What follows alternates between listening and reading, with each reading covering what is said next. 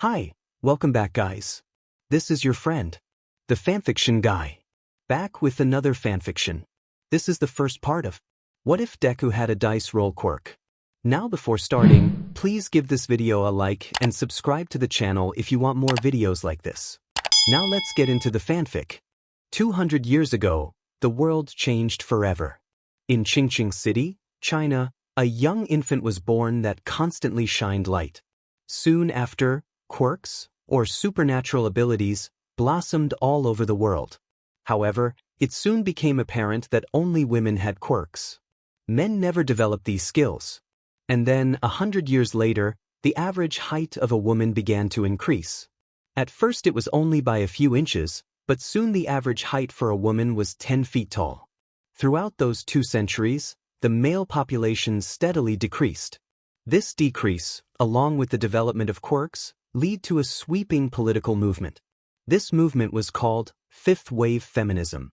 These women saw that the time had come to replace the patriarchy with a matriarchy, so as to never again allow the patriarchy to reform. This idea swept across the world, taking over nation after nation. Few managed to stand against it, with the 2 most powerful ones being the United States and Israel. Both nations soon had to fight defensive wars to maintain themselves, with the USA annexing Canada and Israel regaining the West Bank and the Gaza Strip. The United States was renamed to the North American Republic after their war. Meanwhile, Fifth Wave Feminism solidified its control, and they began to crush the rights of men.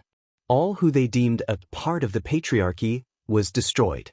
This was either through re-education and once, all-out genocide against an ethnic group that they had declared as the most patriarchal. The decrease in men born soon picked up in pace. 50 years ago, the amount of men born was 1 in 3.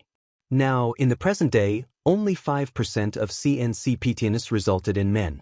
Evolution seemed determined to leave men behind. The reasons for the slow disappearance of men was blamed on many things, from the semiological, Y chromosome was decaying, to the insane, nature hates men. However, that is not what our story is focusing on. Instead, we shall focus on a young boy. 4-year-old Izuku Midoriya was whimpering on the ground. His best and only friend, Katsumi Baku, was trying to defend him. They were surrounded by bullies who were sneering at them. "Oh, what's this? Are you defending the male, Baku?" one of them asked. "Get the F away from my friend." Katsumi roared, explosions going off in her palms. The bullies laughed, pushing her aside. 2 of the girls held her down, while the 3rd grabbed poor Izuku by the shirt. "You're corrupting the playground, you filthy male," she snarled. "Thus, I'll have to remove you." With that, she began punching poor Izuku. Katsumi let out cries of anger as she struggled. "And to add to your list of crimes, you've corrupted Miss Sparky over there." The girl spat, pointing to Katsumi. Izuku was crying by now. The mean girl's fist kept coming down. Katsumi kept screaming. The bullies kept laughing. Hisashi Midoriya was an oddity. He was one of the few men who actually married these days. But men were just kept around for SPRM donation and that was it. He was also the most feared supervillain in Japan, not that anyone knew.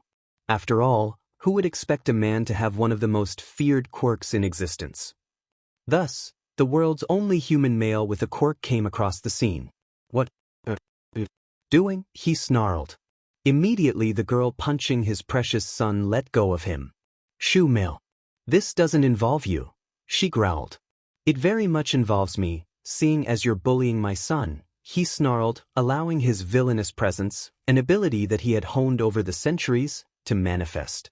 To Izuku and Katsumi, it felt like a warm hug, a guardian promising that they'd be safe. For the bullies, it felt like death itself was staring down on them, smiling as its scythe was raised into the air. The bullies holding Katsumi down ran first, followed by the cretin hurting his son.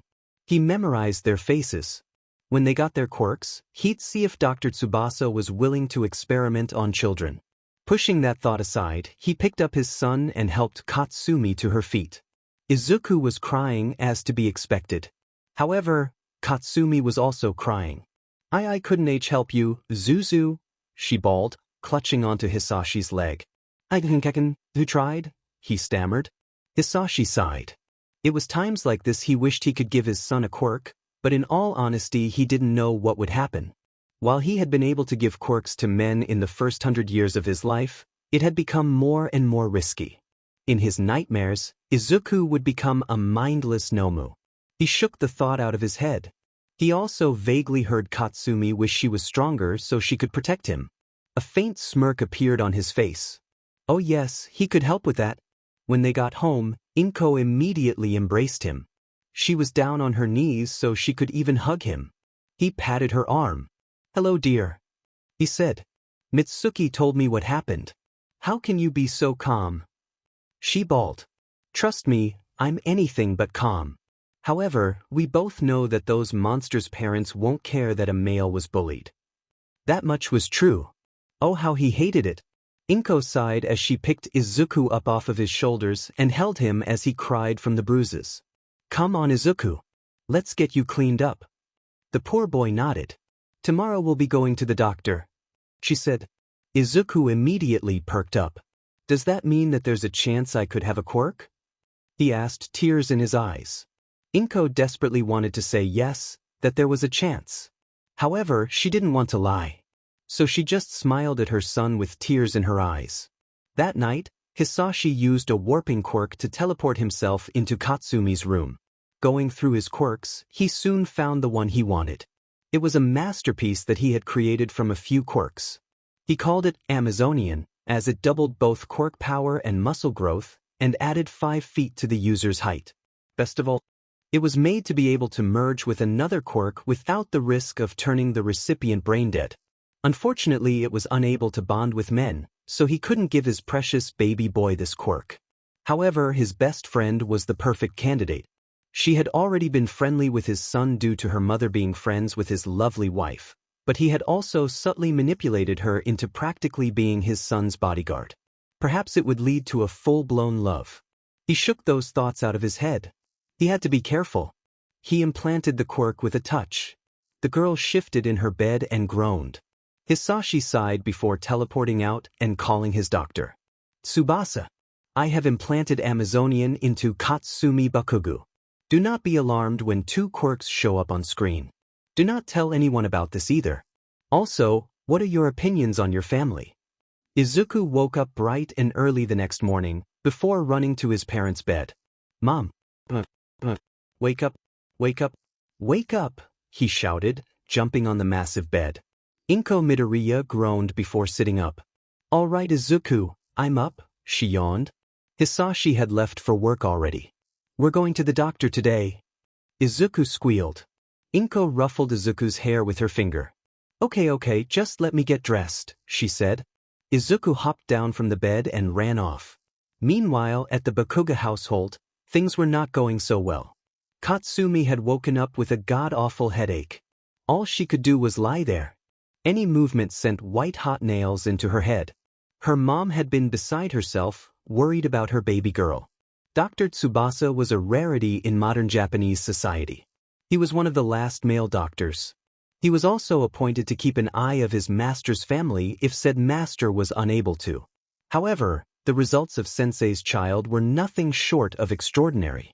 Mrs. Midoriya, you are aware of the fact that quirks cannot emerge in males, correct? He asked. Inko nodded, trying not to look at her son's shocked face. I know, she replied. Izuku made what sounded like a choking sound. Indeed. According to the records, there has never been a male with a quirk. Tears began to form in Izuku's eyes. I see that Sensei was removed from the records.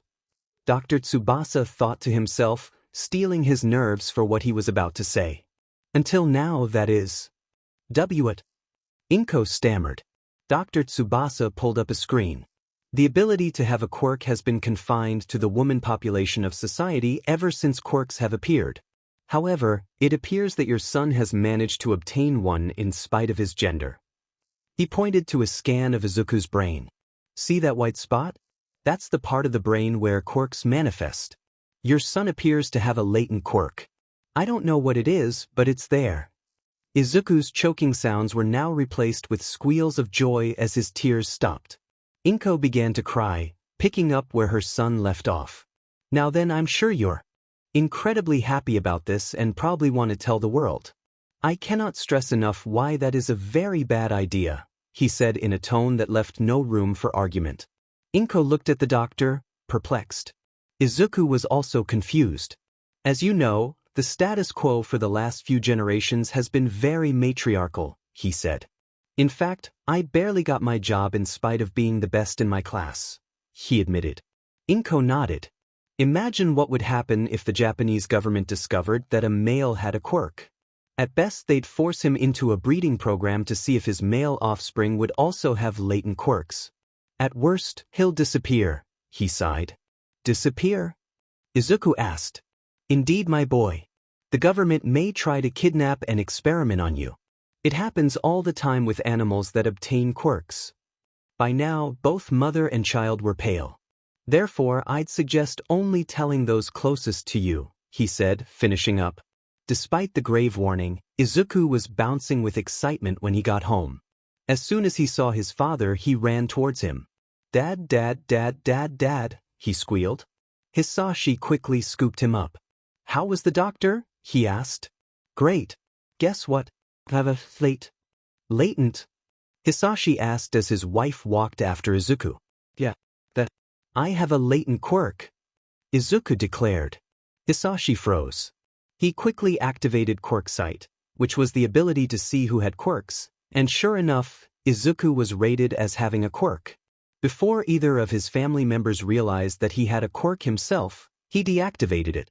That's amazing, Izuku, he declared, spinning him around. Izuku was laughing as well. Inko was sitting on the floor and chuckling. Life was good. Katsumi groaned again. Her life was sking right about now. Her stupid headache wasn't going away. Moom, she yelled, flinching at the noise. Her mother peeked in. Yes, dear, she whispered. See, can I have some more headache medicine? She whimpered. Her mother checked her watch. I'm sorry, darling, but you'll have to wait another hour. Why don't you try to fall asleep? She said, gently pulling the blankets over her daughter. Katsumi slurred. That night, Hisashi snuck into Katsumi's room again. He gently touched her forehead. She groaned in her sleep, but she didn't wake up. Hisashi smiled. It seemed that Amazonian was integrating itself rather nicely. The headache should be over by morning, so nothing would look suspicious. The years passed one by one. When they were 6, Katsumi started to grow at a faster rate, as was the norm with women. By age 8, however, she was 7 feet tall, unlike the usual 5. By age 10, she was 10 feet tall and wasn't stopping there. By the time she was 14, her growth finally slowed at 15 feet. It finally stopped when she was 16, at 17 feet even. Izuku, however, stopped growing at 5'7", the perfectly average height. When he was 13, his father left for an overseas trip and he hadn't returned, although he made sure to call at least once a week. During this time, Izuku began to be bullied more and more. In elementary school, it was only the loss of lunch money or occasional teasing. Katsumi was always trying to protect him, but the bullies would complain to the principal. Katsumi usually got suspended at least once a semester. Middle school evolved into wedgies, getting thrown into trash cans or locked in lockers. Once he got beat up and Kakin had sent the girl responsible to the ER. She was suspended for 2 weeks. And finally he arrived in high school. He didn't think it could get worse. Oh, how wrong he was. His freshman year was similar to his middle school years. Wedgies were no longer a thing, but being trapped in high places became more and more common. In fact, some of his teachers picked up on it. One common punishment was to have him lie on a shelf around 16 feet up. There was barely enough space for him to lie there, and the shelf was extremely narrow. Most of the time he got this punishment for looking unseemly, usually because he was pushed into puddles or inappropriate staring. His mother had been furious with the school, but nobody did anything. When she threatened to bring up legal action, Principal Nene sneered and vowed to go 45 on her. When she threatened to remove him from the school, the principal smiled and slid a packet on homeschooling towards Inko, saying that he was a distraction and worried the general student population because he could easily see up a skirt. As if he'd ever do that. However, the past would look like tender dreams come sophomore year. It was the second day of his sophomore year, and Izuku had locked himself inside his own locker. Normally, this wouldn't make sense. However, one of the seniors, a girl named Ose Jakuchu, had decided to show him the only thing males were good for. He had a pretty good idea of what that meant. He whimpered as another bang rang out. "Get out of there, male, or I'll get the principal," she shrieked. By now he was beginning to cry, wishing for the nightmare to end. That's what it had to be, right? Another bang. The lock rattled. "You have 30 seconds. After that I will not hesitate to smoke you out." Her quirk allowed her to breath smoke. Now Izuku was freely bawling. 29, 20, 27. Katsumi was interrogating one of Osa's friends. "Tell me right now where she is," she snarled, hoisting her into the air, hand on her throat. "Wouldn't dare." "Explode a beach," the friend snarled. Katsumi sneered. "I'll have you know that I wasn't suspended last year, as it could lead to me not becoming the first student here to get into UA. Therefore, I can do anything short of permanent harm. Now tell me where." "To ice," she screamed, beginning to squeeze. The other student broke. "SCWW's G going T to show the male T the only thing he was good for," she stammered out, gasping as the hand tightened. "Where is she?" Katsumi screamed, her free hand generating explosions. "T the miles locker," the other student sobbed. Katsumi dropped her and sprinted off in the direction of Izuku's locker, using explosions to propel herself. 2-0, Ose sang, exhaling. Izuku held his breath for a minute, but he couldn't any longer. Finally, out of sheer desperation he unlocked his locker, hoping to get away. Unfortunately, all that happened was the Ode grabbed him and pinned him. She then began to lift her skirt.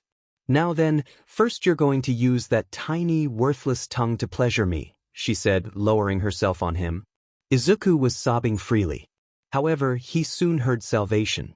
"Get away from him, UFC!" Kasumi slammed into Ose, grabbing her face and pinning her to the wall. She slammed her into the wall a few times. Eventually, she stopped, dropping the now unconscious senior to the ground. Izuku was still shaking, now in fetal position. Katsumi gently picked him up and held him to her chest. "I have you, Zuzu? I'm here," she soothed, like a mother calming a child. Izuku stopped crying and just whimpered, trying to hide his head in her bios. They were warm, large, and he could hear Kaken's powerful heartbeat. He felt safe there. Her index finger gently rubbed his head. "Don't worry," she murmured, carrying him while rubbing his back as his sobs faded into hiccups. Needless to say, Ose had to go to the... When Katsumi was told that she'd be let off with a warning, she smirked. However, the principal wasn't done. "Midoriya, due to your actions, you'll be suspended for 3 days, the principal said. Katsumi exploded. "Why is he getting punished for almost being raped?" she screeched. The principal shook her head and chuckled. "I do not know how he's corrupted your mind, but men cannot be raped, Katsumi. They can only RPE. This has been an established fact since before quirks," the principal explained, like she was telling a child that the earth was round. Izuku sobbed freely on the way home, Katsumi walking with him. "This I is going to go on my record." Izuku cried, tears streaming down his face. Of course, he wasn't able to see where he was going and walked into a pole. Katsumi sighed and picked him up, plopping him in her backpack. Izuku noticed that she had a man-sized blanket in there. He immediately curled up in there and quieted down, sniffling. When Inko heard about this, she broke down sobbing. She honestly didn't know what to do. She knew that if she pulled Izuku out of the school his life would be over. Sure, she could homeschool him, but she didn't know if that would be accepted. So she did what she always did when she was upset.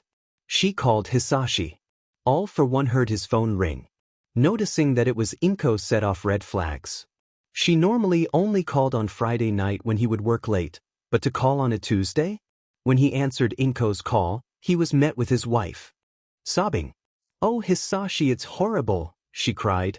"Izuku was almost raped." All for one almost crushed the phone in his hands, Somewhere had nearly defiled his precious baby boy. What happened? He growled. His darling wife explained. The more he heard, the more furious he got. Not only did the beach who did it not get hurt, but his innocent son was suspended. After his wife hung up, he knew what he had to do. Kurogyri, he stated. On cue, a feminine shape made out of mist appeared. Yes, sensei, she asked. I have a task for you, he told her. That night, Ose was found brutally murdered with the word RPU written in blood on the hospital walls. The principal was found dead in her house the next morning. Yuto Yoko got out of her shower, snarling. Demend them, she thought as she dried off. Her husband had been arrested during the protest today, and all he had done was hold up a sign. She sighed as she began to make dinner. Earlier today, the news had reported that the principal of Aldera High had been murdered. She was happy that she had sent her resume in for a principal job a few weeks ago. Perhaps she'd get the job. She smiled when she heard the door opening. Hun, is that you? She asked. I'm sorry, but I'm not your husband. She turned around and almost screamed. It was a mound of mist. Greetings, Mrs. Yoko. I am here on behalf of my boss, the mist said. What? W.I., she stammered. You see, my boss seems to think that you would be a good principal of Aldera High School, the mist said. You did apply, correct? Yuto nodded. The purple mist pulled out a piece of paper. My boss convinced the superintendent to approve. Congratulations. With that, the mist left, leaving the papers confirming her job position on the floor. She then heard the door open again, and her husband walked in, holding his side. Hey you, what's up? He asked, wincing with pain. Yuto rushed over to him and gently moved his arm, revealing the massive bruise on his side. Yeah, the police weren't too happy with me for being a masculinist. He chuckled. What's up with you? She silently showed him the papers. That's great. Katsumi carried Izuku to school in her backpack, in a desperate attempt to hide him. When she walked through the doors, she shifted her backpack, so as to let Izuku know that they had arrived. He carefully poked his head outside as Katsumi set him down, helping him out. Thanks Kaken, he said, carefully looking around. Katsumi trailed behind him, glaring at any of the smirking girls. Classes were the same that Monday, although Katsumi nearly defenestrated someone who said aloud that she wished Izuku had been successfully tamed. Of course, the girl began to cry and ran to the principal's office. Sure enough, she came back with a wicked grin on her face. You'll pay for assaulting me with your mind, she snarled. Will Katsumi Bakugu and Izuku Midoriya please report to the principal's office? The new principal stated over the intercom. Izuku froze in fear. RPE had been trivialized to the point that a male could easily be arrested for inappropriate staring. Sure, the sentence wasn't too long, but most of the time they were shunned by society for the rest of their lives, more than usual anyways. Thus, he collapsed and started to sob.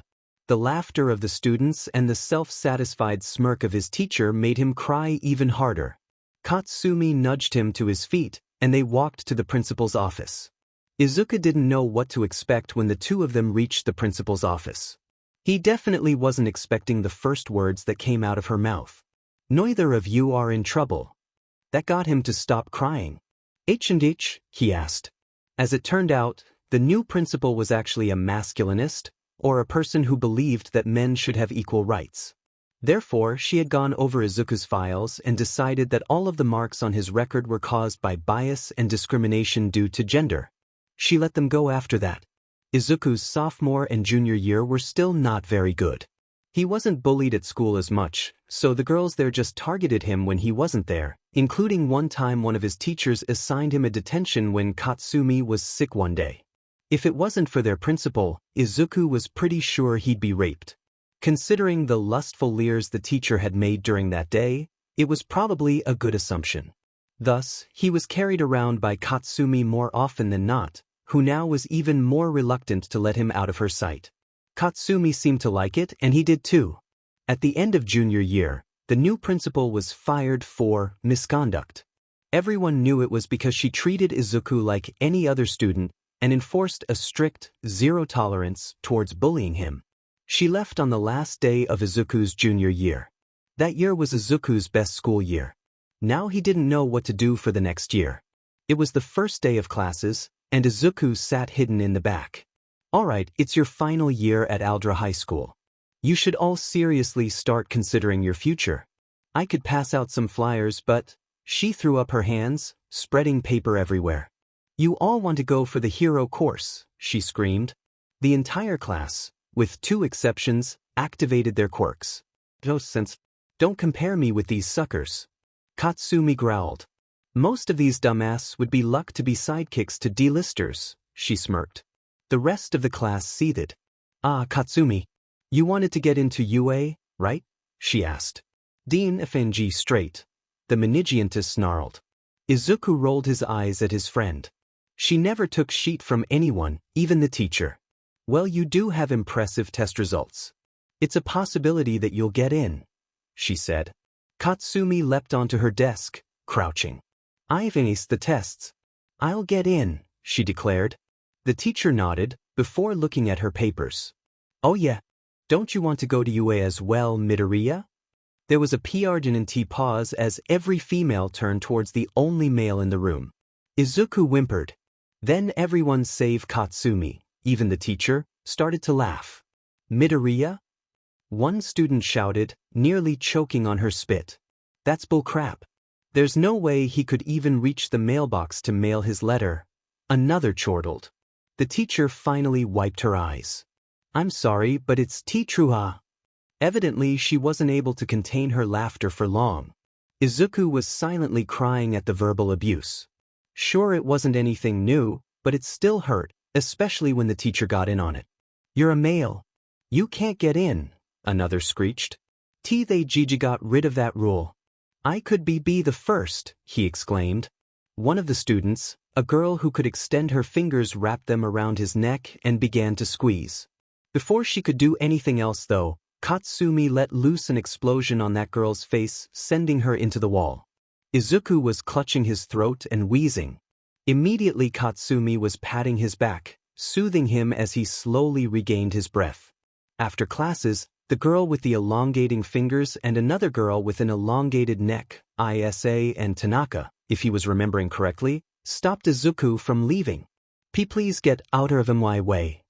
Izuku stuttered, trying to get past. While he really wanted to leave, he wasn't going to go under the girls. That's it, the girl with the long fingers blocked him. You're not going anywhere, she growled, pushing him into the wall.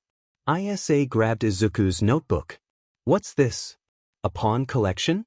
All filthy males have one, she snarled.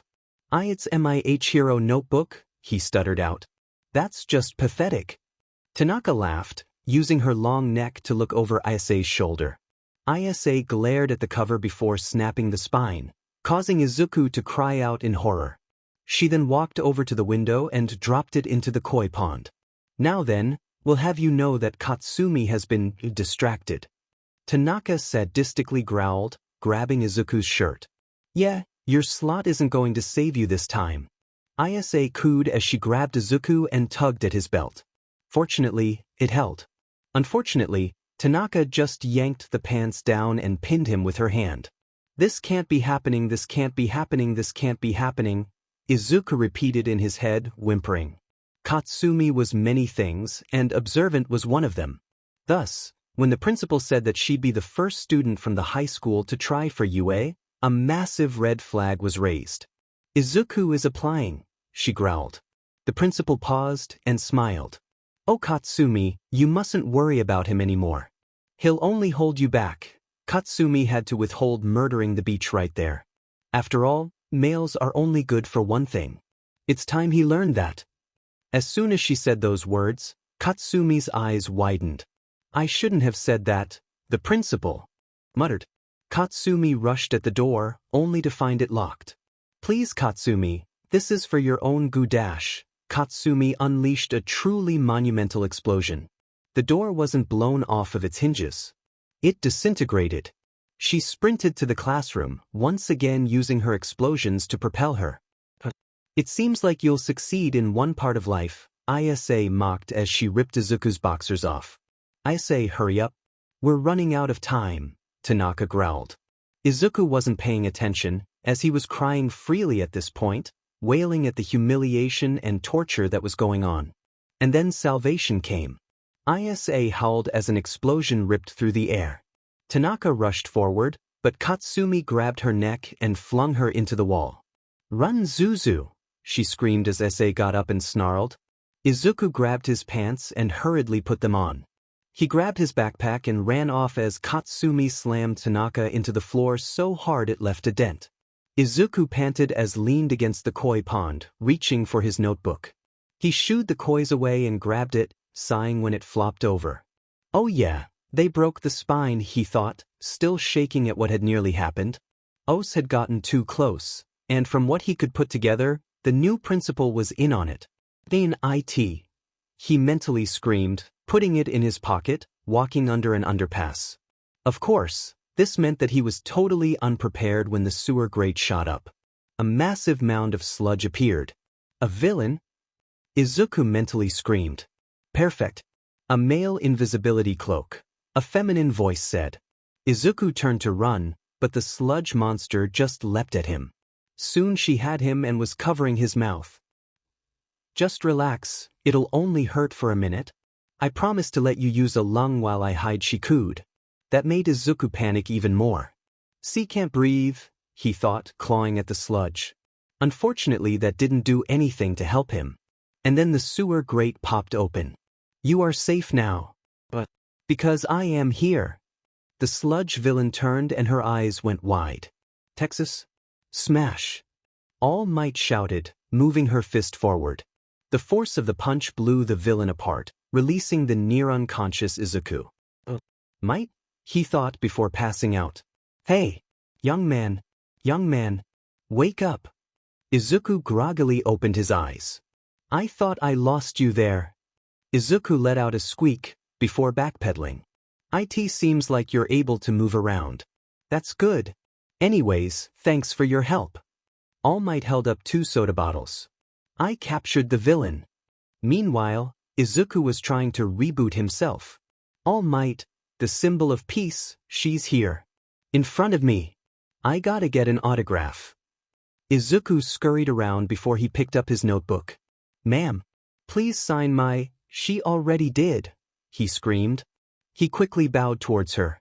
Thank you," he shouted. All Might just gave a thumbs up. "Okay," she declared. She then pocketed the soda bottle with eyes. "And time to take this young lady to the police," she declared. "Why, you're already leaving?" Izuku asked. "Sorry, young man, but pros have to always be on the move," she shouted before launching herself into the air. "Why do my legs feel heavier than usual?" All Might asked herself. She then heard a weird sound. She turned her head and sure enough, that young man was hanging onto her leg. "What the heck are you doing?" "I love all my fans, but this is crazy." "Let go," she shouted. The poor boy shook his head. "I'll die," he screamed. All Might took this time to notice that they were several hundred feet in the air. "Oh, right. I forgot about that," she murmured. "I just have so much to ask," he blubbered. "Fine.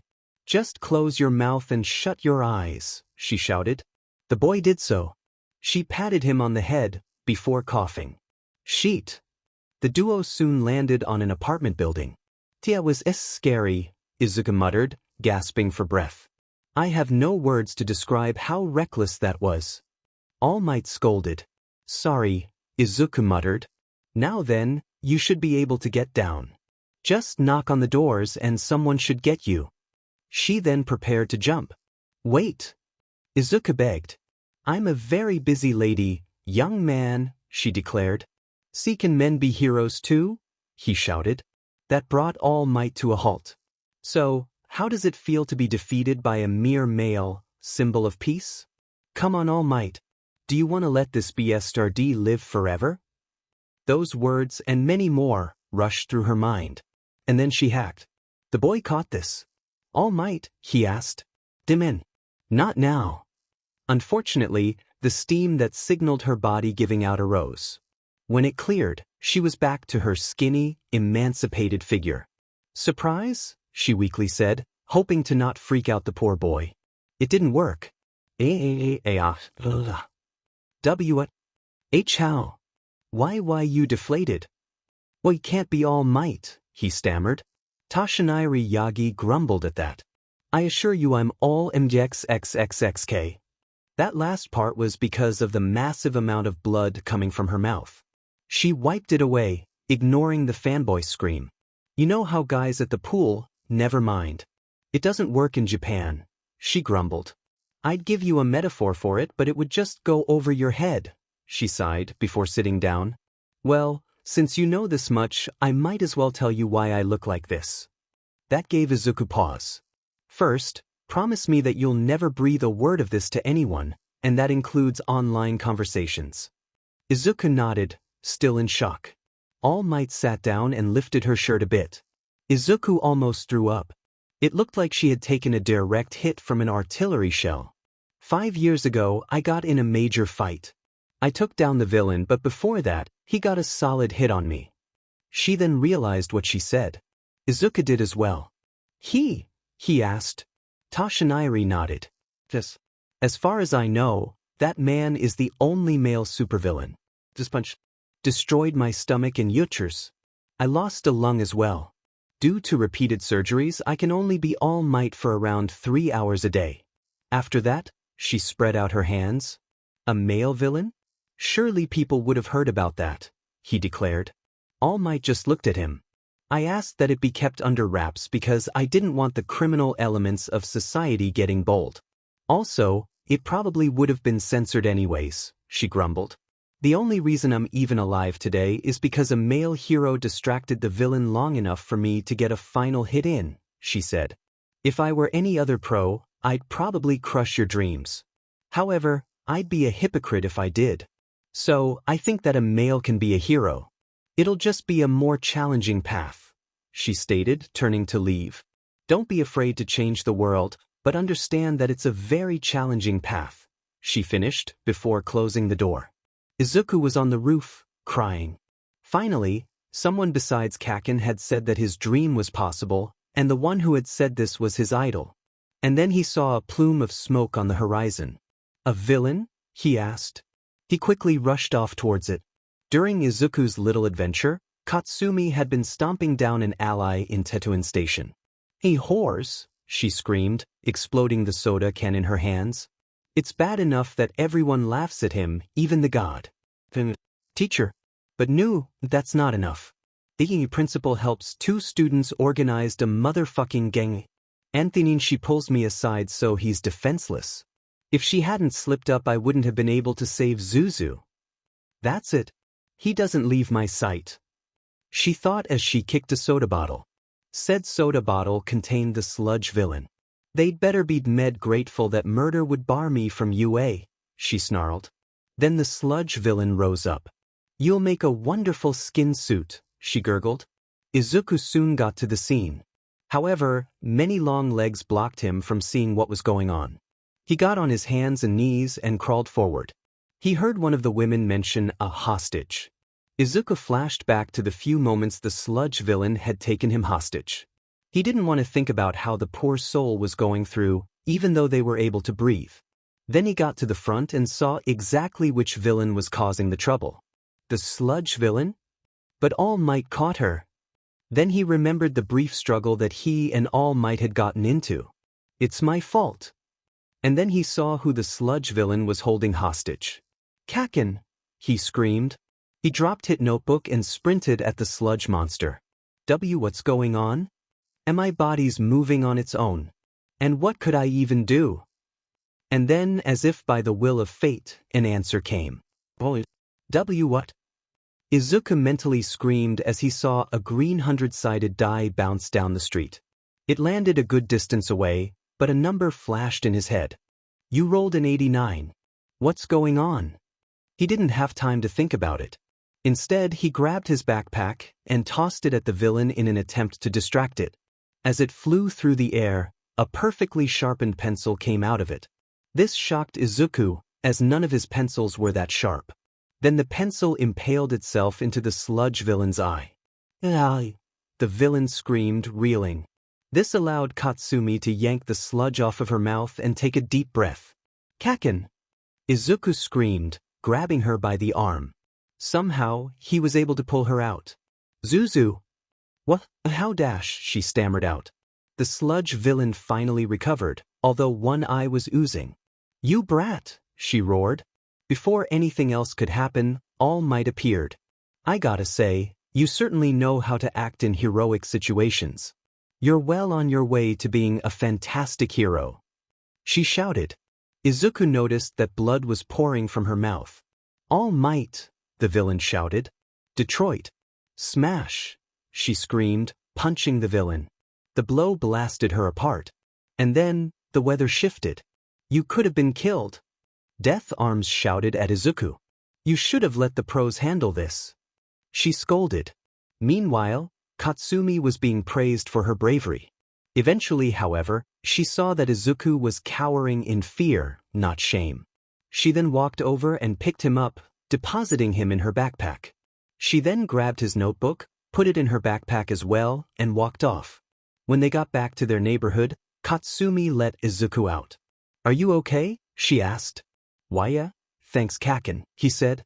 She nodded. "Thank you for saving me," she replied before walking away. Izuku smiled, watching his best and only friend as she walked off. He knew she liked him more than a friend, but right now he wasn't ready for a relationship, and he was afraid about what would happen if they did start dating. Now then, on to home dash. "I am here." "All Might? What are you doing here? How did you get here?" "Why, you were surrounded by reporters." Izuku stammered. "Ha! I stand for justice, not soundbites. But because I am all Michael." The last part was because she deflated and spewed out a stream of blood. "Eh!" Izuku screamed. "First off, I want to say that I'm proud of you. You truly were the heroic one today." Izuku started to cry tears of joy. "Second, I want to know why you jumped into the fray." Izuku looked up and sniffled. "I don't know, my body moved on its own," he said. All Might smiled even more. Most famous heroes all had a similar experience. Their bodies moved before their minds did. And you, a male, were the most heroic person there. Now Izuku was crying in joy even more. And then All Might said it. "I deem you as my successor. My quirk is yours to inherit." Izuku stopped and looked at the symbol of peace. "I inherit? What?" Izuku was incredibly confused. "This doesn't make any sense," he mentally screamed. "Ha! Don't worry. I'm not gonna force this on you." All Might chuckled. She then raised a bony hand into the air. "You need to choose whether to accept my quirk or XXX." The last part was due to the fact that All Might was releasing yet another stream of blood. Izuku was still trying to process this. "There are a couple of things you should know about my quirk. As you know, journalists and newspapers always think it's some sort of strength or invulnerability quirk. That isn't the case. When asked, I always made a joke and dodged the question. That's because my main abilities weren't originally mine. It was a sacred torch passed down from one generation to the next." "As someone gave you this power?" Izuku asked.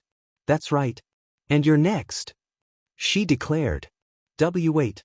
While it's true that your quirk has been subject to a lot of debate on the internet, there's at least one person who's talking about it every day dash. But honestly, it doesn't really make much sense. Sure, quirks are weird, but usually there's some grounding in reality, but there's never been a case of someone being able to pass on a quirk like a gift or something that's crazy, as quirks are based in the XX chromosome with evidently one exception, and me, since the doctor said I had a latent quirk dash."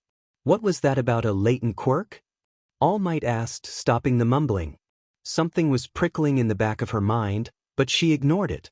Izuku immediately tensed up. "Well, when I was 4, a scan of my brain showed that there was activity in the part of the brain where quirks take root, and he warned us not to tell anyone. You see, he was worried about what would happen to me." All Might nodded. It made sense, as unfortunate as it was. "Has it activated?" she asked. Izuku tilted his head. "I think it did today, actually. I had some mental die rolling when I rushed in to save Kaken. Maybe that was the trigger," he asked. All Might shrugged. "I promise not to tell anyone." However, let's get back on topic. My power is called One for All. The name itself seemed to resonate in the air. One for all, Izuku breathed out. Yes. And you're next in this chain of holders. Why would you give me this? Izuku asked. All Might looked down at the mail. To be honest, I've been looking for a successor for a while now, but none of them seemed right to me.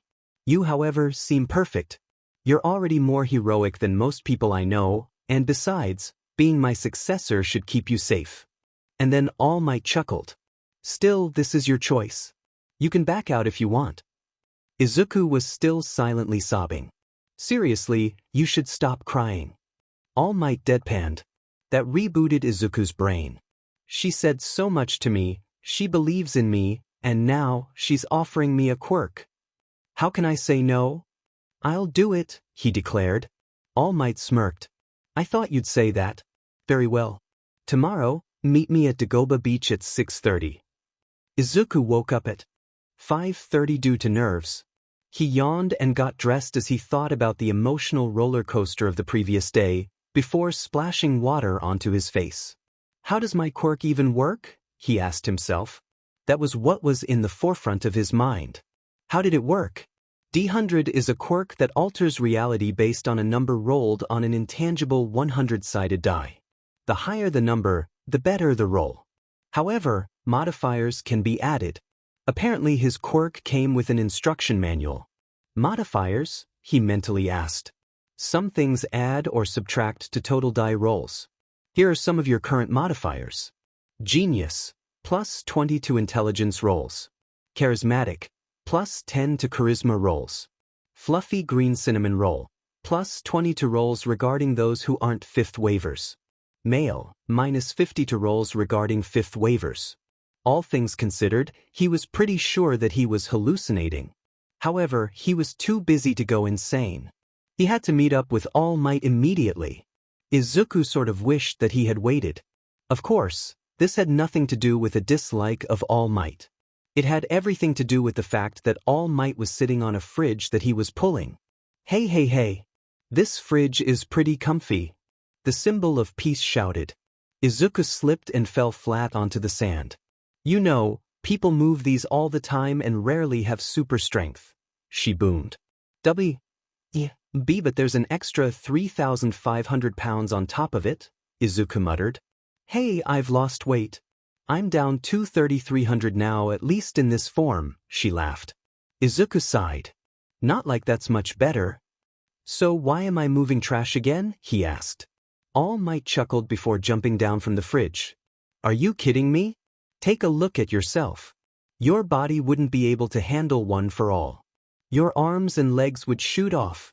In fact, the only reason I know a man can even handle it is because the sixth holder was a man. Izuku's eyes went wide. I'd die, he whimpered. Indeed. Hence, your body needs to be strengthened. That, and there's another reason. All Might punched the fridge. Heroes these days are all about catching flashy villains. However, there's another part of heroics that everyone seems to have forgotten about. She crushed the fridge into a flat piece of metal. Community service. You, young Midoriya, will restore the coastline, she declared. All of this? That's impossible. Izuku squeaked out. You want to go to you, right, young Midoriya? All Might asked. Izuku nodded. You do understand that it's going to be nigh impossible to get in due to being a male, right? I know it's not fair, but that's how it is. Izuku sighed. I know, he muttered. However, I decided to help you along. Here is my aim to pass, American Dream Plan. All Might shouted, handing Izuku some man-sized papers. Izuku guessed that they were made in the North American Republic. Every aspect of your life is detailed down to the most minute detail. Might declared. Even my sleep is scheduled, Izuku muttered, shocked that his idol would do this for him. To be honest, this is going to be really hard. Think you can do it? All Might whispered in his ear. Izuku got a determined look on his face. It's not like I have any choice, he said. Izuku's training began that very day. After a few hours, he was beginning to tire out. Come on, Midoriya. It's time to go beyond, All Might, in her skinny form, shouted. I can barely move, would you like to roll? Yes. Izuku thought. And like that, a green die bounced along. You rolled an 82.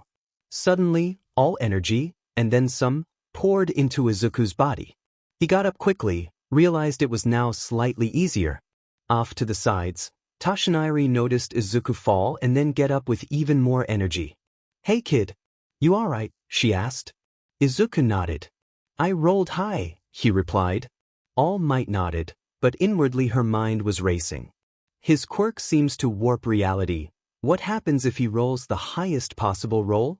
Izuku, at the behest of his mother, decided to take the end-of-year exams a week later. Katsumi helped him study. So did you hear? Isa, Tanaka, and that FENG where of a principal were found murdered. According to the police report, they were tortured for hours before they were killed. That makes me happy. What about you? Katsumi asked Izuku, who was currently in her lap, doing the exam. I don't like that they were killed, Kaken, Izuku stuttered. His friend chuckled before ruffling his hair. Only you'd wish leniency on fuckers like them, she said. Also, what the F happened with the diarrhea monster? Izuku tilted his head back. Well, Katsumi listened to Izuku's story. He said that there were some things that he had to leave out due to the requests of All Might herself, a perfectly reasonable excuse in Katsumi's opinion, but he did manage to get everything about the quirk out. So you're saying that you can add to these OP rolls with certain buffs? Can you? I don't know, Commander Roll?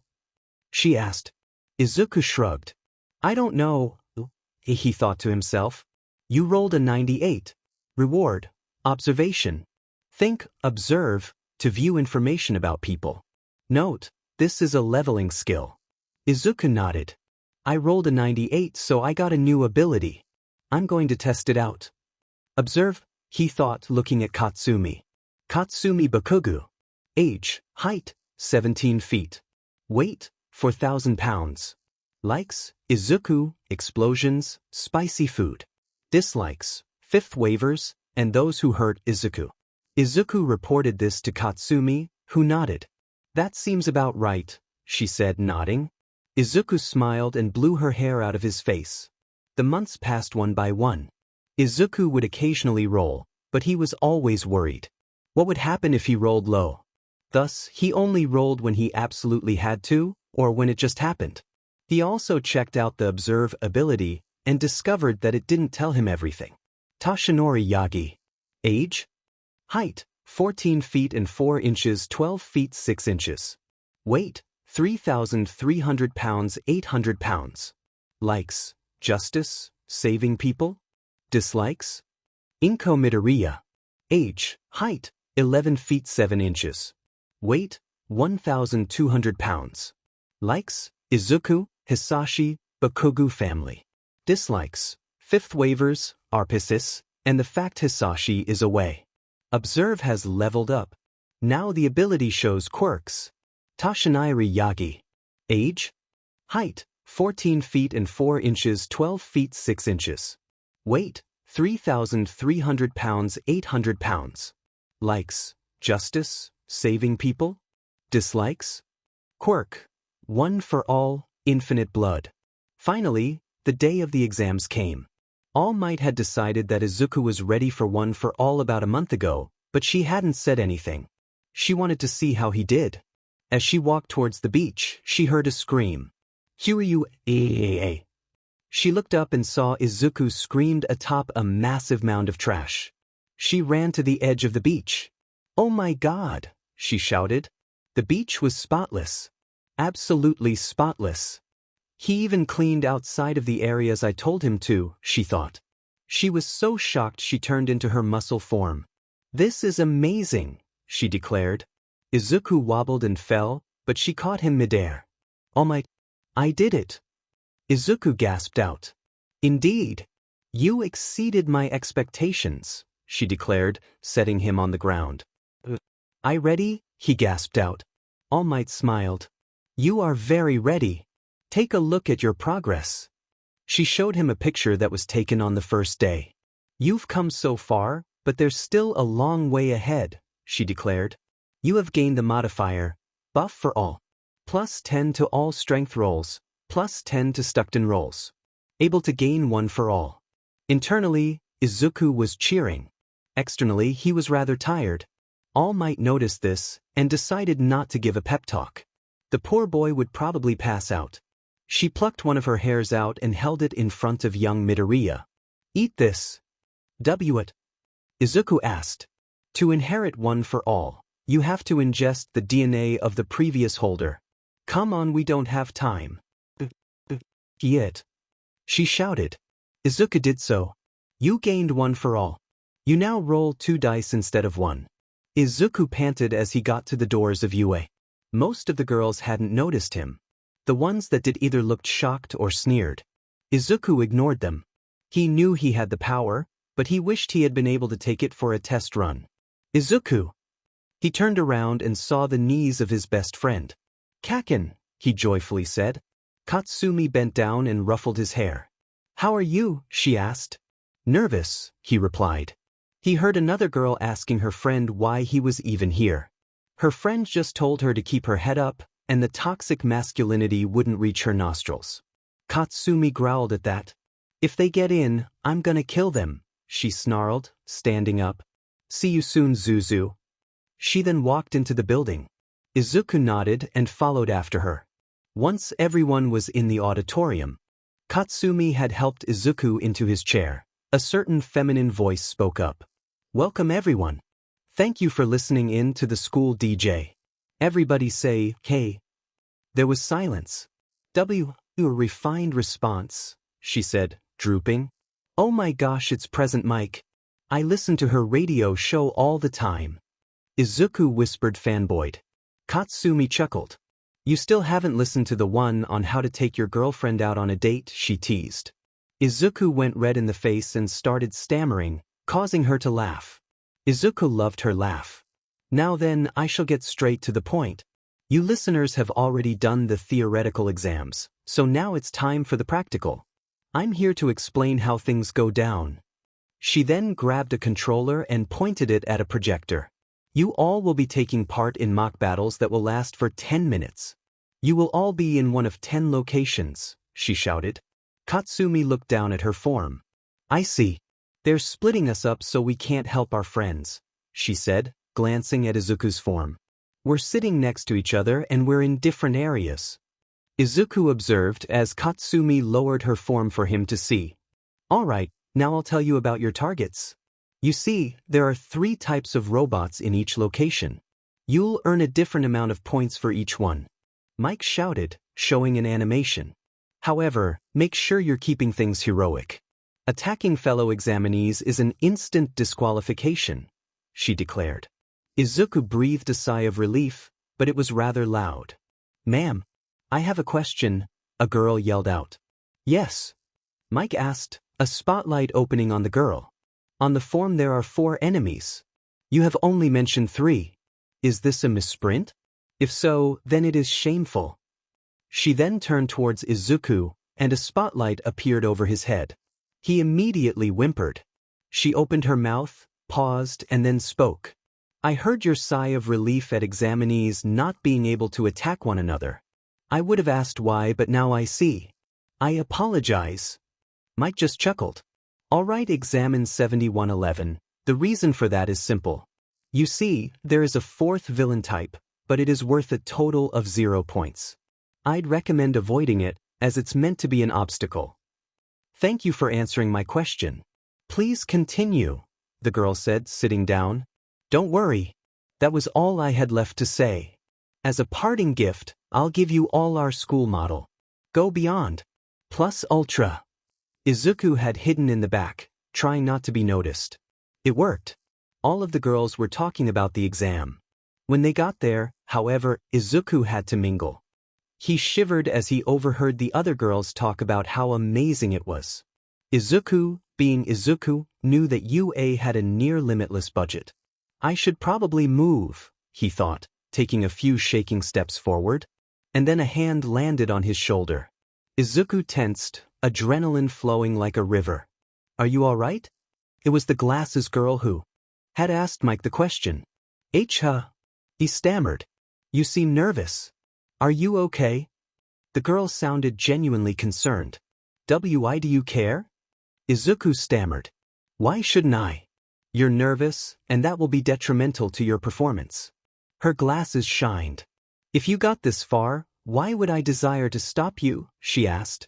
This made Izuku curious. Observe. Tenten Ida. Age, height, 12 feet 0 inches. Weight, 1,300 pounds. Likes, her sister, rules, justice, orange juice. Dislikes, discrimination, liars, villains. Quirk, engine. I wish you luck, she said, walking over to the starting position. However, most of the girls had taken notice. Hey look, it's a male, one of the examinees snorted. Did he get lost? Another chuckled. After all, there isn't some bank anywhere near here. Maybe he's here to be a rescue dummy? Another girl chortled. Bah, I'd let him die, yet another girl stated, crossing her arms. Many of the examinees nodded assent. Izuku saw the smirks and shuddered. Perhaps we should have some fun with him. Yet another girl giggled. Several others turned and began to grin in an outright predatory fashion. How despicable! He's here like the rest of us. It is not very heroic to even consider leaving someone behind due to their sexuality. And were you considering raping him? I hope none of you even make it into general studies. Ida shouted, chopping her arm. Izuku rushed to the gate and began pounding on it, feeling like he was trapped. Up on a column, Mike is watching this unfold. Examinee 7111 is standing up for the little guy. I'd give him 10 rescue points already. She noticed the terrified look on the male's face. Then she heard what one of the girls mentioned, and almost puked. Flashback. Mikey, don't worry about me, her older brother, who she looked up to, choked out while she frantically tried to stop the bleeding that was pouring from his gut wound. Her mother was desperately trying to get an ambulance, but every time she heard her mother begging the dispatcher to not hang up. The brother smiled one last time. Goodbye. Mikey, he gasped, eyes glazing over as his breath finally ceased. Mike began taking deep breaths, and noticed the poor boy desperately pounding on the gate, several of the girls sauntering towards him. Start, she shouted, slamming the gates open. The male was in a blind panic, so he took off. Everyone else, though, stood around in confusion. Well, there's no countdown in real battles. Go go go go go, she screamed, hoping her voice wasn't breaking. It was only when Izuku saw the first robot that his mind snapped back to reality. He wasn't running down the halls, desperately trying to get away from Os. He was in the practical exam for UA. The one-pointer robot had blown through a wall. Target acquired, it said. Roll. Izuku mentally screamed. You rolled a 27 and a 97. Add perk, fearless. You can turn your fear receptors on and off at will. That wasn't very helpful right now, but at least his legs weren't shaking. He rushed at the robot, attempting to punch it. Roll. You rolled a 16 and a 65, plus 10, 75. You will be able to take down 1 and 2 pointers for the next 10 minutes. Izuku grinned as he punched a hole straight through the robot. A light. That's 1 point. Izuku ran as fast as he could, taking down 1 and 2 pointers when he could find them. He wasn't willing to try his luck with 3 pointers, though. However, he was still racking up a relatively decent amount. All right, that's 15, he declared, ripping off a 1-pointer's head. Meanwhile, most of the staff was watching with a keen interest. Nizu, the only known male animal in the world with a quirk, spoke up. Clearly the examinees have no idea about how many villains are present, he said. Some of the students are using sensory abilities, some rely on pure power, and others are focusing on speed. However, the ones who use combinations get the best scores, he finished. Semitos nodded. Mike decided that now was the best time to butt in. Hey Nizu, I know I'm not the judge, but I think examinee 7111 should get a bonus 10 rescue points. And why is that? Nizu asked. Well, she was with the single male examinee and was rather kind to him. She even told off the others who were going to try to RP him, she choked out. The teachers all gasped. Nizu snarled. Names. Now. He growled. Mike handed the list of examinees who were in Site B. Nizu began furiously crossing out the ones who had attempted such an act. Sir, should I release the 0-pointers? A teacher asked. Go ahead. Nizu grumbled, not really caring at the moment. A massive explosion shook the entire arena. Izuku looked up and saw a massive robot rolling towards the group on giant treads. Isn't this a little extreme? He mentally screamed. The giant robot swung a fist down and rubble soon covered everything. Izuku saw everyone around him running away. One of the girls who had threatened him grabbed him. If I'm going to die, then I'll die in pleasure dash. She was cut off when a girl who had been levitating robots punched her in the face, knocking her out. Said girl hauled Izuku to his feet. Are you all right? She shouted. So, how many rescue points is that worth? Ectoplasm asked. I'd give her 40. Nizu said, chin resting on a paw. She'd just risk disqualification to help him. He explained. Ectoplasm nodded. Izuku was now on his feet, but then he heard a shout of pain. He turned and saw Ida pinned. Her legs were broken and bleeding. Instantly, he remembered all of the nice things the girl had said. And right then and there, he didn't care about his personal safety. He didn't care that he'd probably die. All that mattered was that he save her. Roll, he commanded. Instantly, he felt an overwhelming power surge through his body. You rolled 280s.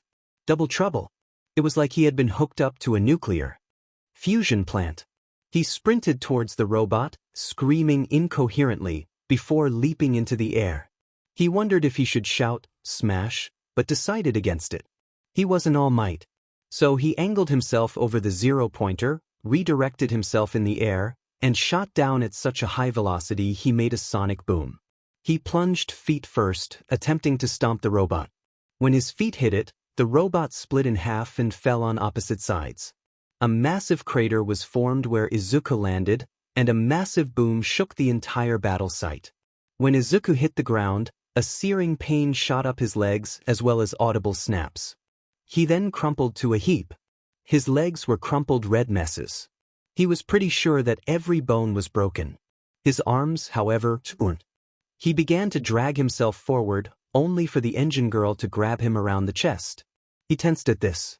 Your legs are broken, she stated, before pulling him out of the crater and placing him on a flat surface. And time is up, Mike exclaimed. Hearing that, Izuku whimpered, as he was pretty sure that 15 points wasn't enough to pass. This mental shock, coupled with the physical pain he was going through, caused him to pass out. In the teacher's viewing area, there was an almost touchable silence. What? Vlad Queen asked, rubbing her eyes. And then the deluge began. Did a male take down a 0-pointer? Ectoplasm exclaimed. So, how many rescue points is taking down the 0-pointer to save a student again? Snipe wondered. It's 60. Nizu said, a massive smirk on his face. He's definitely going to 1A. Aizawa Shodai was just lounging in the back. Back on the site, most of the girls were crowding around Ida. Hey, what the F was that? One of the girls asked. That had to be a quirk, another said. But that's impossible. Men don't have quirks, another stammered. Ida, however, wasn't paying attention. You sacrificed all chance of passing to save me? Why? Ida was broken out of her thoughts when another woman showed up. She was easily 13 feet and had long, flowing black hair. Strangely, she wore a doctor's mask. Who's that? One of the girls asked. Another girl, this one with blonde hair, let out a laugh. Madam, this fine woman is the only reason UA can do these dangerous stunts. She's the nurse of the school, the reassembling hero, Overhaul. At this, said Hero finally made it over to Izuku. I have no idea how you did what you did, or how you did it, she stated, placing a finger on him. As everyone watched, Izuku's legs repaired themselves. She then did the same to Ida. A week passed, and still the UA letter hadn't come. Izuku was almost positive that he had failed. After all, he only had 15 points. I should have planned for this, he mentally screamed. And even if I did get enough points, I'm positive they'd be removed because I'm a male. Izuku? His mother asked. He shook his head. Huh? He asked.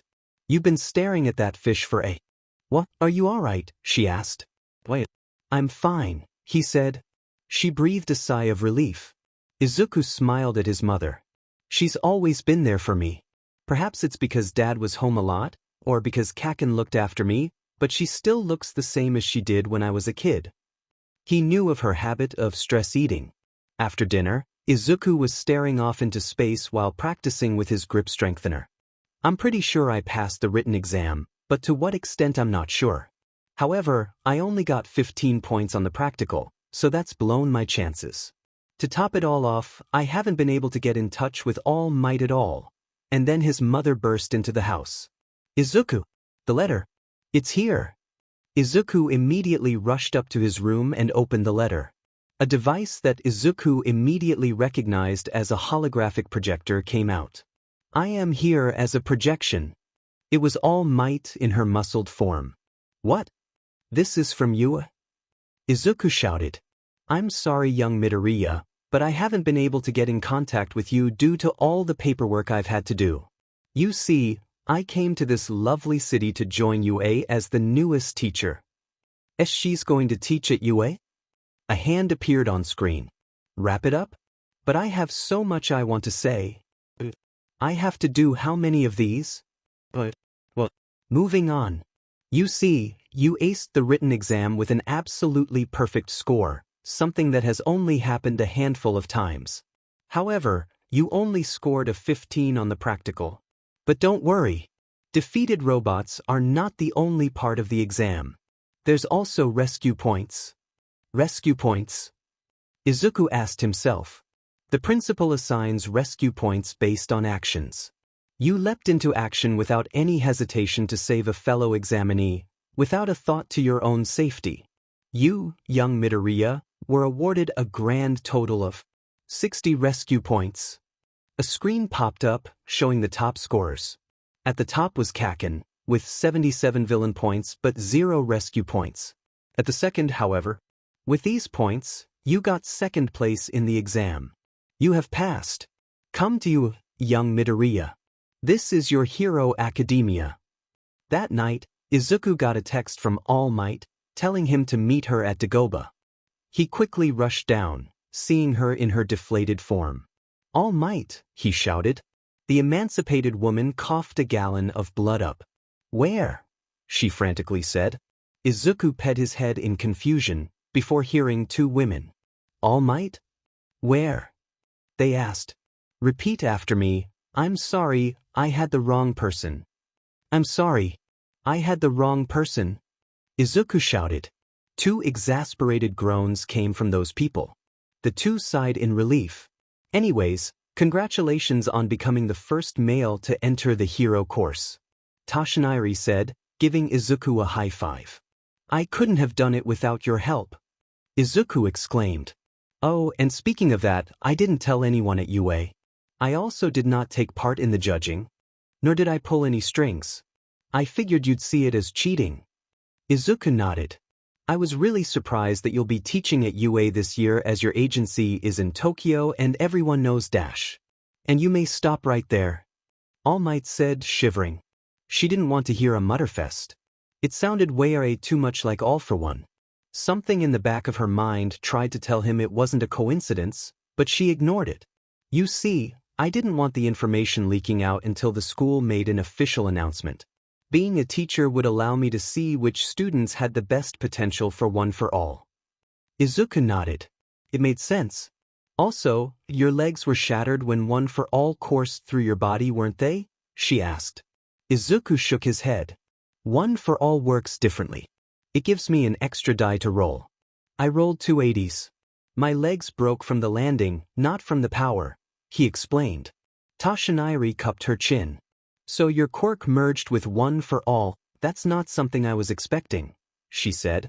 The next day was Izuku's first day. His mother had called his dad and put him on speaker. Izuku, do you have all of your things? She asked. Yes, Mom. Izuku replied. Hisashi laughed through the phone. You've asked that 3 times already, Inko, he chuckled. I know. I'm just so worried, she replied. It'll be fine. After all, Katsumi is there, right? Hisashi chuckled. Oh, by the way, when can I expect some grandkids, Izuku? Said boy blushed so hard it was a miracle he didn't pass out. Izuku took public transit to the school. Fortunately, everyone ignored him. He arrived before classes, ready to take on the day. However, it was hard climbing steps designed for people with legs 6 feet long. One, where is it? He asked himself. He then saw the sign. There it is. He stood before the door. It had to be 30 feet tall. Is it for girls with gigantification quirks? He asked himself. Behind these doors are the top students in the nation, he thought, opening the door. Immediately, Kaken was there, wrapping him in a hug. Zuzu, I'm so glad you passed, she exclaimed, Beatrice pressed against him. Wait, I wasn't expecting second place, he stammered, resisting the urge to let his guard down and snuggle. Katsumi released him, a smile beaming on her face. So you didn't know about the rescue points? She asked, not noticing Ida begin to walk towards him. No. Izuku stammered. Ida sat back down. And now, the rest of the girls turned to him. Hi, he stammered. Sweet. 1A Kamesh with a male. Evidently us elites get the best selection of D-. A girl about Yuku's height was saying, drooling so much that her words were slurred, while giving Izuku a predatory look. Izuku immediately turned and tried to bolt when a purple sticky thing caught his legs. I love it when they run, the girl cooed. At this, Katsumi sprung into action and proceeded to slam the girl's face into the ground so hard that it left a dent. She was still conscious though. Why you want to go first? She asked woozy. Katsumi dropped her and immediately ran back to Izuku, trying to pull his feet out of the purple ball. They didn't get unstuck. Snarling, she started using controlled demolitions to peel the floor off. Izuku was still hyperventilating. Aizawa Shotai inchwormed into the class and saw the male student hyperventilating while a girl who was taller than All Might was desperately trying to remove purple orbs from his feet. Sighing, she activated Isher, and sure enough the ball dissipated. The poor male collapsed, the tall girl delicately rubbing his back. Would anyone like to tell me what just happened? She asked. There was no response, as everyone looked on in shock. I thought not. Let it be known that attacking a fellow student outside of practice will result in immediate expulsion. She drawled, skinning down her juice box. He's a student? The short purple girl shouted. Yes. Izuku Midoriya is the first male student of UA's hero course. I will not tolerate discrimination in any fashion, she growled, climbing out of the sleeping bag. She then held up a gym uniform. Now go and put these on. You, Midoriya, will be changing in here, she stated, tossing him an extra small uniform, custom-made to fit a male. Everyone soon got redressed and arrived at the field. Izuku was a little later than everyone else, as he had to navigate the stairs. Now that we're all here, I'll explain a few things. Aizawa said.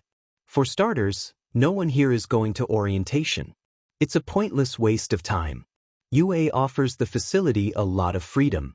Thus, this is my class and I get to make the rules.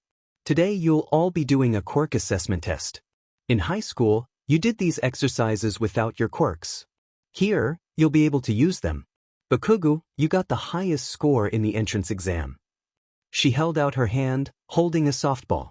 Katsumi bent down and picked it up. You see that circle? Do whatever you want to get the ball as far as you can without leaving it, she said. Katsumi walked into the circle and pet her wrist.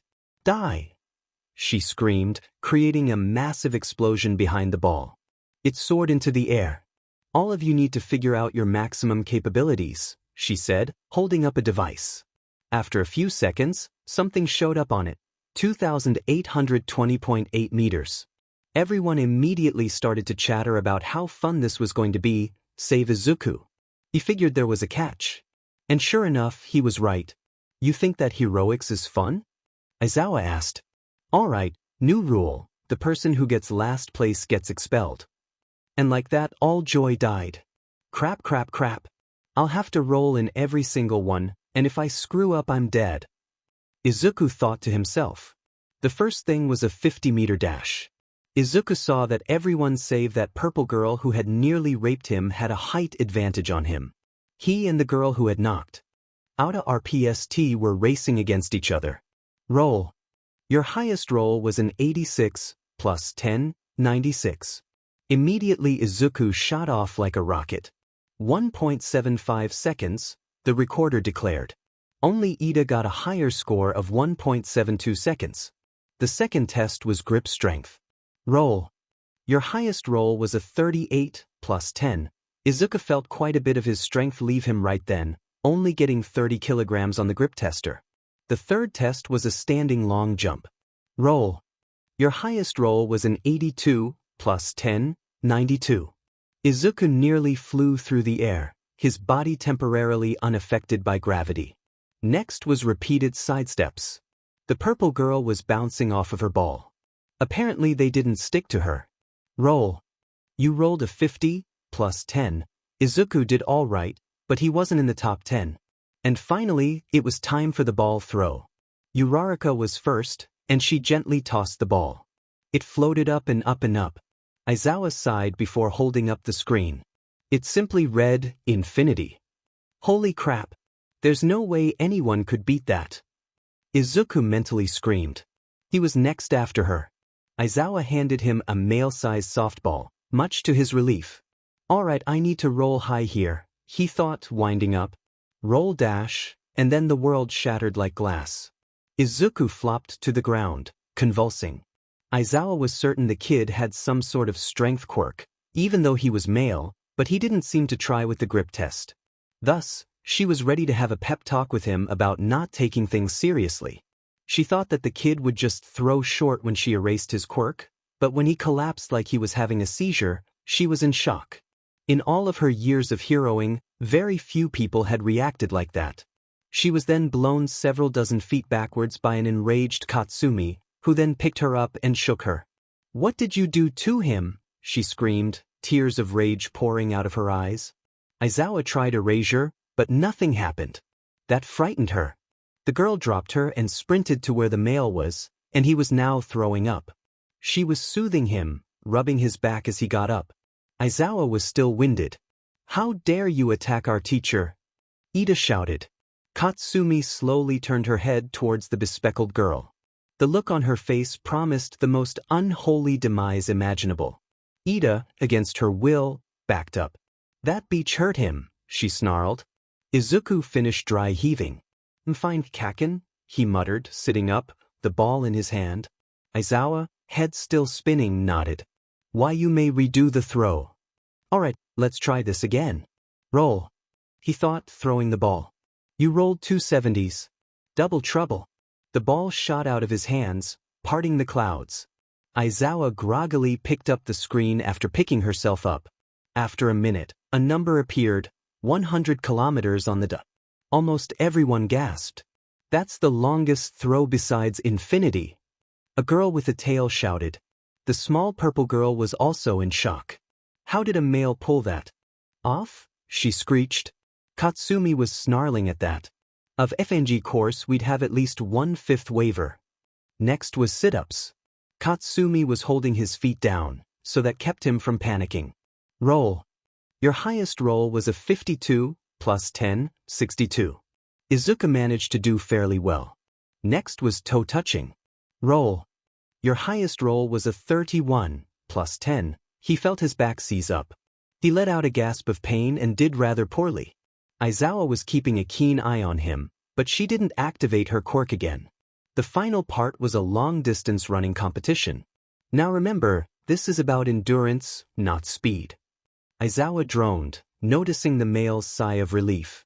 Momo, one of her more developed students, save for that 17-foot-tall girl who had shaken her good god what did her mom feed her, raised her hand. Sensei, would it be allowed if we helped our fellow students? She asked. Aizawa thought for a bit before shaking her head. I'm sorry, but that will not be allowed, she droned. Izuku was confused about that, but he shrugged it off. Roll. You rolled an 85, plus 10, 95. This is gonna take a while, he thought to himself. 5 hours later, Izuku finally stopped running. Ooh, he panted. Aizawa made up her mind right then and there. Normally a teacher would go over each score one at a time, but that'll take too much time. She held the screen up, and everyone worryingly looked for their spots. Izuku breathed a sigh of relief when he saw that he got 5th. The last place went to someone named Hagakure. Izuku heard the invisible girl start sobbing, so he assumed that was her. And I was lying. No one's expelled. Aizawa said. Everyone turned to look at her. She gave off an incredibly creepy smile. That was just a rational deception to make you all push yourselves to the limits, she explained. Most of the class face-faulted. She then turned to Izuku. Midoriya. Aizawa said. Why, yes, sensei? Izuku stammered. Follow me. The rest of you, you're dismissed. Pick up your class schedules and go home. Aizawa said nothing as she led Izuku back to the classroom. She did, however, notice him begin to panic, and when they got there she noticed him beginning to move towards the window. Is he preparing to jump out? She thought to herself. That set off a lot of red flags. Midoriya. I bet you're wondering why I asked you to see me, she monotoned. Izuku let out an eep and turned around. Why yes, sensei, he stammered. Your scorings were mostly high, but there were a few that were not so great. Why was that? She asked. It's my quirk, sensei, he said, hand beginning to reach for the window. Your quirk? She asked. She had figured he had to have had one, but she still didn't believe it. Why, sensei? I have a quirk, he stammered. This floored Aizawa. She had never heard of such a thing. Sure, she knew it, but hearing it from him was completely different.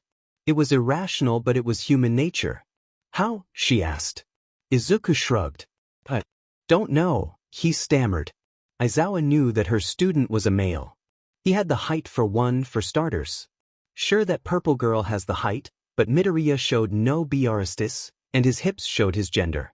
Getting back on topic, you have a quirk. What does it do? She asked. It's called D100. Basically, I can mentally command it to roll 2 100-sided dice that only I can see. The highest roll causes an effect. The higher I roll, the better the outcome. When I roll doubles, the effect is much larger.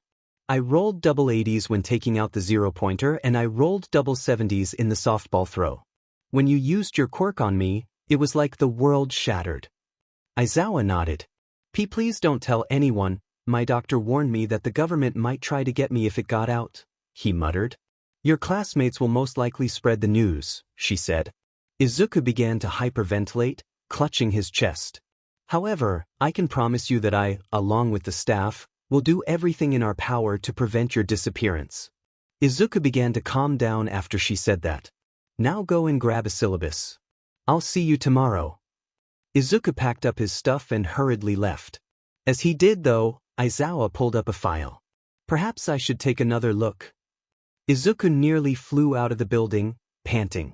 Of course, he wasn't looking and ran into Katsumi's legs and fell down. Are you all right, Zuzu? She asked, delicately helping him to his feet. Wait, I'm fine, Kaken. He stammered. What did she want to talk to you about? Katsumi asked, trying not to glare in their homeroom's general direction. My quirk, he said. I told her and she promised to shield me. Katsumi looked around. She didn't make you do favors, right? She asked. Izuku shook his head. Katsumi breathed a sigh of relief before picking him up and dropping him into her backpack. Meanwhile, Ida and Achiko made their way there. Ma'am, that is highly inappropriate. Carrying a fellow student like that is not acceptable, she shouted.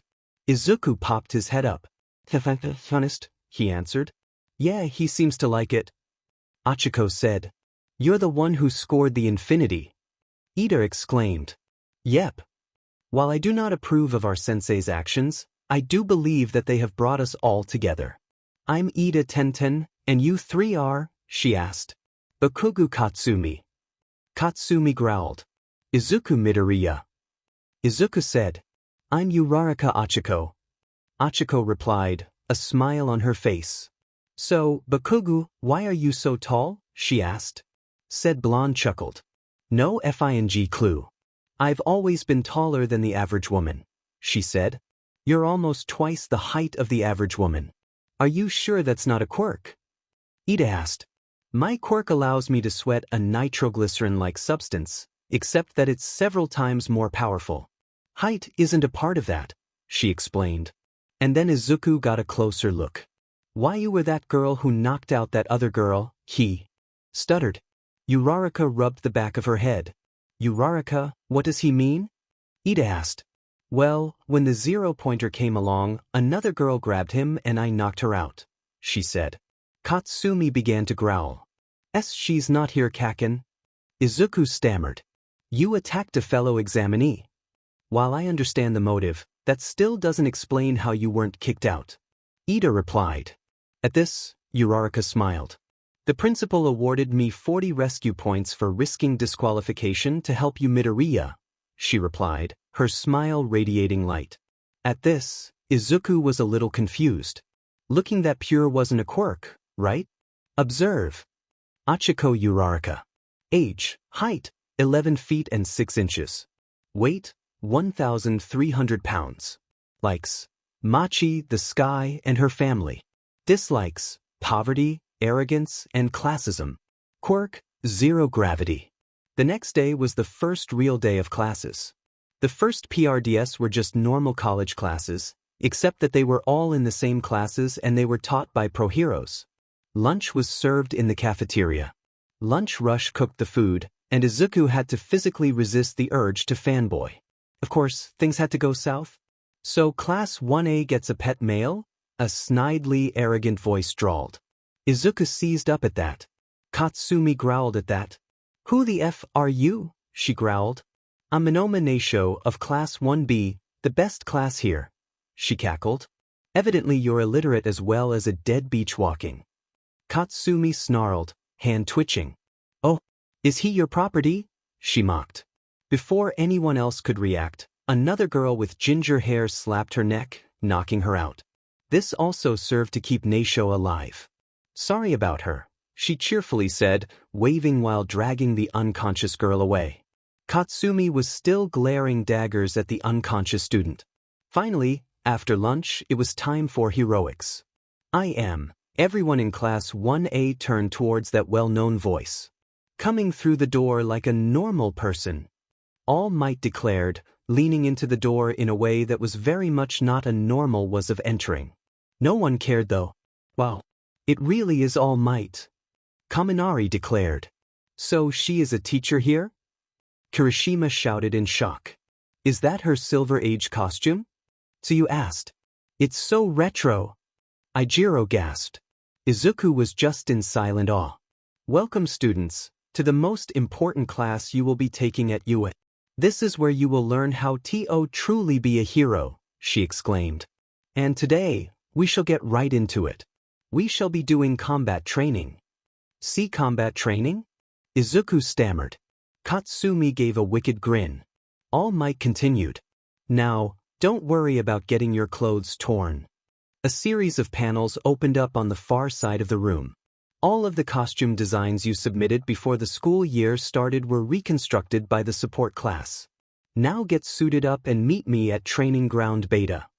15 minutes later, All Might was standing there. She had shifted back into his skinny form for most of it so as to save precious minutes. And then her students came out. It said that the clothes make the pros, and you all, ladies and gentlemen, good fantastic, she declared, mentally thanking Dim-sensei for their advice on teaching. Last night, Toshinori was panicking. Her first class was tomorrow and she had no idea how to teach. It was simple teaching one person, but a class of 20. She needed advice. She needed support. She quickly logged onto her Reddit account and opened up a very specific subreddit. Welcome to the Ask Dim-sensei subreddit. She quickly typed out her message on one of the most famous subreddits, although you had to receive an invitation to ask questions first after a PM, and you had to have a reason. Tostiniri, help. I'm starting a teaching career and I don't know how to teach. I was the best person for the job, believe it or not. And then, a few minutes later, salvation came.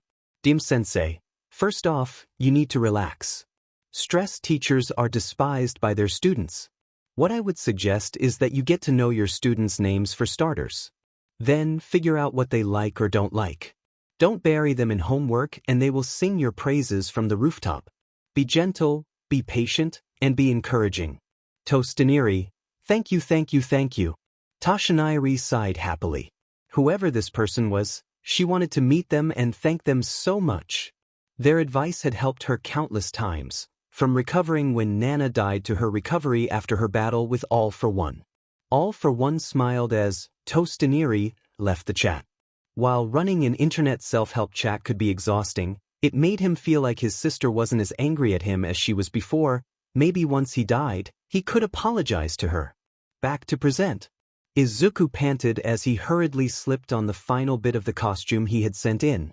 He didn't know why his dad had suggested the suit-like appearance. Sure, he could go from fancy to hero without a change, and the suit was as comfortable as any other piece of clothing, and it was adaptable to any environment, but what was the point, exactly? He quickly jogged out to the front. All Might saw her successor jog out, and almost had a heart attack right then and there. He looked like a carbon copy of All for One, down to the suit. The hair color was different but still. She fought to contain any potential blood from escaping her. Hey Zuzu. Nice suit. Izuku turned around and almost passed out from blood loss due to it all going to his cheeks. Katsumi's costume was nothing short of amazing. Her wrists and neck had spiked collars around them, protecting them from villains. She wore black shoes, not high heels, and had lace over her legs. The lacing was somewhat transparent, and Izuku could see her finely toned legs, and somewhat showed off her muscular thighs. She wore a black dress, which accented her slim stomach and ended as a holder for her large biarthus. In between them, she had a small blue pearl. Her hair flowed freely as per usual. She then struck a pose. See something you like? She teased. Izuku just started babbling. All Might cleared her throat, taking young Midoriya's eyes off of. Was that girl taller than her? All right. Today we will be conducting urban battles, she shouted. Ida raised her hand. Ma'am, are we going to be fighting robots again? She asked. Not exactly. You see, while most of the hero battles on the news are outdoors, most villains stay inside. They hide in the shadows. And today, you will all be split into groups of 2. It shall be a 2-on-2 heroes versus villains battle. Almost immediately, everyone started asking questions at once. After a minute, All Might growled. I wasn't finished talking, she grumbled before pulling out a script, much to Izuku's shock. The villains have hidden a nuke somewhere within a 5-story building. The heroes have to either capture the villains or recover the weapon within a time limit. The villains win if they manage to protect their weapon for the entire time or if they capture the heroes. All Might pulled out a box. We shall choose teams by drawing lots, she declared. At this, Ida raised her hand again. / Isn't there a better way? She asked. Izuku decided to pipe up. Well, pros sometimes have to form teams on the spot, so that's what we're training for, he declared. Thank you for answering my question, Midoriya. Ida said respectfully, patting his shoulder as a way of saying thanks. Izuku flinched at the contact, causing Katsumi to growl. And now it's time to draw. All Might shouted. The teams seemed to have some sort of pattern, although there were a few exceptions. For example, Ida and Mineta were on the same team, as were Momo and Ochako. Izuku and Katsumi were also on the same team. And now, the first drawing. Team A will be the heroes while Team D will be the villains. No one saw the glint in Mineta's eyes. Meanwhile, Aizawa was digging through Izuku's files. There were several disciplinary actions taken, usually for looking up a skirt or something like that. That was, unfortunately, a common thing teachers pinned on the few males who managed to get to public schools to get them to leave. The custom punishment of leaving him stranded in a high place was despicable. She got to his sophomore year and she noticed a change. All of the disciplinary actions were marked as invalid by a new principal. This continued throughout junior year. However, there were times where Izuku had to spend time in the nurse's office due to bullying that took place outside of school. Usually SXL discrimination wasn't that coordinated. She wondered why that was. Then she got to the note on his senior year and let out a scream of horror. There were only two things on that year. The first was that the principal from most of his sophomore and all of his junior year was fired for misconduct. The personal notes that the new principal had written were joyful about having the Aunt May, the fifth wave term for women who were masculinists, kicked out, and now the walking SPRM donor was vulnerable, but the giantess he mind-raped into SBMs was a big problem, but she would break her out of her chains while humiliating the upstart SPRM bank, and that it was unfortunate that the first attempt had failed and had led to the Aunt May. Aizawa was no fool about what those terms meant. She sprinted over to the computer and soon found the footage of that day. UA's teachers' computers could find almost anything. She gagged when she saw the principal talk to two girls about teaching the male his place, while she distracted his sex pet. She choked when she saw the footage of what those two had almost done to Izuku. She then grabbed a file written by Dr. Tsubasa, Midoriya's psychologist pediatrician, who was also a man. Izuku Midoriya's latent quirk has not been made public, but his intense desire to be a hero has brought down hell upon the poor boy. It seems like almost everyone is trying to snuff it out. He shows signs of PTSD and is exceptionally wary around strangers.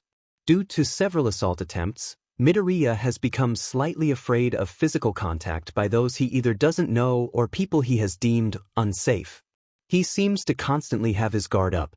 Inko Midoriya has confided that her son feels safer when Katsumi Bakugu is present, and only relaxes when he is pressed up against her BRSTS. This is due to Katsumi holding him to her chest to comfort him, and his mind has decided that they mean safety.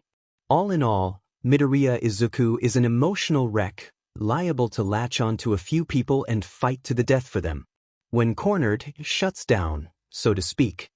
His fear gets the better of him. Meanwhile, Ida and Mineta were planning to face off against the heroes. Ida tapped the nuke. "I see. It's paper mache," she said.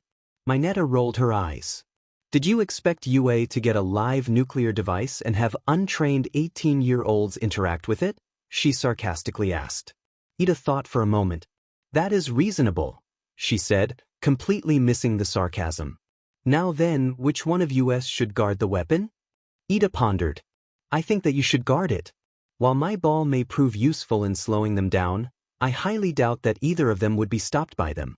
Also, while you'd be good for mobility, one of them could easily outflank you," she replied. Ida nodded. "I didn't think you were a strategist," she said. "What can I say? I'm full of surprises." Mineta shrugged, but inwardly chuckling in a way that would make a cliché villain proud. "Now all I have to do is take on the male, lure him to the special room, and then I get to do whatever I want." Meanwhile, on the outside of the building, Katsumi was going over her copy of the map. The floor plan is really complex. Do you think we have to memorize it? Either way, at least we're able to What the hell?" Katsumi screamed. Izuku was sweating through his costume. It's just that we're up against Ida and Mintia Dash. Katsumi put her finger over Izuku's mouth. "If you think I'm going to let her so much as lay a finger on you, then you're crazy," she growled, getting on her knees. "Zuzu, we're not in high school anymore. You don't have to be afraid. No one is going to stop you from defending yourself," she calmly stated, running another of her fingers through his hair and taking the finger off of his mouth. "Thanks, Kaken," he stuttered. He was still inwardly frightened. If only I could calm down Dash, and then he remembered a certain perk. "I'm an idiot," he mentally screamed. "Activate perk, Fearless." Immediately, Izuku felt calm. Every ounce of fear left his body. He was still cautious, but he was no longer terrified. Katsumi got up and he smirked at her. "Let's win this," he stated. The hell yes, we're going to win this," Katsumi declared. "All right. The indoor combat trial starts now. Heroes, you may enter the building." All Might shouted over the intercom. Izuku and Katsumi climbed up to the second story. "So, what now?" Katsumi asked her best friend, and hopefully future husband. "We need to stay together as long as possible," Izuku replied. He then turned a corner and his eyes widened. "Get down," he shouted. A swarm of purple ball appeared. He dove back, but the ball blocked him off from Katsumi. Zuzu, you go after the bomb. I'll take care of this beach, she ordered. Izuku nodded and took off. Hey, come back here. Mineta screeched. She was about to pursue him, but Katsumi let loose an explosion. Grape. I'm still here. She smiled wickedly. And you're not going anywhere. Izuku sprinted up the stairs. All Might had encouraged his students to get into character, and he was remembering what his dad had told him. For some reason, villains like hiding their weapons at the very end of their bases. If you're ever in a lair, the farthest point away from the entrance is probably where the doomsday device is what he had said. Izuku finally reached the top floor, having jumped up the stairs. In the main area, the students and All Might were watching what was going on. Midoriya isn't even looking for the bomb. Mina stated. Shoko nodded. He's obviously frightened, she monotoned. Midoriya, I do hope you know what you're doing, All Might thought to herself. Izuku finally reached the 5th floor. Now he began to carefully peek into rooms, one by one. No. There. Izuku saw Ida's helmet before anything else. Just as I thought, the last possible location. Before he could move in, he heard Ida talking. It is unfortunate that I must play the part of a villain. No matter. I cannot lose. For the glory of the Ida family, I shall embrace the darkness. For I am the supreme mistress of darkness and she was cut off by Izuku punching her kneecaps. Hey, so-called supreme mistress. Don't monologue. Izuku deadpanned. Roll. You rolled a 32 and a 64, plus 10, 74. Izuku felt a relatively minor surge of energy. Ida got into a fighting stance. So, hero, you have arrived. I will dash. Izuku jumped up and punched her in the chest. She coughed at the force. Stop monologuing. Diminute. Izuku ground out. Or should I just get this little game over and just saunter over to the weapon? He shouted in annoyance, attacking again as he spoke. Back at the main area, the rest of the class was watching intently. What was he saying? Mina asked All Might. Said Hero chuckled. He was telling young Ida to stop her speech and fight. Meanwhile, Katsumi was fighting Mineta. She snarled savagely as another explosion blew the small girl back. I'm not gonna get this fight stopped, but it'll be as close as possible to it, she declared, decking her in the face. Mineta tried to use her ball, but Katsumi dodged them. Shut up, you big beach. You ruined everything. Mineta howled. She was angry, tired, beaten up, and above all horny. Then her relief had been snatched away thanks to this tall blonde bimbo. I was going to put that male in his place and you ruined it for me, she screeched, launching a barrage of sticky ball. Katsumi held out her arms, her expression having changed from a snarl to a downright homicidal grin. All Might paled. Young Bakugu, don't give in to anger. I'll call the match if I have to, she warned. Katsumi's psychotic grin widened.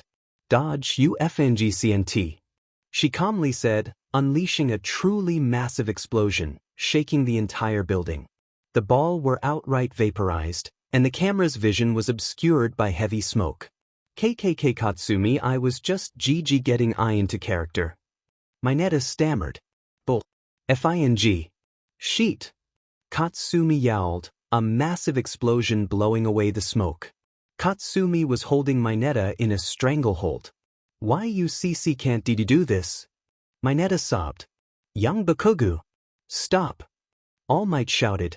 Katsumi slowly turned her head towards the camera and turned on the radio. Why should I? This way just blurted out that she was planning to RPE Zuzu. She growled. Mineta just whimpered. I told you. I was in C character, she sobbed, a wet spot forming at her crotch. And like I said, I don't believe you. You tried to RP him the first moment you set eyes on him. Katsumi snarled, hands twitching. You deliberately went down here, in spite of the fact that Ida would be better suited for combat. You tried to separate us. You made a hole in your ball barrier just large enough for you and Zuzu to squeeze through. She finished, beginning to tighten her grip. While that was going on, Ida was still trying to fight Izuku. The key word was trying. Izuku was ducking between her legs, his small size making it hard to catch him. "Stand still," she growled. "No, I don't think I will." Izuku deadpanned, ducking under her. Again. He then leapt up and kicked her helmet off. As he landed, a massive explosion rocked the building. "What was that?" Ida shouted, pausing. Izuku took the time to leap up and grab her glasses off of her face. "Hey! Give those back.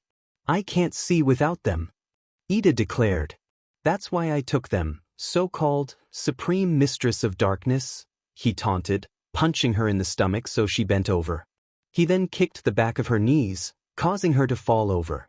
He then sprinted up to the weapon and grabbed it. "The hero team wins," All Might shouted hastily. Katsumi grumbled as All Might's voice rang out. "It's your lucky day. You get to live," she grumbled, dropping Mineta like a sack of potatoes. The short girl gasped for breath, clutching at her throat. "Why are you going to get into so much trouble?" she gasped. Katsumi turned her head and smirked. "Well, I was just, what did you call it?" "Oh yes, getting into character," she sneered, not even bothering to look back. If she had, she would have seen the absolutely murderous snarl on the short girl's face. Now then, the results of the exercise are in, and the MVP in this battle was young Midoriya. Muttering broke out. "Would anyone guess AS2Y?" she asked. Momo raised her hand. "Yes." All Might asked. While Bakugo did hold off Mineta, she seemed a little too determined to harm her. In fact, I'd go as far as to say that if the match hadn't ended when it did, you would have had to end it yourself, All Might. Midoriya surprised us with his quick thinking and his ability to think outside the box when it came to combat. Also, he showed no fear at all. Everyone turned to look at her. What? Izuku decided to turn on his fear receptors again. Deactivate perk, Fearless. His emotions, including his shyness, returned. Katsumi noticed this and gave him a gentle head pat. This seemed to calm him down a little, and he leaned against her leg. The rest of the tests seemed to have a pattern to them, but Izuku couldn't quite put his finger on it. After classes were done, Nizu was going over Izuku's file, after Aizawa had told him about what she had found. This is way too intentional for a normal male. Perhaps it was because of Bakugo's affection for him. He was cut off by the feeling of heat. "Endeavor," he said, not even looking up. "Why are you here?" "I heard from my daughter that there is a male polluting the hero course. Expel him," she ordered. "That's as likely as the UN apologizing for the Katiljami," Nizu stated, still not paying attention. Was it his desire to become a hero that made him a target? "He will be nothing but a distraction, and worse yet, a hindrance to his classmates," the number 2 hero grumbled. Nizu didn't even look up. That made Endeavor furious. She slammed her hands onto the table, burning her prints into it. "Listen to me, you lab rat," she screamed. That got Nizu to look up. "What did you just call me?" he asked, voice devoid of emotion. "I called you what you are, an abomination stacked on top of an abomination. An animal with a quirk, and a male one at that," she spat. "Get out," Nizu ordered. "What did you say to me?" the number 2 growled. "I said get out." Nizu snarled, fangs bared. "Oh, did I hit a nerve?" Endeavor condescendingly asked, smirking. The response was a shaking Nizu. "Leave. Or else," he snarled, a threatening air enveloping the two. Endeavor shook a little, before steeling herself and leaving. Nizu rubbed his ears and sighed. "I really should control my temper more," he thought, sitting back down, and removing his paw from the button that read, "Lethal Security." He continued to look over Izuku's file. Now then, where was I? As Izuku and Katsumi were walking to UA from the bus station on the next day, they heard rustling. Katsumi scowled. "Reporters," she grumbled. What are they asking about?" Izuku stammered. "Probably All Might teaching here or some sheet like that," she said, shrugging. As the two walked closer, however, they heard one of them asking Ida a certain question. "What is it like having All Might as a teacher?" Ida immediately took a lecturing pose. She is one more example of the fact that I am a student of one of the world's greatest institutions. As for her teaching, she is just the personification of justice and righteousness that we all know her as. However, she is willing to show off a humorous side, which adds to the experience, truly allowing her to excel as a professor. The reporters seemed a little put off by that. However, as Katsumi and Izuku got even closer, Katsumi suddenly stopped. Are WWE stopping Kaken? Izuku asked. How do you think they're going to react to seeing a male in a UA uniform? She whispered. Izuku gulped. Katsumi set her backpack down and Izuku climbed inside. Once he was settled, Katsumi put it back on. Excuse me, while you're tall, the reporter said to Katsumi. Hey, aren't you the victim of the sludge villain? F off you ink-huffing sini, she snarled. The reporter hurriedly backed away. And then, Shodai Aizawa came out, looking as exhausted as always. Ma'am, you're not looking too good, the reporter stammered. All Might isn't here today. You've disturbed my students enough as it is, she said, making shooing motions with her hands. As she walked away, she wondered how All Might put up with them. It may have been her tour of duty in the North American Republic, she thought. From behind, she heard that reporter huffing. If you won't get All Might, I'll come in missile dash. She was cut off by a large beeping and the sound and sight of massive steel plates blocking her. It's the UA barrier, her camerawoman exclaimed. As that female reporter complained, Aizawa smirked and didn't look back. If she had, she may have seen a woman with dry light blue hair. Aizawa stood in front of her class. All right, I saw the video feeds of each combat test, and I have a few things to say. First of all, Katsumi, you let your opponent get into your head. Also, you very nearly had to get All Might involved. And I'm looking at you, Mineta. You're on thin ice. What? That psycho almost killed me. Why isn't she on thin ice? She screeched. Because of the words you said. You implied that you were planning on raping a fellow student. I said that discrimination against him will be met with expulsion. If anyone tries to sexually assault him, I'll kill them myself, she growled. K-kill? Kaminari stammered. Aizawa nodded.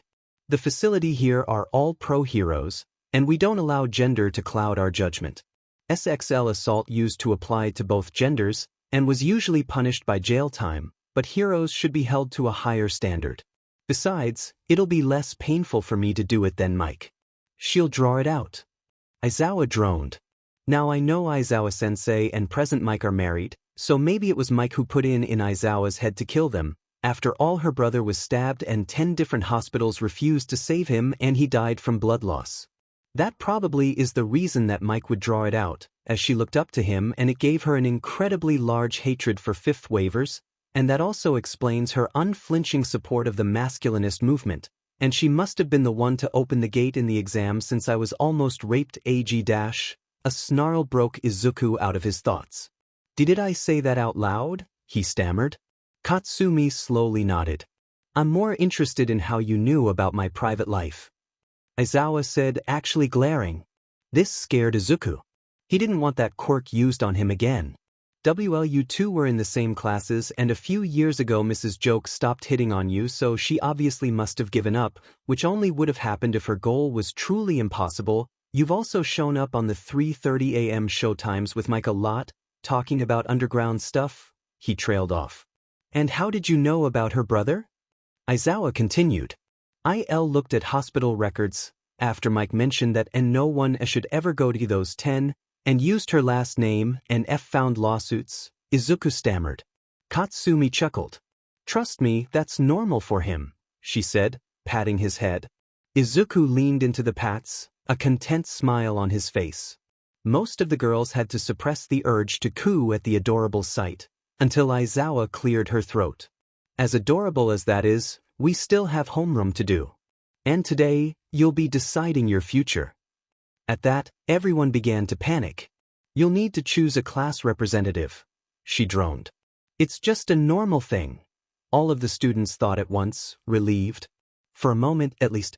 And then almost everyone started to throw their names out. In most classes, being the representative meant extra work, so it was avoided.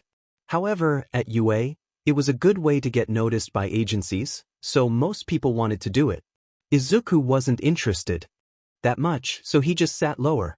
Silence, please, Ida shouted. Everyone turned to look at her. Being the class representative must fall to someone here who can lead others effectively. It cannot just be anyone. Therefore, we shall hold a democratic election, she declared. Won't most people vote for themselves? Kirishima asked. While this is true, those who receive multiple votes will be the ones to focus on, she declared. And what happens if there's a tie? Ribbit. Tsuyu asked. Then the ones who are tied will have a special election of just the two of them, Ida decided. She then turned to Aizawa, who was already zipping up her sleeping bag. Is this all right, sensei? She shouted. Aizawa yawned. Just get it done before my nap is over, she murmured, flopping down with a flumph. Yes, ma'am, Ida replied. 15 minutes later, the votes were tallied. Most of the students got only one vote. The two frontrunners were Ida, with 3 votes, and Momo, with, why didn't anyone vote for me? Mineta screeched. Katsumi growled at her. Accept the results, Beach, she snarled. No. It had to be rigged, she shouted, pounding her fist on the desk. Katsumi reached over Izuku and slammed her head into the desk. Shut the f***, she growled. Mineta wisely did, whimpering from the blow. Aizawa looked up at that. Bakugu, stop hitting your classmates. One more time and it's detention, she said, laying back down. Nothing really happened of interest until lunch. Why is it always so crowded? Uraraka asked to no one in particular. Will all of the classes eat at the same time? Izuku stuttered out. He really didn't like the looks he was getting. While there were around 10 male students in management and 2 in general studies, none had ever made it to the hero course. They had been pretty shocked that Izuku had made it in. A few had congratulated him. The others just smiled sadly and moved on. I can't wait to have this rice. Lunch Rush cooks so well, Uraraka cheerfully stated.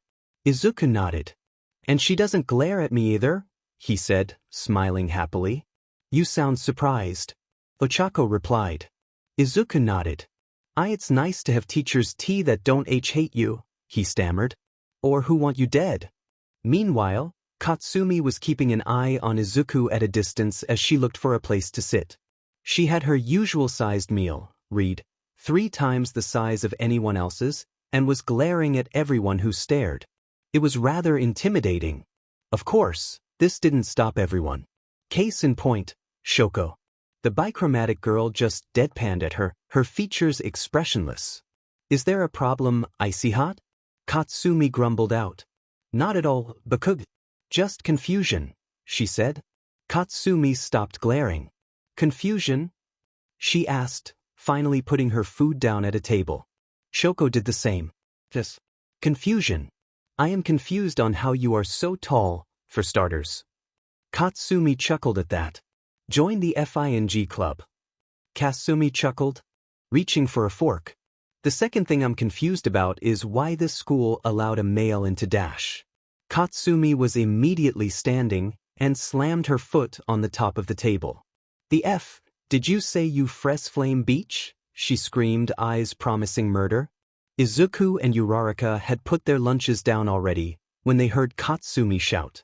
They turned around and saw her glaring down at Todoroki. Oh dear, Ochako muttered, her face growing red. Men are helpless. They're weak. They're frail. They're greedy, selfish, and lazy. They just get in the way. At this, Katsumi snarled. Listen and listen well, scene. Never, ever, say that sheet near me again. Got that? Her hands were clenching and unclenching. Why do you deny the truth? They get in the way and are morally inferior. Ever since the rise of quirks, women have shown to be superior, both morally and physically, Shoko stated. Izuku noticed it sounded practiced. Robotic. Katsumi obviously didn't catch it, or she just didn't care. Tell that to the 400 million people slaughtered like FING cattle. I'd bet they just love to hear that. Katsumi growled, explosions going off. Izuku knew he had to step in. Kaken, he cried out, running to the enraged Manigiantus. Before he could get there, however, a bell started ringing and didn't stop. Izuku asked. Attention all students, a level 3 security breach has occurred. All students, please evacuate the building in an orderly fashion. What's a level 3? Uraraka asked. Izuku knew of it, of course. A level 3 means that someone got past the barrier, he exclaimed. Is that even possible? She exclaimed. It apparently hasn't happened in years, he squeaked as they tried to evacuate. The key word in that sentence was tried. It was a dead river of bodies when the two of them got out. Everyone was trying to get to the same spot the fastest, and no one cared about who they were stepping on. Ak! Izuku squeaked as knees hit him in the face, pushing him to the ground. Meanwhile, Katsumi was wading towards the windows. People were trying to get out of her way, since she was head and shoulders, and more, above the tallest people. Who could have gotten past the barrier? She asked herself, finally reaching the window. She paused to look out, and her expression changed to one of shock. The FNG press? Down at the entryway, Aizawa and Mike were trying to get the reporters to leave. They weren't having it. Give us all might in it. The one who had triggered the barrier demanded, shoving her microphone in their faces. We already told you she isn't here, so if that's it, then scram, Shadi droned. The reporter scowled before putting her hand to her ear. Are you positive? She shouted. After a moment, she turned towards the pros again, but this time, her expression was dark. According to sources, the school has degraded overnight. She screamed, spittle flying from her mouth. Everyone turned to look at her. It's you freaking, one of her rival reporters exclaimed. They accepted a filthy, subhuman male. She spat the word out like a curse, into the Demon Hero course. All of the visible reporters' expressions changed from annoyance to utter horror before they continued their assault. What caused this lapse in common sense in UA? Are you secretly trying to restore the patriarchy? Expel it at once before it rapes a student, the reporter screeched, now nearly foaming at the mouth. Aizawa activated her quirk on her wife. Mike felt that and glared at Shadi. Let me do it, Mike growled. Aizawa continued to look at her. Honey, for your own good, don't, she whispered. Wait. Is UA joining the ranks of equality? That caught everyone off guard. All of the reporters turned and another reporter walked up. Jealous Birin, Kurdish Daily News, she explained calmly. That piqued Aizawa's interest. You're here from Kurdistan? She asked. The reporter nodded.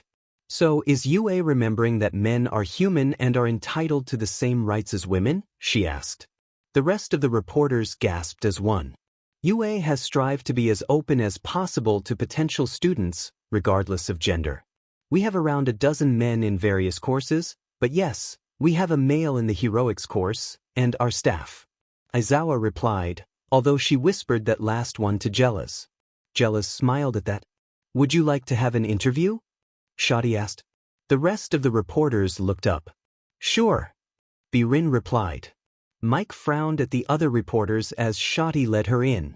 None of you get one, she snarled. Katsumi turned towards the rest of the students. Hey, calm down. It's just the press, she exclaimed. No one paid any attention. She felt a hand on her ankle and looked down. It was Izuku. Kaken, he exclaimed. Did you see who it was? She nodded. It's the DM in media, she growled. Then we have to tell everyone. Izuku exclaimed. How? Uraraka shouted. Katsumi sighed, pointed her hand up, and unleashed an explosion that shook the whole hall. Everyone turned towards her. Hey you whiny bitches. It's the F-Press. Now stop acting like a bunch of goddamn toddlers and ACT like FUA students, she screamed. Outside, the press were getting more and more enraged. Let us in. You let that Kurd beach and now let you through, the first reporter, now foaming at the mouth with bloodshot eyes, screeched. Mike opened her mouth, but then closed it, smirking. Why are you smirking? The reporter howled. Mike didn't answer.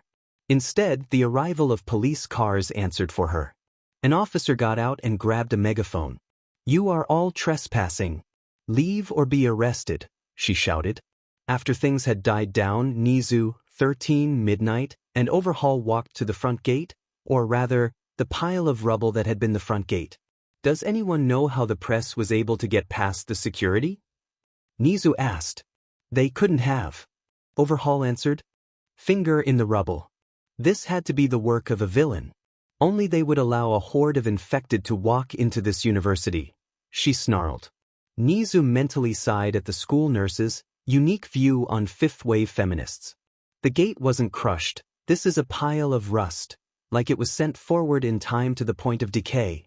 She finished, tapping the pile. Like that, the gate was restored. But why? Why would they do that? Midnight asked. I do not know. Was it just a flaunting of power, or a declaration of war? Nizu pondered, paw to his cheek. Whatever the reason, we must be ready. Overhaul stated, picking up Nizu and putting him on her shoulder. You're quite right. Security must be reinforced. The principal said. The next day, Aizawa stood in front of her class. Today, your training will be different. It won't just be All Might who'll be watching you. Her, me, and a third professor will be keeping our eyes on all of you, she explained. Is that because of the break-in? Izuku asked himself. Meanwhile, Sato took this time to raise her hand. Ma'am, what will we be doing? She asked. Aizawa held up a card that read, Rescue. Today you will all be practicing rescue training, natural disasters, shipwrecks, those sorts of things, she intoned. All right. Kaminari shouted. Finally. Real hero work. The stuff that separates the girls from the women. Kirishima declared, fists pumped. Before anyone else could say anything, Aizawa cleared her throat. One more thing. What you wear to this is up to you. You can either wear your costume or UA gym clothes, she instructed. We'll be off campus as well, so we'll be taking a bus. Get ready. And with that, everyone began to get ready. Izuku clenched his fist. Finally, the moment I've been waiting for. Ever since All Might's debut, this was the part of hero training that I've been looking forward to the most, he thought. Izuku walked out of the class wearing his costume. You know, I haven't really been able to admire your costume. It looks really nice on you. Izuku turned around and saw who was talking. Yu Uraraka. Thank you, he replied, smiling. And my dad suggested it, he explained. Really? What's he like? She asked. Well. Izuku was interrupted when Ida blew a whistle she had gotten from somewhere. Attention 1A. Use your student number to form 2 lines. We will use this to board the bus efficiently, she ordered. Ida's really trying to prove herself. Izuku's sweat dropped. They soon were underway. It wasn't the bus type Ida had prepared for, so that made her upset. Ida, you really need to learn how to relax. Mina teased. That's true, Karo. Also, I have a question about you, Midoriya. Tsuyu, a girl with a frog quirk, turned towards him. Why yeah? He stammered. Katsumi, whose head was touching the ceiling, gave the girl a glare. What even is your quirk, and do you know why you even have one? She asked. Why do you want to know? He stammered. Curious, Karo, she replied. Observe. Name. Tsuyu Azui. Age, height, 10 feet 3 inches. Weight, 870 pounds. Likes, flies, frogs, water. Dislikes, cold, winter. Quirk, frog. Observe has leveled up. Affiliation is now visible. Observe. Name, Tsuyu Azui. Age, height, 10 feet 3 inches. Weight, 870 pounds. Likes, flies, frogs, water. Dislikes, cold, winter. Quirk, frog. Affiliation, UA. Midoriya? You're staring off into space, Karo, she replied. Oh, he stammered. He didn't really want to talk about it. Sure, Aizawa had promised that no one would tell anyone, but Mineta, he was afraid of her response. You don't want to talk about it? She asked. Izuku furiously nodded his head. Different chatter took the place of that conversation. Everyone was talking about their quirks. It really made Izuku wish he had his notebook on him. Eventually, they arrived. Their first sight was a giant domed building. Welcome, students. A figure declared. She was 13 feet tall and in a white suit. Oh my gosh, it's 13. Izuku squealed. Uraraka wasted no time joining in. She's my favorite hero. When they entered the facility, everyone gasped. It's like a giant amusement park. Kirishima declared, her fists clenched in excitement. This facility has many areas. We have a shipwreck, a landslide, a fire zone, a hurricane, a blizzard, and more. Welcome, students of UA, to the Unforeseen Simulation Joint, or you can call it USJ. Everyone just stared. Like Universal Studios, Japan? Aizawa broke them out of their pause. Hey, shouldn't All Might be here? She asked. 13 nodded. Well, she had a busy morning, she whispered, holding 3 fingers. Aizawa sighed, before pulling out her phone. I am really sorry. I should be able to show up for the last 10 minutes. Tashinari stammered. Shadi sighed before hanging up. She's irrationality personified, she groaned, before turning to the class. Welp, the clock's ticking, so let's get started, she droned. Right. 13 declared. First off, I want to say a few things. You all know my quirk, black hole, has been used to remove obstacles, since it turns things to dust before absorbing them. Izuku nodded. Uraraka looked like she was trying to give herself whiplash. However, it could just as easily be used for killing. Everyone gaped. I am positive that many of you may have quirks not unlike mine. In our society, quirks are regulated with the utmost clarity. It's easy to forget how destructive they can truly be. Please be careful when using them, for the wrong move may be deadly. Before she could continue on her speech, Aizawa cleared her throat. I know you practice a speech 13, but we're on a schedule. We should get started. Before she could say anything else, though, the lights dimmed. The fountain in the center flickered, and a purple thing formed there. A figure grasped its way out of the purple. It was a woman of around 13 feet, a hand on her face. After her, a group of other women began to appear. 13, protect the students. Aizawa ordered. Hey, who are those guys? Has the exercise started? Also, I thought we were rescuing people Kirishima began, but was cut off by her professor. Stay back. Those aren't part to the training. Those are villains. Izuku couldn't see much, so he quickly decided what to do. Activate Fearless. Fearless activated. Observe. Name, Tamura Shigaraki. Age, height, 13 feet 4 inches. Weight, 1,700 pounds. Likes, dislikes, All Might? Affiliation, love. So where is All Might? The mist spoke. A humanish face appeared. The schedule clearly said she would be here today. Was it changed? She asked. So it was you who broke the barrier. Shodai snarled. Tamura didn't appear to hear her. So where is she? Where? I went through all the work of gathering this party who wish to meet her, and she doesn't show up. What kind of final boss does that? She shouted. Then she stopped. Maybe she'll show up if we start killing the students? Shadi's capture weapon flared. Try it, she growled. As the villains advanced, 13 stood in front of the students. Hey, how is this even possible? Kirishima asked, nervous. Momo nodded. This school is supposed to be incredibly secure, she added. Also, why aren't the alarms going off? Shoko had a response. Are they just attacking here or all over? Either way, there must be someone whose quirk is jamming the electrical systems, but this was planned either way. We're miles from the campus, and they attacked when a class is here. She didn't have to finish. Aizawa cleared her throat. 13, it's highly likely that we won't be able to contact the school. Guard the students. Kaminari, try to use your quirk to see if you can get through. Ida, you need to run to the school as fast as you can to alert them. Even if Kaminari can get through, it doesn't hurt to have a backup. Ida looked like she wanted to protest, but she nodded and headed for the door.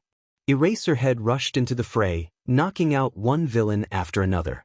However, one got through. Dimen.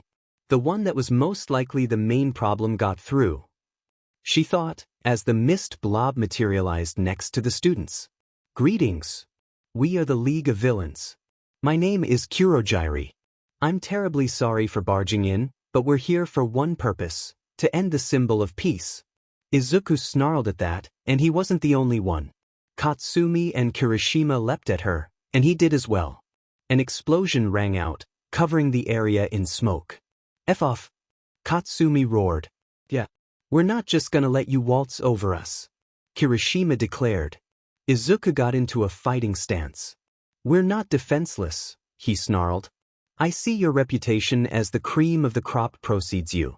However, did you really think such an attack would harm me? She asked. Get back! 13 shouted. My mission for now is to scatter you all, the mist declared, glaring down at them and enveloping them in her mist. However, when she saw Izuku, her eyes widened. No! He's here, she mentally screamed. This threw her teleporting off balance, so instead of all of the students going to the zones that suited them the least, they went in random directions, their spy included. And worst of all, not all of the students were scattered. Several were still there, and Sensei's son wasn't. A portal opened above the shipwreck zone, and Izuku fell down. It was quite a long drop. Roll, he commanded, attempting to get a good diving position. You rolled a 70, plus 10, 80. Izuku flipped around and dove into the water feet first. She had a warping quirk, he thought. They're here to kill All Might, so I'm glad she isn't here. But where is she? Out of the corner of his eye, he saw a villain swimming towards him. Sorry kid, but you gotta die, she snarled, only for Tsuyu to slam into her. Hey Midoriya, Karo, she said, letting her tongue out. The appendage wrapped around him, and she swam up, holding Mineta in her hands. They surfaced next to the ship in the shipwreck zone. Tsuyu gently placed Izuku on the boat, and then did the same with Mineta. She climbed up the side to join the other two. Well, today hasn't been the best day of school, she said. Izuku nodded. Mineta, meanwhile, was shaking in her boots. They're here to try to kill All Might, and they knew the schedule. They must have used the panic the media caused to break in and steal the files, he explained. Tsuyu pet her head. Where were the files even? We don't know, so how could they? They couldn't have searched the entire school for them, Karo, she replied. Could they have gotten a map? He asked. She shook her head. They were keyed to the DNA of the students and staff, so unless they had held dash, she was cut off when a barrage of Mineta's balls slammed into her, sticking her to the deck. Izuku barely dodged the swarm of ball that were sent after him. He spun on his foot and saw Mineta. However, she wasn't scared like she had been a few moments ago. Now she seemed determined, and had a glint in her eyes that Ose had. Observe! Izuku mentally shouted, hoping against hope that she wasn't doing this on purpose. Name, Minoru Mineta. Age, height, 6 feet 5 inches. Weight, 200 pounds. Likes, RPE Pawn, 5th Wave Feminism, section. Dislikes, masculinists, not having SEC, Katsumi Bakugu. Quirk, pop-off. Affiliation, love. And just like that, all hopes he had that she was on their side were dashed. Izuku blinked again, and dodged another round of ball. Stand still, pleasure stick, she snarled. Izuku ducked and kicked her in the chest, before rushing back. Why? He shouted. Why what male? She shrieked. Why are you doing this? Why did you betray us? He cried out. While he had no love for Mineta and was relieved that she couldn't hurt him, this was too much. Isn't it obvious? She laughed, pausing. When they kill All Might, they'll rule Japan. And when I'm there, I'll get a harem of slaves. But first, you must be broken. She was drooling now. Izuku was planning on attacking her, but he knew she was relatively smart. She'd probably try to get him if he rushed in. You'll be my first SLV. The one that's broken the most. I'll relish your screams or pain as I end your will, erode your sanity, and crush your dreams. She then fired off another round of ball, including a few that stuck Tsuyu's tongue to the wall. Ah, no trying to help, she cooed. This distraction was what Izuku needed. Roll. Your highest roll was a 43, plus 10, 53. Nothing happened. Diamen. Toshinari was very nervous. She had tried to contact Shadi several times and nothing was working. Are they still alright? They have to be. I spent too much time heroing on my commute. That was a rookie mistake, Timin. Perhaps I can show up at the end and say something inspiring. Her mind made up, Tashinari shifted into her muscle form. However, before she could leave, the door opened. Hold your horses, Tashinari. She coughed up some blood. Principal Nizu, she stammered. That's me. The one who could be a mouse, dog, or bear, but the only thing that matters is that I'm the principal, the male quirked animal exclaimed. Wire Fur is looking rather well today, All Might stammered. Well, the secret is keratin. Humans just can't get that. However, that's not what we're here for. Nizu pulled out a tablet. Look at the news, will you? It says you solved 3 incidents within an hour, he said, before sighing. All Might flinched. It's not just your fault. After all, there are plenty of villains who still run around even though you're here, but with your job and teaching schedule, you can't just go around and try to stop all crime. Your duty is to educate out students and train Izuku Midoriya in how to use one for all. All Might deflated back to Tashinari. She couldn't waste minutes. Ah, I see you've settled in. That's good. Have some tea, he offered, holding a cup for himself. Tashinari internally slumped. Oh no, if he's getting the tea out then this'll take forever. At USJ, Ida was trying to take command. Shoji, where is everyone? She asked. The multi-limbed woman answered quickly. They've been randomly scattered across the facility. All of them are accounted for and alive. All of the students breathed a sigh of relief at that. Still, what do we do? She's immune to physical attacks and can apparently teleport stuff. Mina exclaimed. 13 just glared at the villain. Ida, I do believe Aizawa gave you an instruction. Said woman nodded before running off. Surprisingly, the villain didn't notice for a few seconds. This attack is already going poorly. I won't let it be utterly squashed, she declared, trying to warp Ida away. At the shipwreck zone, Izuku dodged another round. Hey gals. Why don't you come on up? Mineta shouted. All of the villains gave her a thumbs up and began to advance. Izuku knew he was out of time. He had to act now. He rushed the traitor, fists raised. He ducked under the ball and gave Mineta an uppercut of monumental proportions. Roll. Your highest roll was an 86, plus 10, 96. Perk gained, smash mode. One for all now can be used in physical force. Be careful or roll high or you'll break your bones. Arcs of electricity leapt from his muscles, pushing more force into his punch. The hit landed perfectly, launching the small woman into the air. As she flew, she screamed incoherently. And then Izuku felt a minor shift. Tsuyu croaked as the ball disintegrated. Midoriya, she cried out. Izuku noticed that the other villains were almost there. Tsuyu, we need to get out of here, he declared, his body still crackling. She nodded, grabbing him with her tongue and leaping. Izuku jumped as well, and flicked his fingers. The force of the blow caused a massive whirlpool that sucked all of the villains into it. That was your freebie. The 2 students walked towards the shore. The traitor was still on the boat. That was a close one, Karo. Tsuyu said. It really was. Izuku stated, forging ahead. Hey Midoriya? Why are you acting so calm all of a sudden? She asked. Izuku turned. My quirk comes allows me to roll incorporeal 100-sided dice. An incredibly high roll granted me the ability to turn off my fear receptors at will, he explained. Your quirk is reality warping based on dice rolls? Karo, she pondered. Izuku nodded. That's one way to put it, he stated. That's certainly an interesting one, and you're the first male quirk user. You're really special. Izuku turned to her again. According to All Might, she once fought a male with a quirk, he said. Do you think you two could be related? Karo, she asked, tilting her head. Izuku chuckled. That's incredibly unlikely, he replied. Deactivate perk, fearless. He sagged back. And you just reactivated your fear receptors, didn't you? Tsuyu inquired. Izuku nodded. As the 2 approached the shore, Aizawa finished off the last thug. Shigaraki rushed at her. The last one, Shadi declared, rushing towards her. She elbowed the villainess in the chest, driving her back. Izuku and Tsuyu, who were waiting nearby, let out elated gasps. However, those soon fell when they saw the result. The hand-covered villain had grabbed onto her elbow, and Shodiai's hair fell down. Immediately, her elbow started to turn to dust. She hurriedly backpedaled. Well, it was fun, but I'm tired of this. No.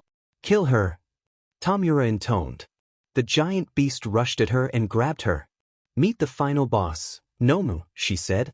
Meanwhile, 13 flipped a nozzle on the finger of her suit, distracting Kurogyri. Ida, she shouted. Said woman nodded and began to sprint.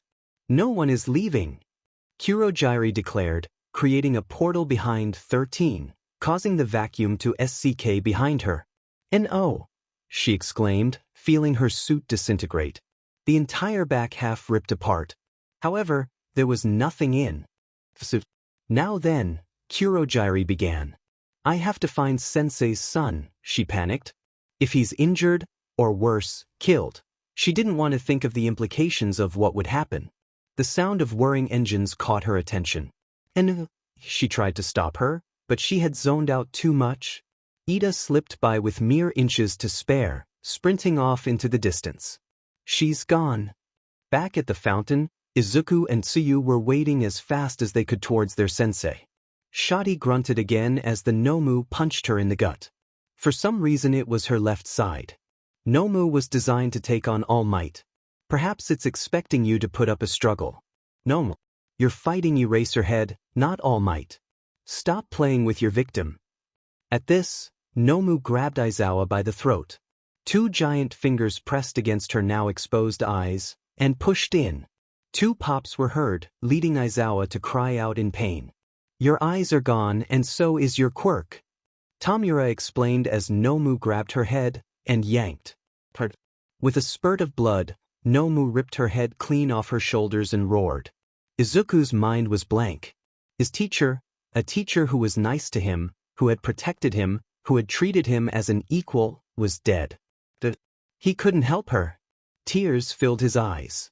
Tsuyu had gone into shock. The monster that had ended her life launched the head away. Tamura was laughing. All Might wasn't there. And inside him, something snapped. Roll! He mentally screamed. The 2 dice bounced a little, one stopping first.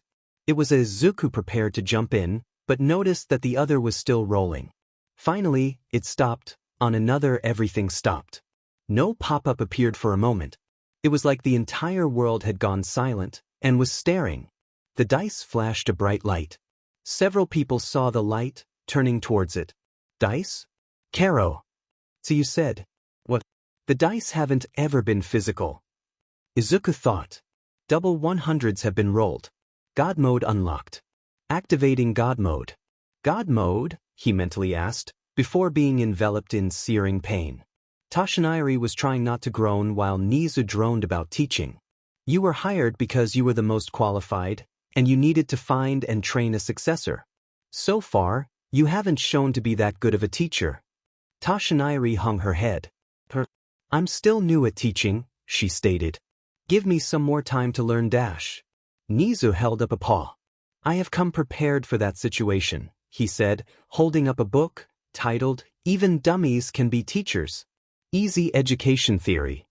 I expect you to read this and take notes on it, he explained. Toshinari stared at it. Sir, with all due respect, am I that bad? She asked. Well, you have a lack of experience, so I think that this book will be an excellent leer dash. He suddenly stopped talking and turned his head towards the window. Do you feel that? He asked. Toshinari pet her head. Feel what? She asked. That crushing pressure. Nizu replied, sweating a little. He walked over to a window and opened it. There wasn't anything. I don't know what you're talking about. There's nothing dash, and then she felt it. It was a presence. It was like she was an ant staring up at a human. Raw power was blasting over the entire campus. Okay, now I feel it, she replied, sweating. And then she saw it. The pillar of pure white light. It's coming from USJ, she shouted. Ida was halfway to the main building when a sheer force washed over her. This caused her to trip, leading to several somersaults. When she stopped, she saw the glowing tower of light, reaching up to the heavens. What is that? She cried out. Tsuyu was having it the worst. Izuku had been ready to leap into the fray, and then he had doubled over. His mouth opened but there was no sound. A pressure wave enveloped her, temporarily preventing her from moving. Then, the tips of his hair began to shine. To her, it was like time slowed down. His hair began to float, not unlike their late teachers. The top part had lost its color, becoming the whitest white she had ever seen. This whiteness spread over his hair. When it reached his skin, a beacon of white light raced upwards, not going through the roof, but actually blowing it apart. His silent screaming continued, as his body paled and paled. Eventually, it was a similar color as his hair. When the paleness reached his feet, a titanic shockwave was sent through the ground, knocking her off of her feet. The figure that was once Izuku stood up. Its eyes opened, showing pools of golden light. It wasn't screaming anymore. It closed its mouth, and then slowly turned its head towards the Nomu, which was howling over its victory. It opened its mouth once again. CSE. And everyone FNG listened. Everyone started at the being that was once Izuku Midoriya.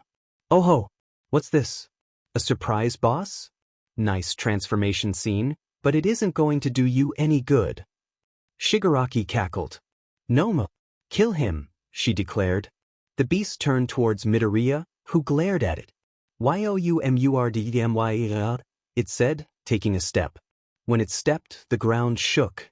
It wasn't from the weight, no, it was from reality itself straining not to break.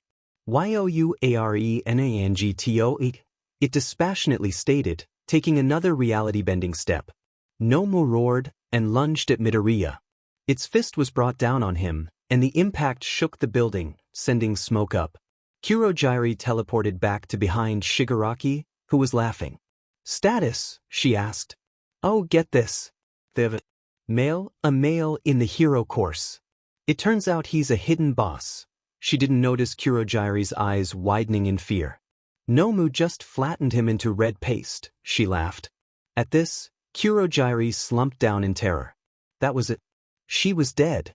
Tamura was dead, All Might was dead, everybody was dead. Youarequingc. The voice that rang out from the center monotoned. There was a snapping sound, and the smoke cleared. Nomu's fist hadn't even made an impact. Movidat, the being ordered. Nomu was blown back several feet, before jumping up and rushing Izuku again. No! Kurogyari shouted. The fist was slamming down on him, but he just dispassionately looked at it. Bestill, he commanded. The Nomu froze in midair. What? Shigaraki stammered. Kurogyari breathed a sigh of relief. Then she saw the eyes. They were dead to the world, but then they were directed towards the slain pro. They went from dead to furious. Kurogyari immediately grabbed Shigaraki and teleported away. Izuku took another step towards Aizawa's corpse, and released his hold on the Nomu. It roared and tried to grab him. Izuku stared at it and walked right through it. Literally. He just carved a hole in it.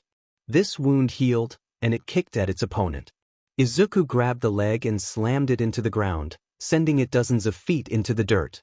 This didn't stop it, as it leapt up and stood in front of Izuku. Truly, Youarenangc, ELSO, Youmurdm. Ytireofyou. With that, he waved his arm, and the Nomu disintegrated. It wasn't instantaneous, but it was too fast for its regeneration. A pile of ash was all that remained. The being now stood in front of Aizawa's corpse. Sinus ei, it said, a tear on its eye. Rise, it declared, the sheer authority of its command sending shockwaves out that shook the entire building. Aizawa knew she was dead.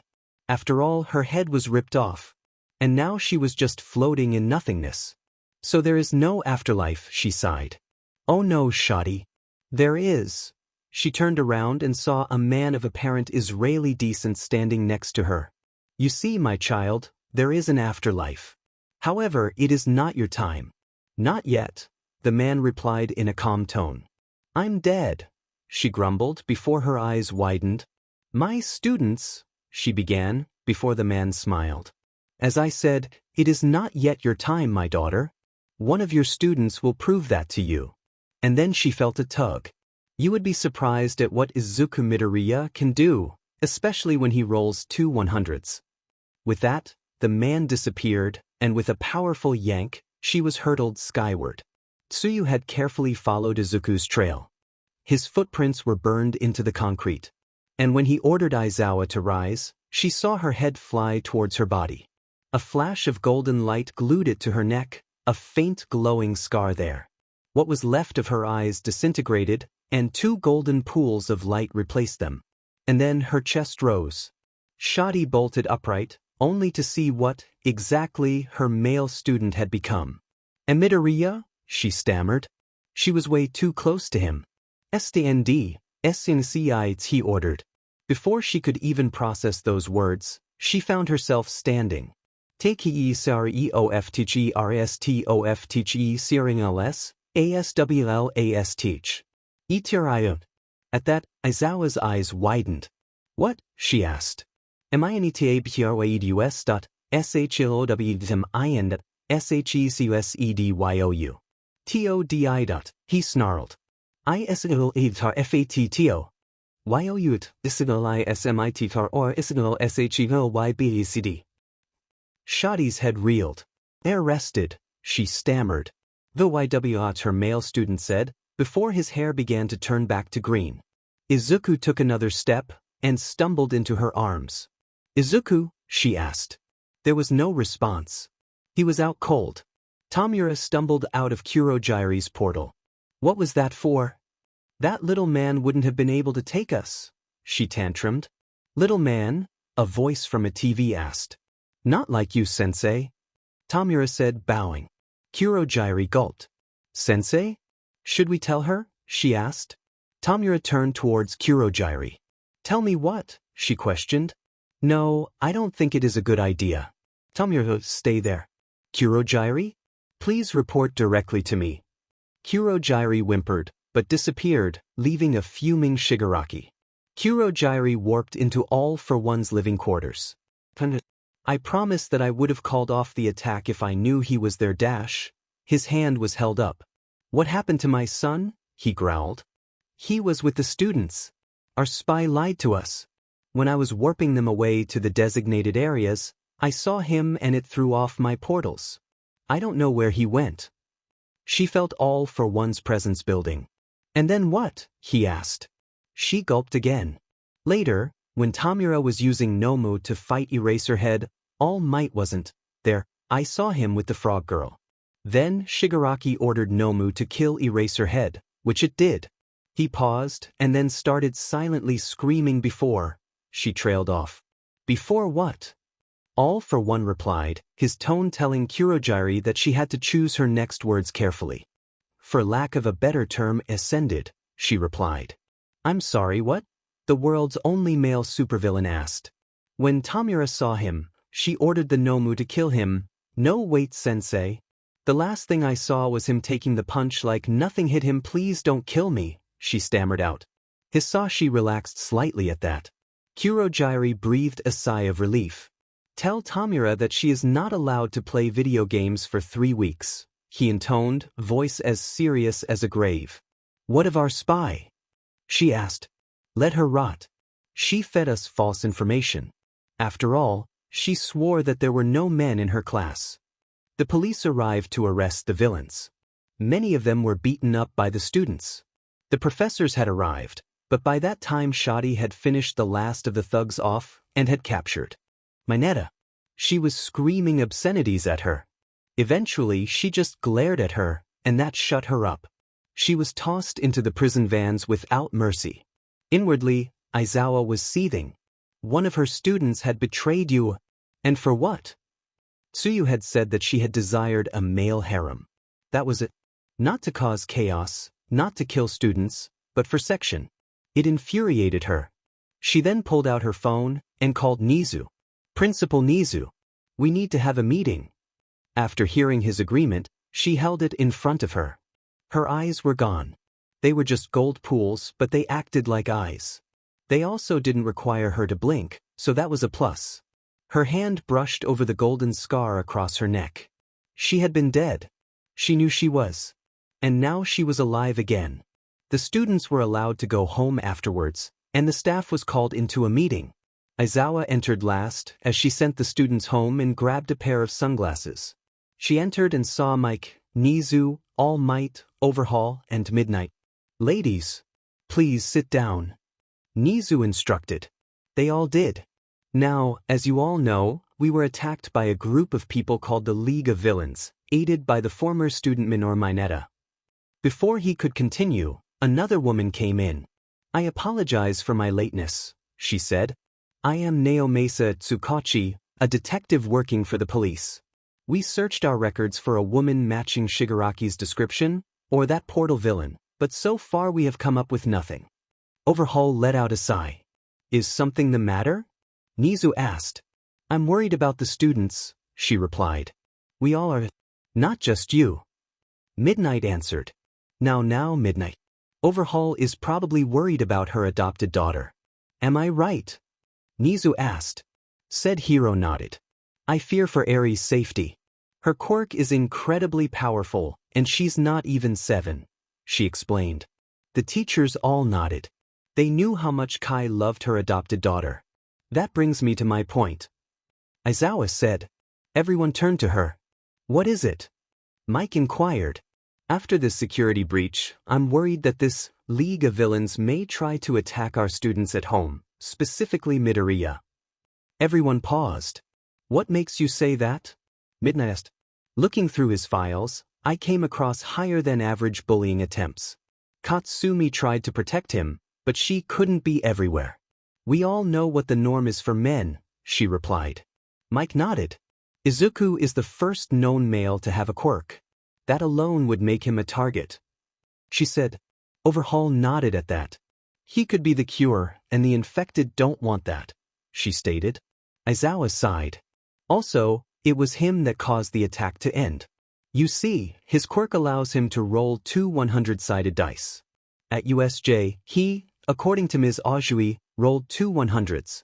This allowed him to, among other things, resurrect me. What? Nizu asked. My eyes were gouged out, and then I was decapitated by something that Shigaraki called Nomo. She pulled her shirt down, revealing the scar. She ignored her wife's gasp. From what I can tell, Midoriya managed to heal me. Mike was a shade of green. And you eyes? She worriedly asked. Aizawa took off her sunglasses, revealing the orbs. My eyes have been replaced with some strange sort of golden light. In spite of the fact that it's light, they feel like eyes upon contact, but I do not need to blink, she explained. Also, according to Ms. Ajui, Midoriya was able to utterly destroy the Nomu by words alone. In effect, this resulted in him gaining temporary omnipotence. There was a brief moment of silence. Omnipotence? Midnight asked, as to clarify what she just heard. Aizawa nodded. That is the most reasonable assumption at this point, she replied. I fear that they may target him after he leaves the nurse's office. How is he doing, Overhaul? She asked. He's fine physically. However, he's in a deep sleep. It's not a coma, but it appears he's mentally exhausted. Also, there's a thin white line right at the center of his hair, she explained. Aizawa nodded. Back to the topic at hand, security. What can we do to make the school more safe? Nizu wondered aloud. We need to keep an eye on the students. My personal idea is to provide transportation, but if anyone has a better idea, please state it. Aizawa said. Overhaul raised her hand. Yes. Toshinari asked. A dorm system, she stated. A dorm system? Midnight repeated. Yes. I do believe that a dorm system would be an effective way to keep the students safe and to keep an eye on them, she explained. Surveillance? Midnight questioned. Overhaul nodded.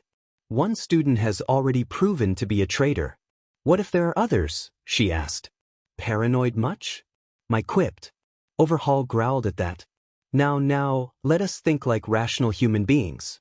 Overhaul's idea has merit, and I think that keeping an eye on the students would be a good idea. I shall look into the budget. Shall we have a trial, run it? Nizu asked. Everyone nodded. Splendid. The next thing on the list is the sports festival.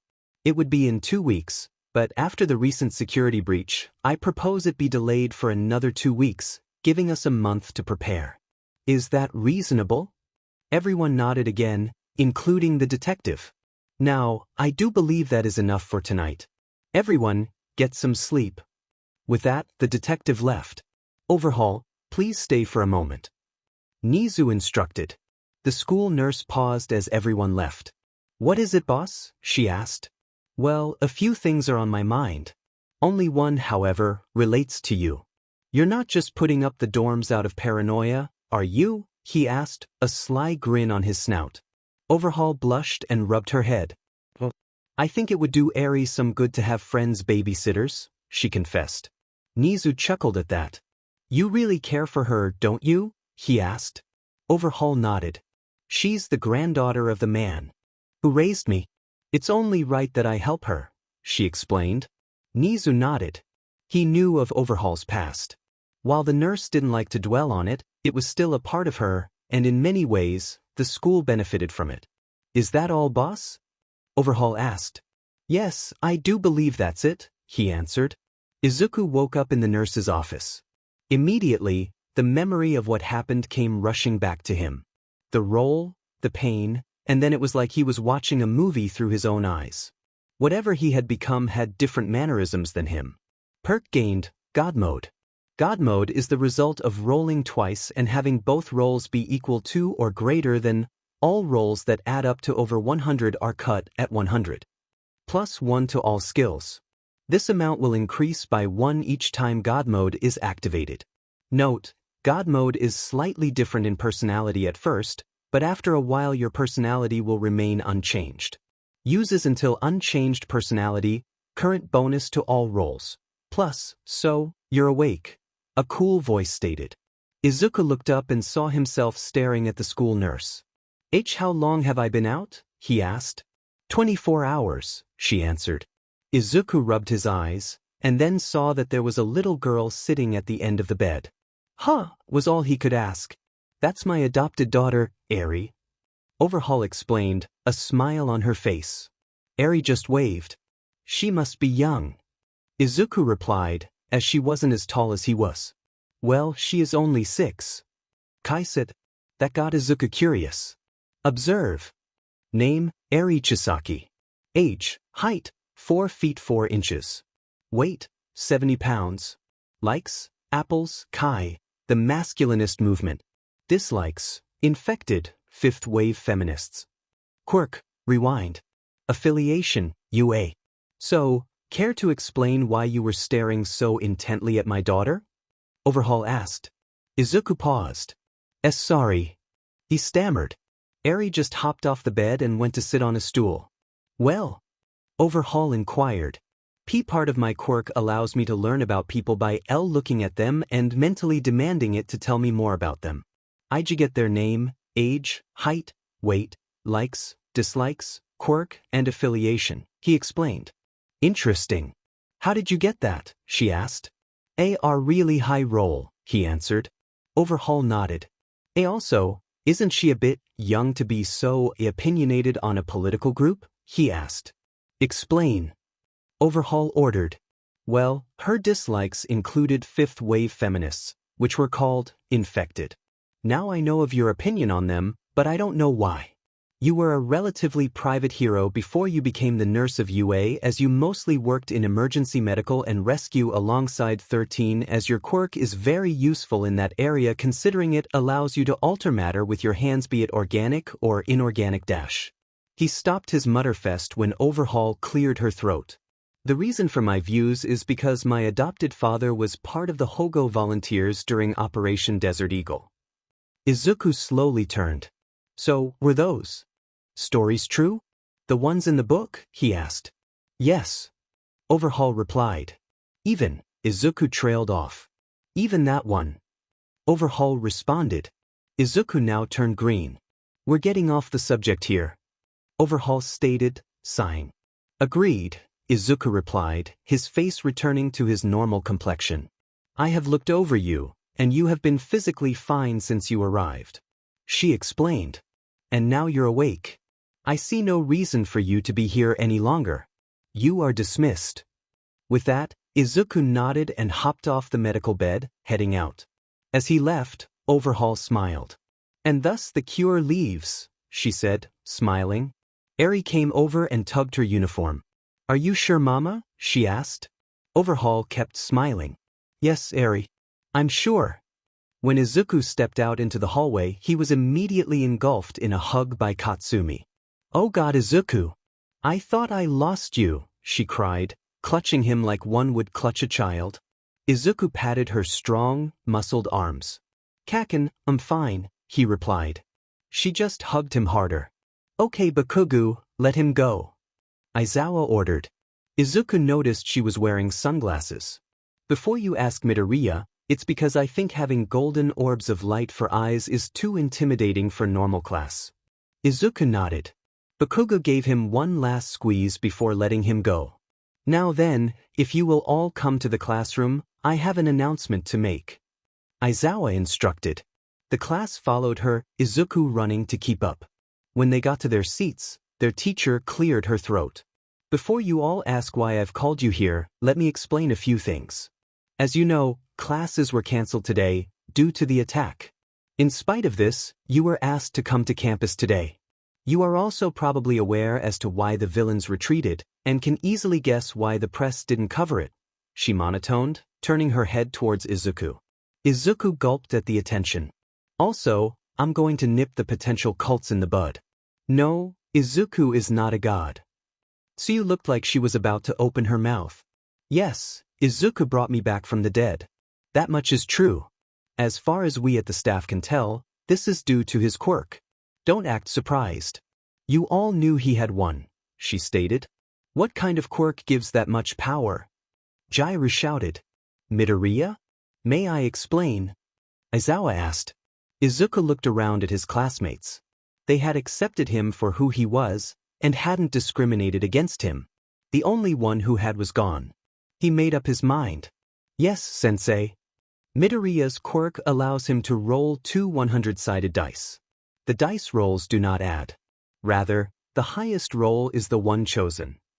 At this, Kirishima raised her hand. Why does that matter? She questioned. These rolls warp reality. Aizawa replied. Izuku raised his hand. Yes, Midoriya? Shadi asked. Sensei, can I finish the rest? He requested. She nodded. Izuku stood up and walked to the front of the class. Activate perk, fearless. His worry now gone, Izuku stood confidently. Everyone picked up on that. The higher poles add permanent abilities to me. One of these rolls gave me the ability to turn my fear receptors off at will, which I am doing now, he explained. You told me about that. So you said. Izuku nodded. When I roll doubles on the dice, the results are amplified. I rolled 2 80s before I took on the 0-pointer, and 2 70s when I launched the ball during the quirk testing. And during the USJ, I rolled 2 100s. With that, he sat down. Thank you, Midoriya. Now, on to other things. As you are aware, the UA Sports Festival is arriving soon. However, due to the recent attacks, the event has been delayed for 2 weeks. Thus, it will be held in a month. During those extra 2 weeks, you will also not have classes. However, I encourage you to train during this time. Oh, and there's one more thing, she replied, adjusting her sunglasses. Due to the attack and the fact that one student actively aided the attackers, it has been decided that UA will now provide housing for the students. This has the benefit of keeping you under our watch, both for your safety and so we can keep an eye on you, she explained. She then grabbed some papers. These will explain the situation to your mothers. Aizawa explained. Momo raised her hand. And yes, if you live with them, fathers. Aizawa deadpanned. Momo put her hand down. The dorm system in non-negotiable. Tomorrow it will be built. I'll explain more then, she replied. Tomorrow?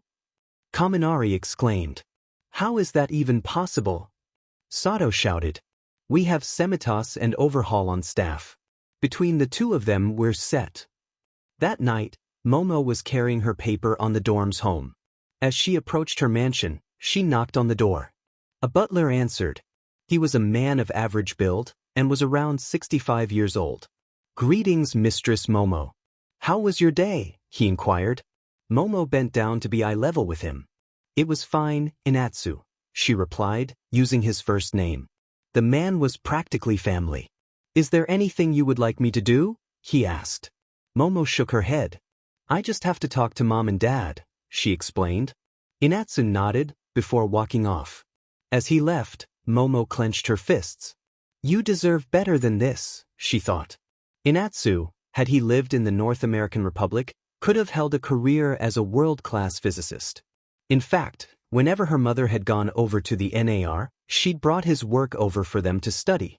Not many people knew it, but his work had actually been one of the cornerstones of the Phoenix Project. She brushed the thought aside and walked into the dining room. When she entered, she saw her mother working again. Mother, she asked. Her mom immediately perked up. Ah, Momo. You're home, she said, smiling happy. Her husband and Momo's father was sitting down as well, working on paperwork. He looked up as well. Hello, dear, he replied. Father, I have something to show. Do. Izuku returned home with the paper about the dorm system. Hello, Izuku. How was your day? Inko asked. It was all right. Did you hear about the USJ attack? He asked. Inko nodded. Your father has been worried sick, she explained. She grabbed a phone, dialed Hisashi's number, and gave the phone to Izuku. Inko? Hisashi asked. Hey, Dad, Izuku replied. Izuku? Oh my God, are you all right? I heard about what happened, but there's been a media blackout, he near shouted. Dad, I'm fine, he replied. There was a pause. According to Inko, Katsumi said a few things about what you managed to pull off during that attack. Am I right? He asked. Izuku nodded. Yes, he explained. That has got to be one of the most powerful quirks I have ever heard of, if not the most powerful, he breathed out. Izuku chuckled at that. Hey, I'm gonna put the phone on speaker. I have something to talk to you both about. The next day soon arrived. The students could see Semitas and Overhaul working on the dorms on their way in. That was about the only interesting thing that happened that morning, until lunch. As Izuku was heading towards the cafeteria, All Might walked down the hallway to him. Young Midoriya, she called. Why yes, he asked, startled. I have lunch. Wanna eat with me? She asked. Izuku nodded, trying not to fanboy too hard. When he sat down on a large chair that he had to hoist himself up on, Tashinari started to speak. I brought you here to talk to you about the festival, she said, handing him some tea. What about it? He asked. Well, you're the first male in the hero course, so we're expecting some trouble, and not only from viewers. Some of the students may try to sabotage you, she explained. Izuku hung his head. Also, you have a quirk. That's going to get out during this festival one way or another. It's a near certainty. At this, Izuku went pale. We're not going to let anyone take you, Midoriya, she replied. But what if they force you by funding cuts? He asked. All Might chuckled. Let them try. Overhaul knows how to make gold, so we're set money-wise, she explained. Izuku breathed a sigh of relief.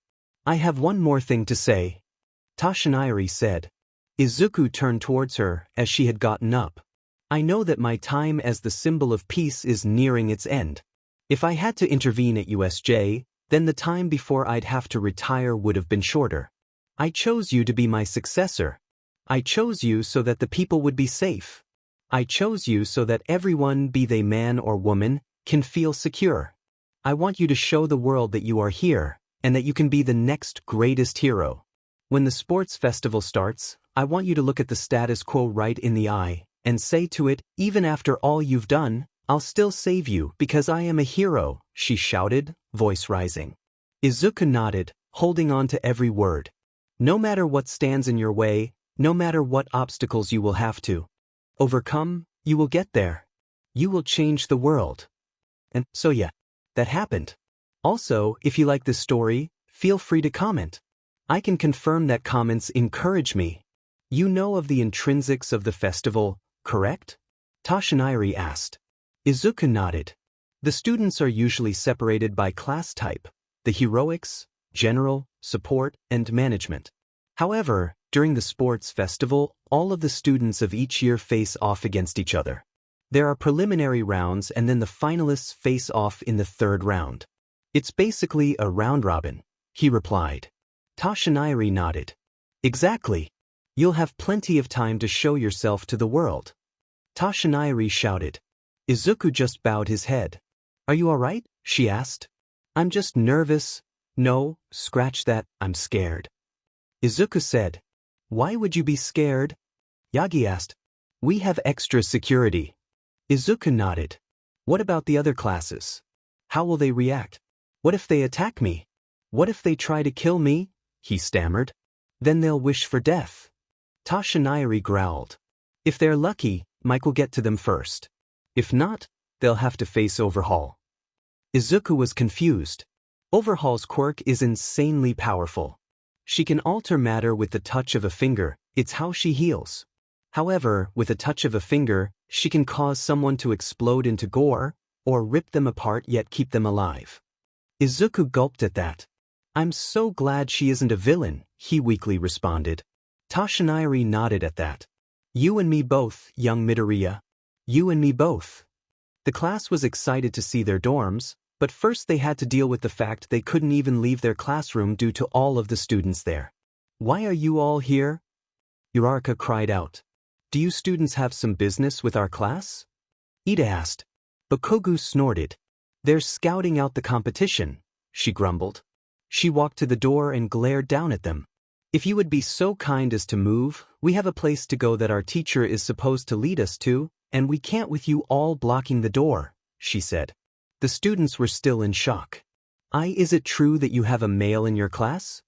One of the students asked. Got a problem with that? Katuzumi growled. The girl sweated profusely. She trailed off. So this is one a tired voice replied.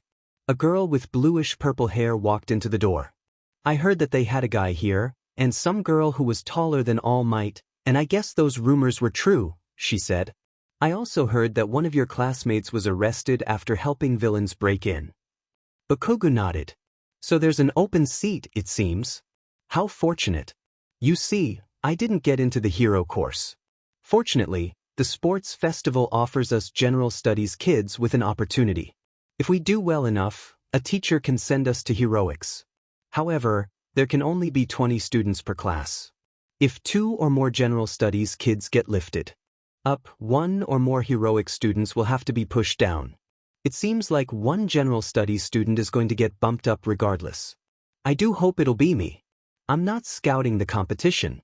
I'm here with a declaration of war. You should all try your best, or you may be kicked down. Before she could continue, Aizawa inchwimmed up. All right, you've all said your stuff. Now please move aside. I still need to show my class their new living quarters. With that, she got out of her sleeping bag and took off her sunglasses. That got everyone to move aside, creating a path. Izuku went last, not liking the stares he was getting. Don't stare at my students like that. Just because he's male doesn't mean he's inferior. He got in on merit. With that, the glares stopped, and Izuku breathed a sigh of relief. Aizawa kept her class together, walking slowly for Izuku's sake. Now then, the dorm building class 1A will be staying in has been finished. I'll show you the dorm. With that, they walked to the place. It's less than 5 minutes from campus, so the commute should be easy, she said. Ma'am, why are we walking so slowly? Ajiro asked. Because someone here doesn't have 6-foot-long legs, she replied. And I want everyone to be able to see it together. The tailed girl put her hand down. They arrived soon afterwards. The doors are activated by a keycard. They're able to be pushed open when they're activated. Without the keycard, though, it would take a 1 kiloton blast directly to them to force them open. The same goes for the outside. The walls and glass are reinforced to withstand extreme temperatures, extreme temperature changes, and up to 1,400 psi. Don't ask me how. Overhaul was the one who did that. With that, they entered. There are bathrooms, a kitchen, and a laundry room on the first floor. All rooms are 25 feet tall, so everyone can stand up without worries, she said, looking at Bakugo. The class began to check the area out. There's a courtyard. Siro shouted. There's a pool. With a slide. Kaminari exclaimed. I'm living in a mansion, Uraraka replied, before passing out on the ground. Uraraka! Ida cried out, concerned for her classmate. After they checked it out a bit more, Aizawa cleared her throat again. Living quarters start on the second floor. There are a few dorms per room. Midoriya and Bakugo's dorms are next to each other on the top floor. This is due to their height differences and the fact that, due to reading Midoriya's file a bit more, it seems like both would sleep better with that arrangement. Their doors are more fit for their sizes as well. Their rooms are of different size so they have adequate room. Everyone stared and the Minigiantus, who picked up Izuku and held him close. Izuku relaxed as he felt her beard press against the back of his head. Before anyone asks, they have been friends since they were able to meet each other, and Izuku has had bad experiences at school. If you want more, ask him yourself. Katsumi had chosen to be his protector during that time. There is no room for arguing, she replied, glaring at the class. And Katsumi, can you put him down please? Shadi asked. Katsumi gently set her friend down. I'd suggest unpacking as soon as possible. It's Friday, so you'll have the weekend to get settled. With that, she left. Shoko carefully looked around as she grabbed her stuff. Her mother hadn't even looked up when she said she'd be moving into the dorms. Hidden under her mattress was a safe. This safe had been tested to withstand tremendous heat. Even then, she had hidden it in a wall behind her bed. Now it was here, out of Endeavor's reach. She carefully took it to her room, which was on the second floor. She opened the safe with a combination she knew by heart. Inside the safe was a photo. This photo showed two people. One was a woman with long, flowing white hair. She had her hands around a man. Tears fell from Shoko's eyes. I won't let you down, Dad, she whispered, brushing her fingers against his image. Koda smiled as she let her rabbit out of his cage. You're the only male here besides Midoriya, she communicated to her bunny. She placed him in his cage and then opened her suitcases. The first one had her books. She grabbed her favorite one. It had been her mother's book, and she had only allowed her daughter to read it when she turned she hadn't known why. When she learned about the existence of pornography, she assumed it was that. She couldn't sleep for 3 days after reading that book. However, it was an intense motivator for her. She blew the dust off of it, showing the title of the book.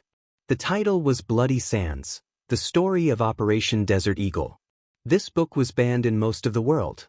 It wasn't because it spewed hatred, but because it exposed it. It exposed the worst horror in human history, the Qatil Jami, where 400 million Arab Muslims were slaughtered. It detailed the camps, the oil pits, the nuclear strikes on Riyadh, Baghdad, and Cairo, the pyramid entombment, the various other unspeakable horrors, and the nuclear carpet bombing of Mecca and Medina. Momo was glad that she had listened to Inatsu and had bought new furniture. Her bed alone would have taken up most of the space. Also, she didn't want to draw too much attention to herself. The Yaoyorozu family was not merely rich, they were one of the richest families on the planet. She had gotten in on her own merit, of course, as her family had been rather successful in keeping the media off their backs. This also helped keep them from becoming targets of protests, break-ins, or even assassinations. After all, there were many people who'd love to see the main funders of the masculinist movement in Japan dead. The 2 school weeks before the festival passed by. After that, it was just 2 weeks at the dorms. While the students trained most of the time, there was still a bit of time for other, personal things. This was especially the case after the 2 school weeks were over. Mina was lounging on the couch. I'm bored, she announced to the world. Kirishima, who was trying to improve her quirk, rolled her eyes. Why don't you go train? She asked. Mina groaned. I'm so sore, she whined. I can't help you with that, the redhead replied, shrugging. I have an idea. Both girls spun their heads to see that Kaminari had shown up. When did you get here? They both shouted. About 2 minutes ago, she replied. So, I think we should play truth or dare. Mina and Kirishima looked at each other. That's random. Mina eventually said. Oh come on. It'd be a great way for all of us who are here to learn about each other. Kaminari stated. Mina and Kirishima shared eye contact again. She does have a point, Mina responded. Yeah, it would be good for us to get to know each other better. While we have been living together for 2 weeks now, we haven't really talked much. Kirishima thought aloud, hand cupping her chin. So, should we go gather whoever's here? Kaminari asked. Very well. At the very least it should be interesting. The three split up to see who was in the building and who wasn't. They scooped up Tsuyu, Uraraka, and Ida before heading to the top floor. Kirishima hesitantly knocked on Katsumi's door. Hey Bakugo, you in there? She asked. The giant door swung open, and Kirishima found herself staring at a belly button. What do you want? The explosive blonde growled. Well, we were going to play truth or dare, and I was chosen to check up here. Is Izuku here? She questioned. Yes, Katsumi replied, arms crossed under her bust. Can I ask him? Kirishima asked. Go ahead, the Manigiantus stated, keeping an eye on the shorter redhead. Kirishima knocked on the 10-foot door. Was this really the average height of stories before quirks? She mentally asked herself. Izuku then opened the door. Hi, Kirishima, he said, looking up at her. Hey Midoriya. Some of us were planning on playing truth or dare, and we wanted to know if you'd like to join. Izuku nodded. I'd love to get to know you all more, he replied, a smile on his face. That's great, man. I'll let everyone know. With that, she headed to the elevator. Katsumi and Izuku entered the common space. Ida, Tsuyu, and Uraraka were already sitting on the floor. Mina came in, a smile on her face. All right, here's how we'll do this. I'll start. When I say someone's name, they'll choose a truth or dare. Then, if they do it, they get to be the one who chooses. If you don't, then what should the penalty be? She thought, trailing off. Stripping. Kaminari asked, a smile on her face. Katsuми glared at the electric girl. Dot or not? She stammered. Mina, meanwhile, was thinking. It sounds fun, she said. Katsumi glared at her. Oh, don't worry, Bakugo. None of us will jump Izuku's bones, she promised. Everyone nodded. I'll hold you to that. Bakugo growled. Izuku, meanwhile, was somewhere between nervous and determined. While he was not looking forward to being naked, he figured that this would be a good exercise. I'll stand by it, he said. I will as well. This adds an incentive to answer. Uraraka declared, smiling. I'm curious about what all of you look like, Karo. Tsuyu replied. Ida was red in the face. I don't think this is appropriate, but in the name of team building I'll go along with it. Mina started out. Tsuyu, she shouted. Truth, the frog girl said immediately. Have you ever eaten insects? The pink woman asked. Yes. And they're delicious. Tsuyu turned towards Ida. Ida, she said. Yes, Azui. And truth. She shouted. Call me Tsu, please. Also, have you ever stubbed your toe while using your quirk? She asked. Ida slumped. Yes, she muttered. Oh, that's gotta hurt. Katsumi replied. All right. Kaminari. Ida shouted. Dare, the electric blonde shouted.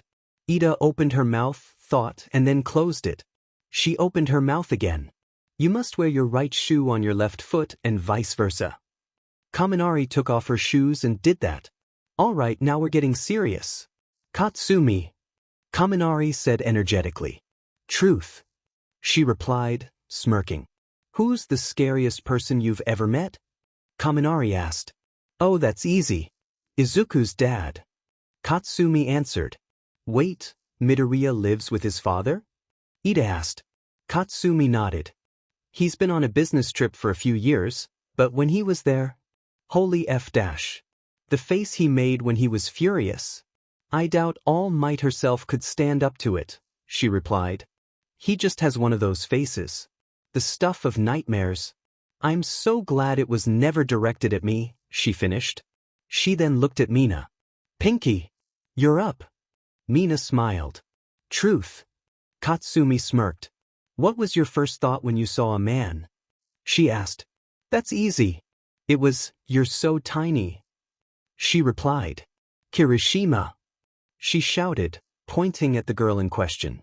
Dare. The redhead declared. Kiss Midoriya.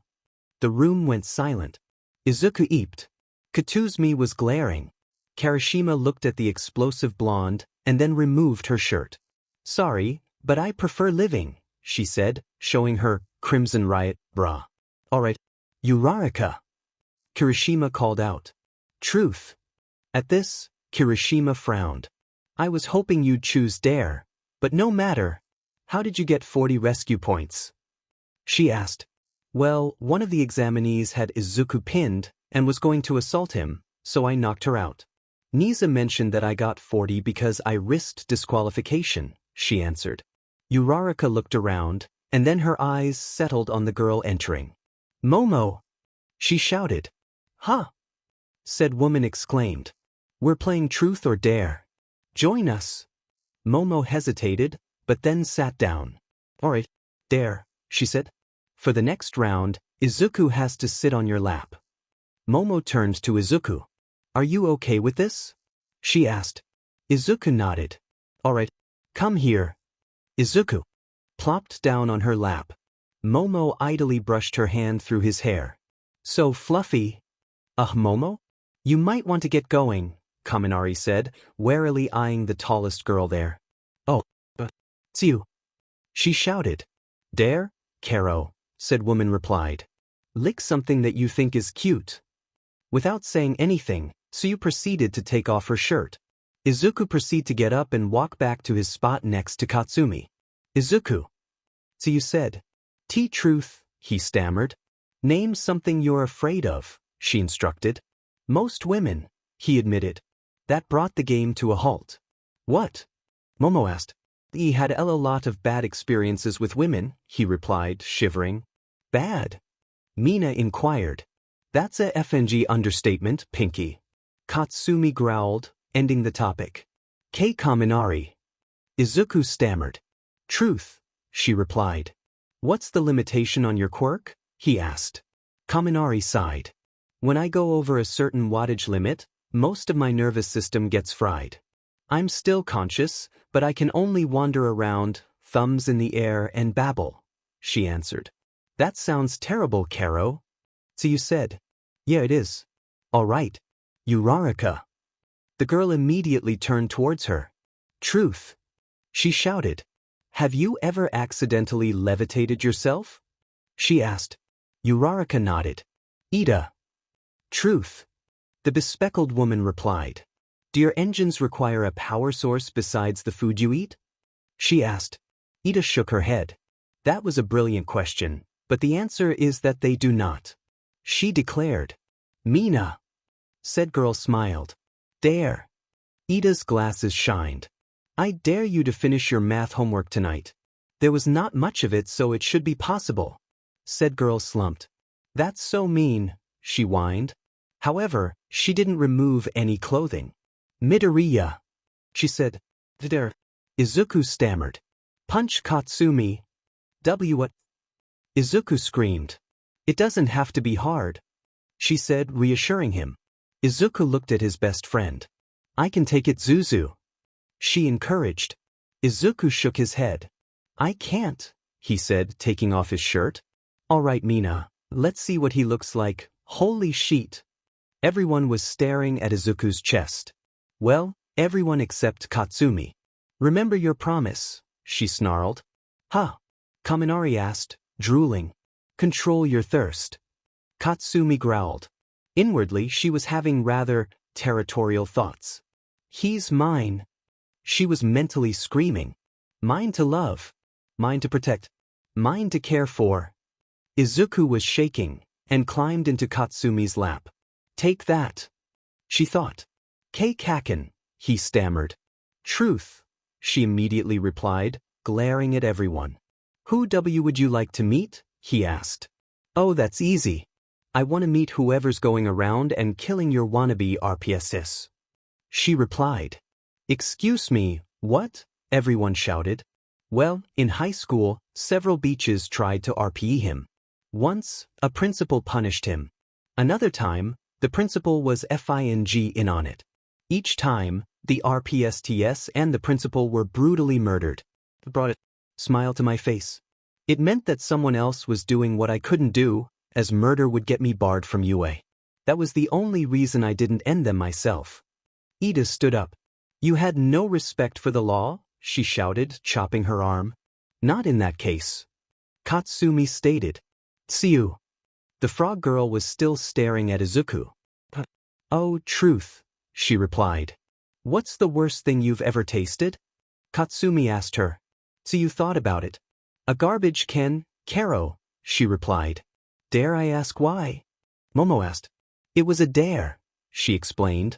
Momo, said woman perked up. Dare. She responded. Eat a bug. Momo quickly took off her shirt. Izuku turned beet red. Kirishima. Dare, the redhead declared, thumbs up. Imitate Katsumi. Kirishima's pants came off faster than they could blink. That was dirty, she growled. Are those Crimson Riot panties? Uraraka asked. Autographed ones, too. Kirishima declared, smiling. I'm not sure what to say to that. Everyone thought at once. Katsumi looked down at Izuku, who was now sitting cross-legged. All right, Uraraka. Kirishima shouted. Dare. Achiko responded. Okay, Momo? Can you make a spinning wheel with everyone's name on it? Kirishima asked. Momo proceeded to do just that. All right, Uraraka. Close your eyes and spin the wheel.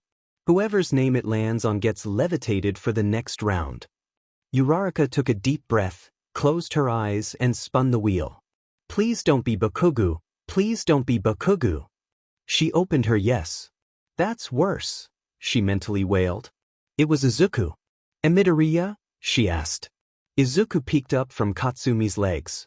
Okay, he stammered. Uraraka gently put her fingers on his chest, trying to resist the temptation to glide over his muscles. Soon, Izuku was hovering around 5 feet off the ground. Momo, she declared. Dare, the black-haired woman responded. Make me 20 pounds of solid gold. At this, Kaminari slammed her head to the ground. I have been blind to the possibilities, she wailed. Momo proceeded to make the 20-pound 24-karat gold nugget. Uraraka took it with stars in her eyes. I'm sending this to my parents first thing tomorrow. Momo cleared her throat. I'm not doing that again, she announced. Mina nodded. New rule, no more asking Momo to create things for money, she instructed. Although I think Uraraka needed it, Momo thought. She had seen what her room looked like, and the fact that she had a hunch that Uraraka had needed that cash.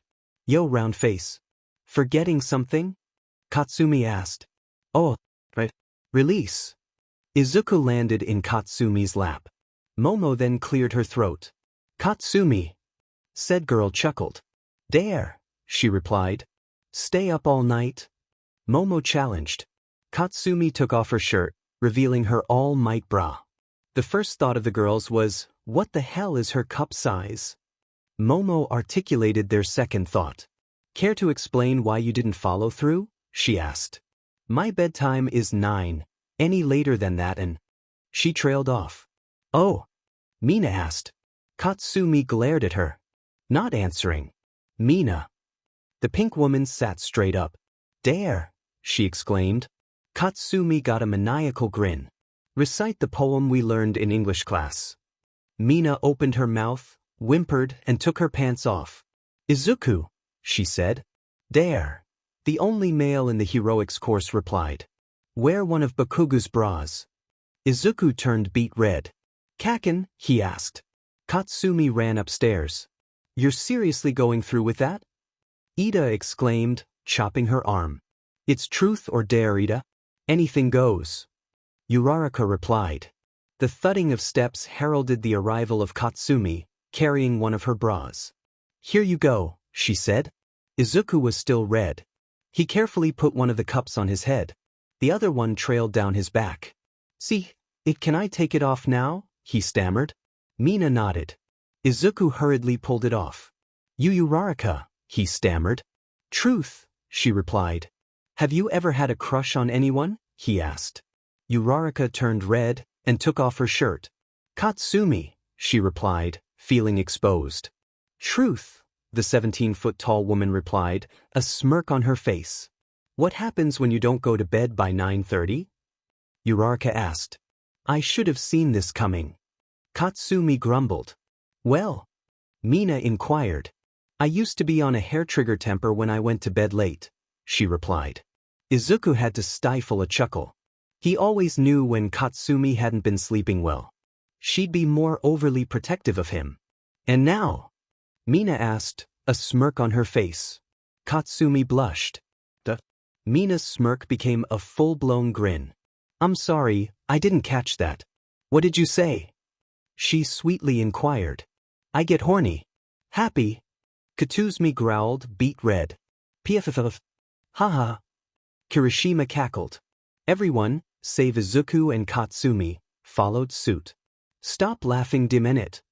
Bakugo growled. Izuku suddenly seemed to piece something together.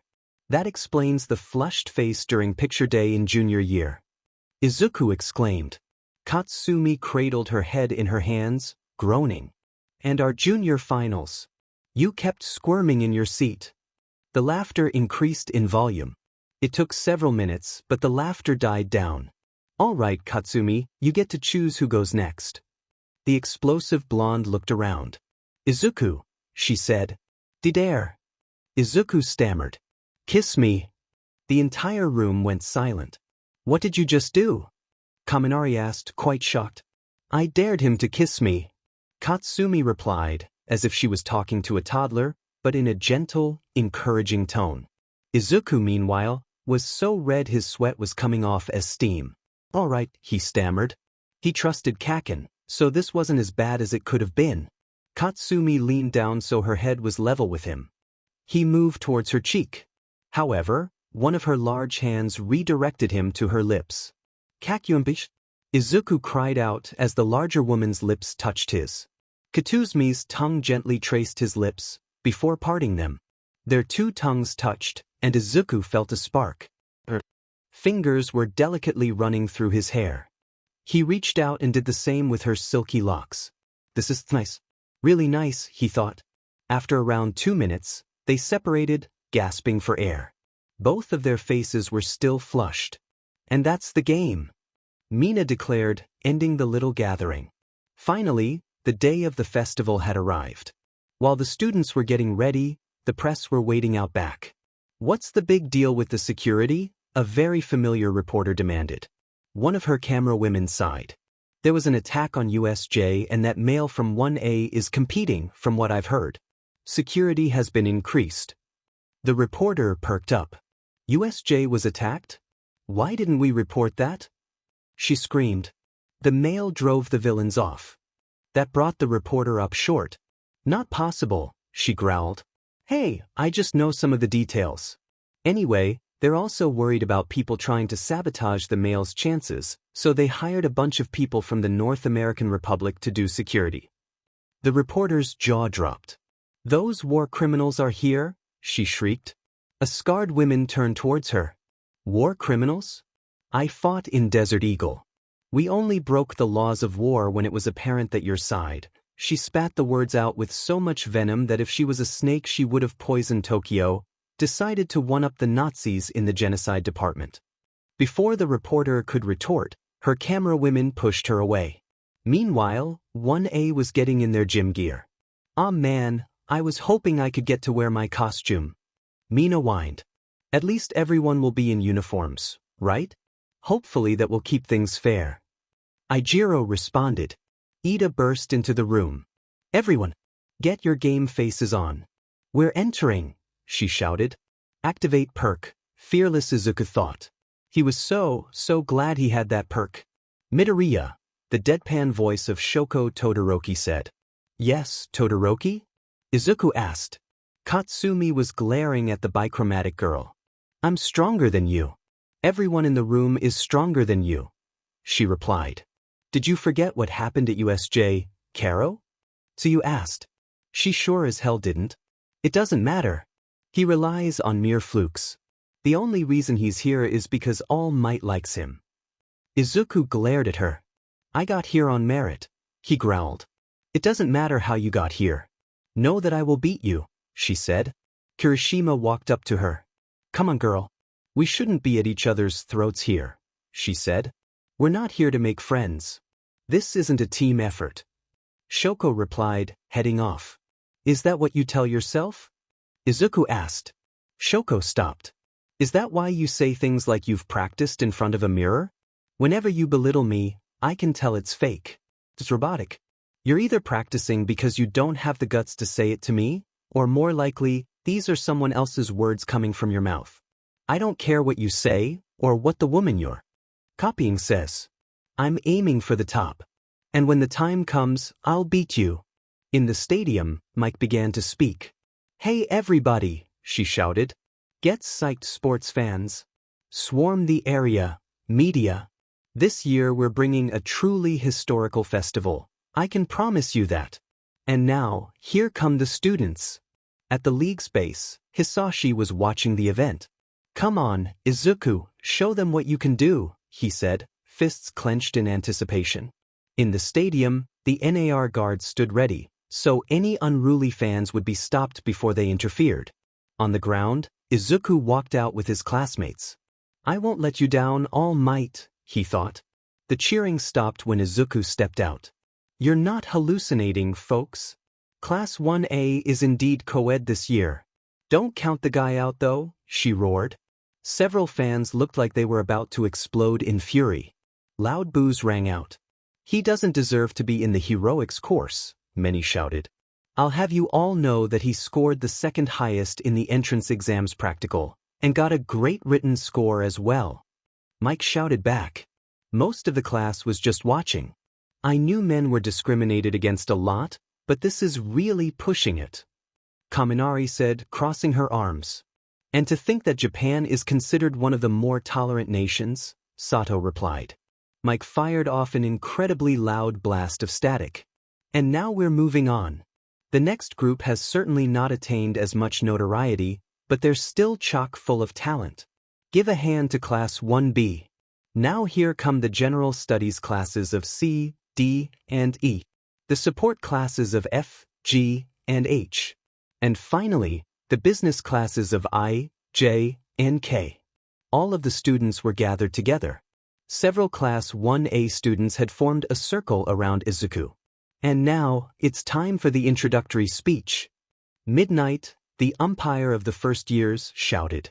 And for the student pledge, we have the one who placed first in the entrance exam, one as Katsumi Bakugu. Everyone turned towards the tallest girl there. Katsumi walked up to the podium. She then cleared her throat. I heard what you all thought about a male being in the hero course earlier. You know what I have to say about that? Take a good look at the students here. I count 13 men here. Class J is 50% male, assholes. Men can be heroes. Men are heroes. Look at the North American Republic. Or just ask the guards who are here specifically to make sure your sexism doesn't make you commit a FING murder. With that, Katsumi walked off the stage, leaving the area in silence. Is that why they're here? A general student asked. One of Class 1B's students nodded. She did hit the nail on the head. They're here because the facility was worried about a hate crime occurring, she explained. Before anyone could continue, Midnight snapped her whip. All right, it's time to decide what will be the first part of the festival, she shouted. A massive holoscreen came up and it rapidly spun. Oh, what could it be? The suspense is killing me, Midnight sung. Finally, it landed on obstacle course. So you'll be doing an obstacle course. How exciting! Midnight shouted. This track is 8 kilometers outside the stadium. All of the classes will be participating in this event. Also, one more thing. As long as you don't leave the course, almost anything goes. Now, get ready, contestants. The students milled about the opening.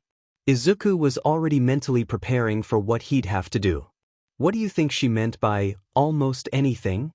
Kirishima asked. I think we can do what we want as long as we don't threaten another person's life. Zero replied. And sure enough, Midnight made an announcement. There is only one thing that will not be permitted: killing. However, if any of you decide to sexually assault any of the lovely boys here, our school nurse has been allowed to do whatever she wants to you. Midnight exclaimed, a smile on her face. And trust me, she's promised a very slow, agonizing death for anyone who pulls a stunt like that. The camera shifted to Overhaul. You'll be begging for death before I'm done, she growled. The camera shifted once again to the students. The 3 green lights above the track glowed. Then one went out. It's beginning, Izuku thought. Another followed suit. This is it, and the last one winked out. Roll. You rolled a 39 and 100. Perk gained, glide step. Hover over the ground and get ready for ludicrous speed. It activates like fearless. Holy sheet. Activate, glide step. And like that, Izuku was immediately higher up by 3 inches. Start. Midnight screamed. Everyone took off immediately. And we're off to a racing start. Mike shouted. And how about you give us some commentary, Eraserhead? Said Pro turned to her wife. How did you talk me into this again? She asked. My promise for an artist's speech, Mike replied, putting her hand over the mic so that no one else heard. Aizawa nodded. Yes. That's how. She then removed her hand. So, what should the contestants worry about? Mike screamed. The door. Aizawa deadpanned. At said door, the students were all pushing each other, not unlike the break-in. In fact, they were so packed together Izuku found himself on top of them. This is really useful, he thought. Heck, he was going 15 miles an hour by his estimate, and it only felt like a light jog. Sure enough, Mike caught on. Look at that. Midoriya isn't caught in the mass of the bodies. He's above them. Eraserhead, how do you think that's possible? Shotty shrugged. No clue, she replied. What the hell did he roll? Shoko didn't react to Izuku. This is the first obstacle, she thought, freezing the ground. Most of the students were caught up. Apologies, she said, running ahead. Several students, however, overcame this in various ways. I wasn't expecting so many people to dodge that, Shoko replied, looking back. Izuku meanwhile was trying to get closer. And then he saw the robots. Target acquired, the machine said. And enemies have shown up out of nowhere. This is the first obstacle, the Robo Inferno. Mike screeched. Well, since my beach of a mom is watching, Shoko said, I'll have to make do. With that, she unleashed a torrent of ice, freezing a 0-pointer solid. She froze them solid. We can get through. A general studies student shouted. Don't do that. I froze them off balance on purpose. The robots then toppled over. Izuku, however, slid above the ice, managing to slip through the legs before they came tumbling down. Bakugo rocketed above them, but Momo was the one who really shone. Okay, so what should I? Dicha. With a flash of light, Momo created a howitzer. Fire!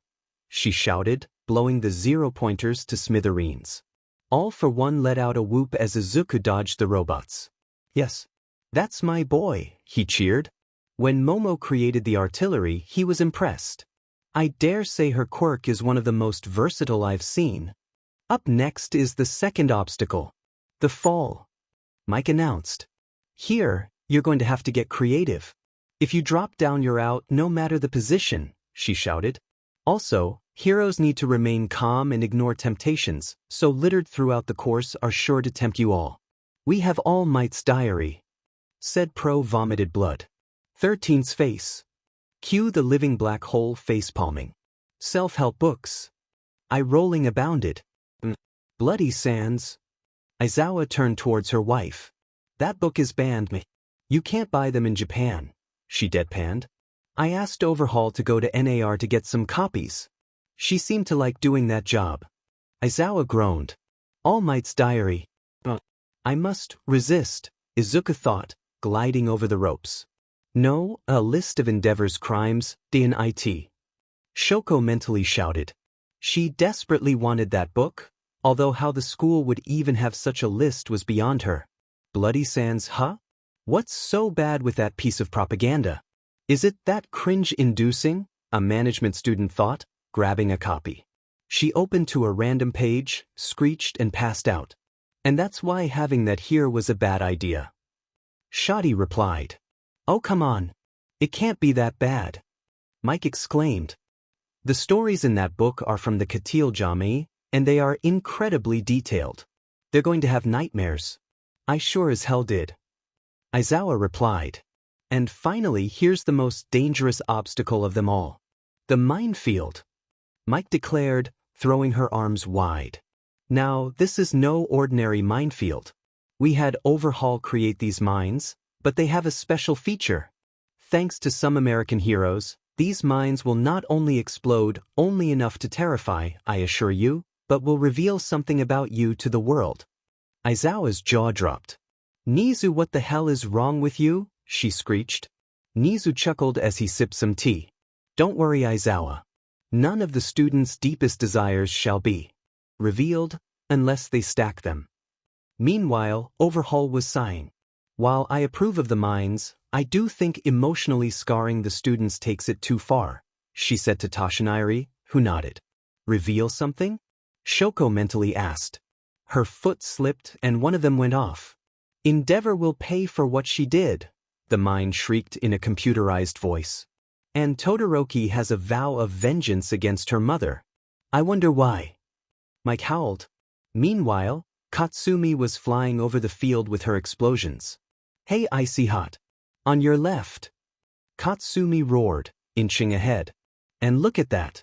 Katsumi takes the lead. Mike shouted. The crowd cheered. Unfortunately, she stepped on a mine. I stayed up too late last night, the mine shrieked. To most people, this was met with confusion. To those who played Truth or Dare, however, it meant something.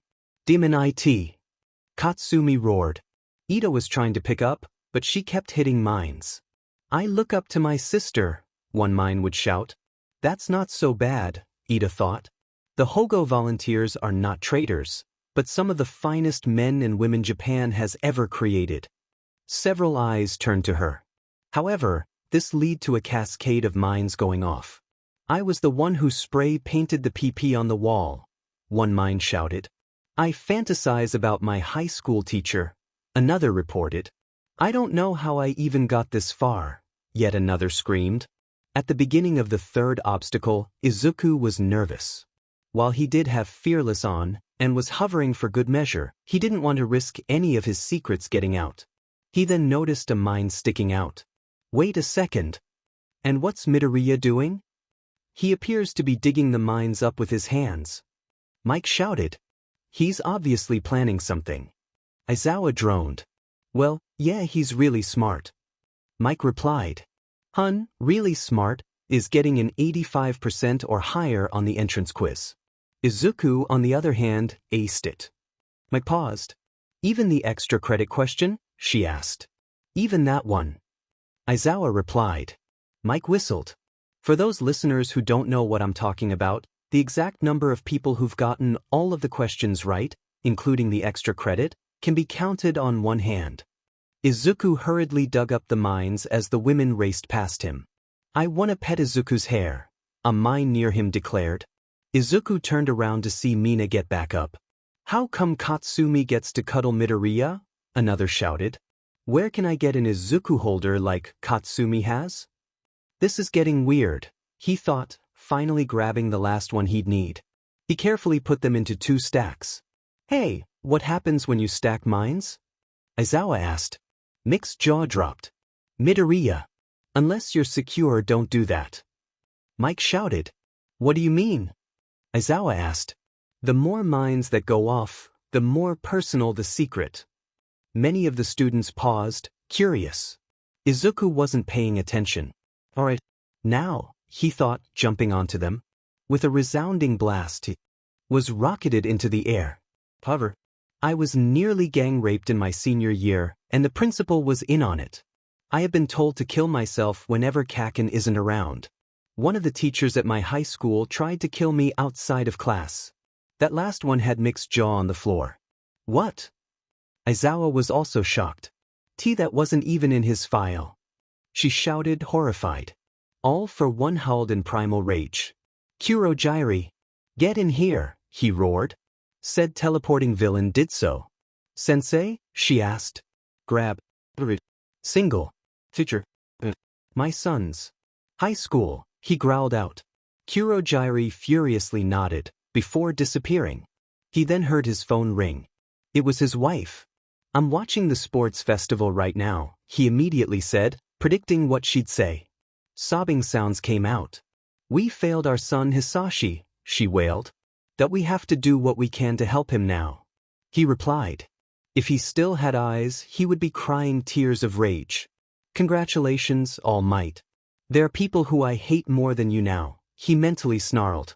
Katsumi paused at that as well. She knew that she couldn't protect Izuku 24/7, but this was a whole other level. Shoko had also paused in shock. Many of the 1A girls were horrified. Several had tears in their eyes. This distraction served Izuku well. He landed right between the two frontrunners and took off.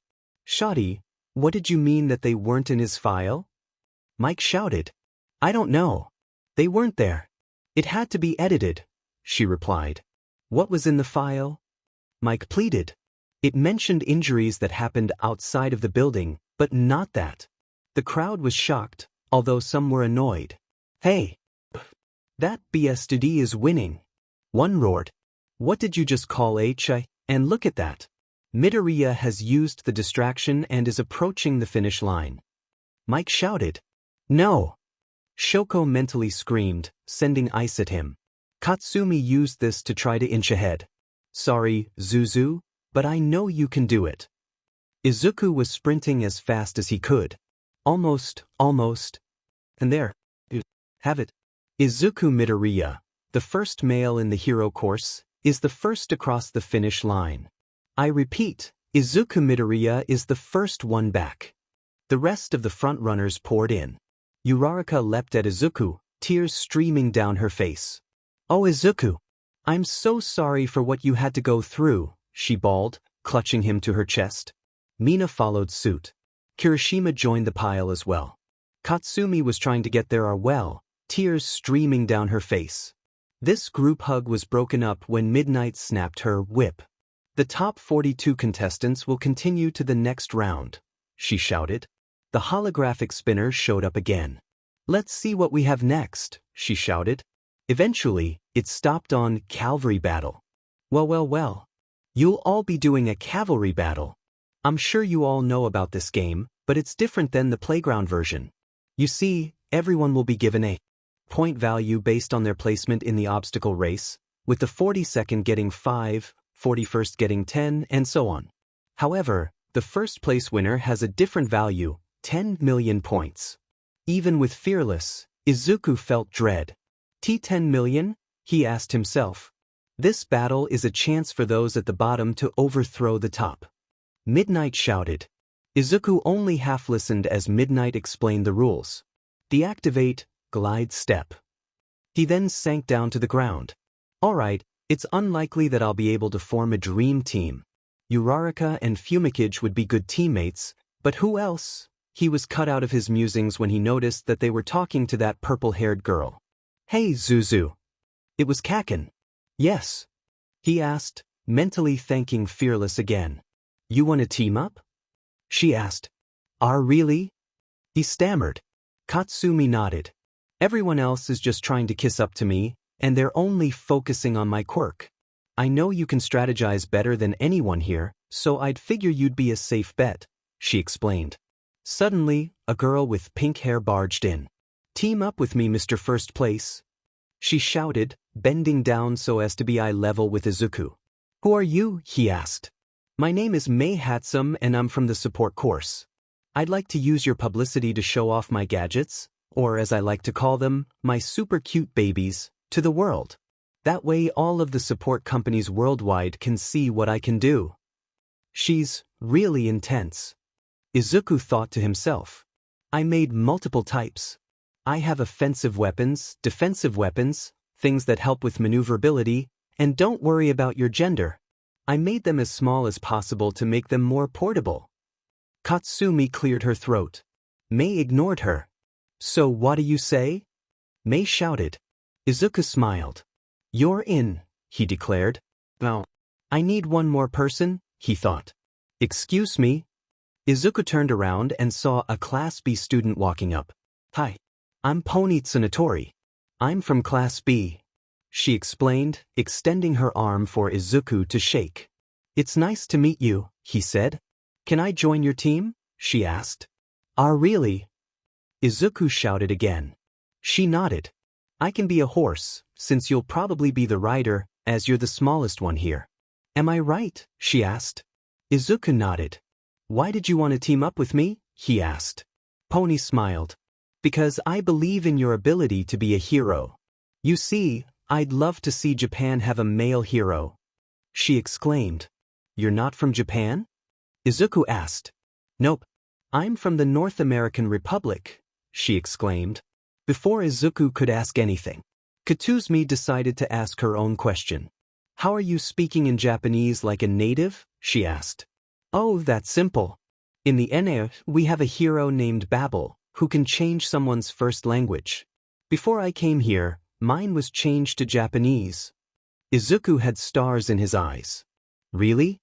That's a very useful quirk, and I bet she's very useful in translation and probably has a job helping all exchange students, although there aren't that many nations that will take Americans due to Operation Desert Eagle, and even then they are looked down upon because of that intervention dash.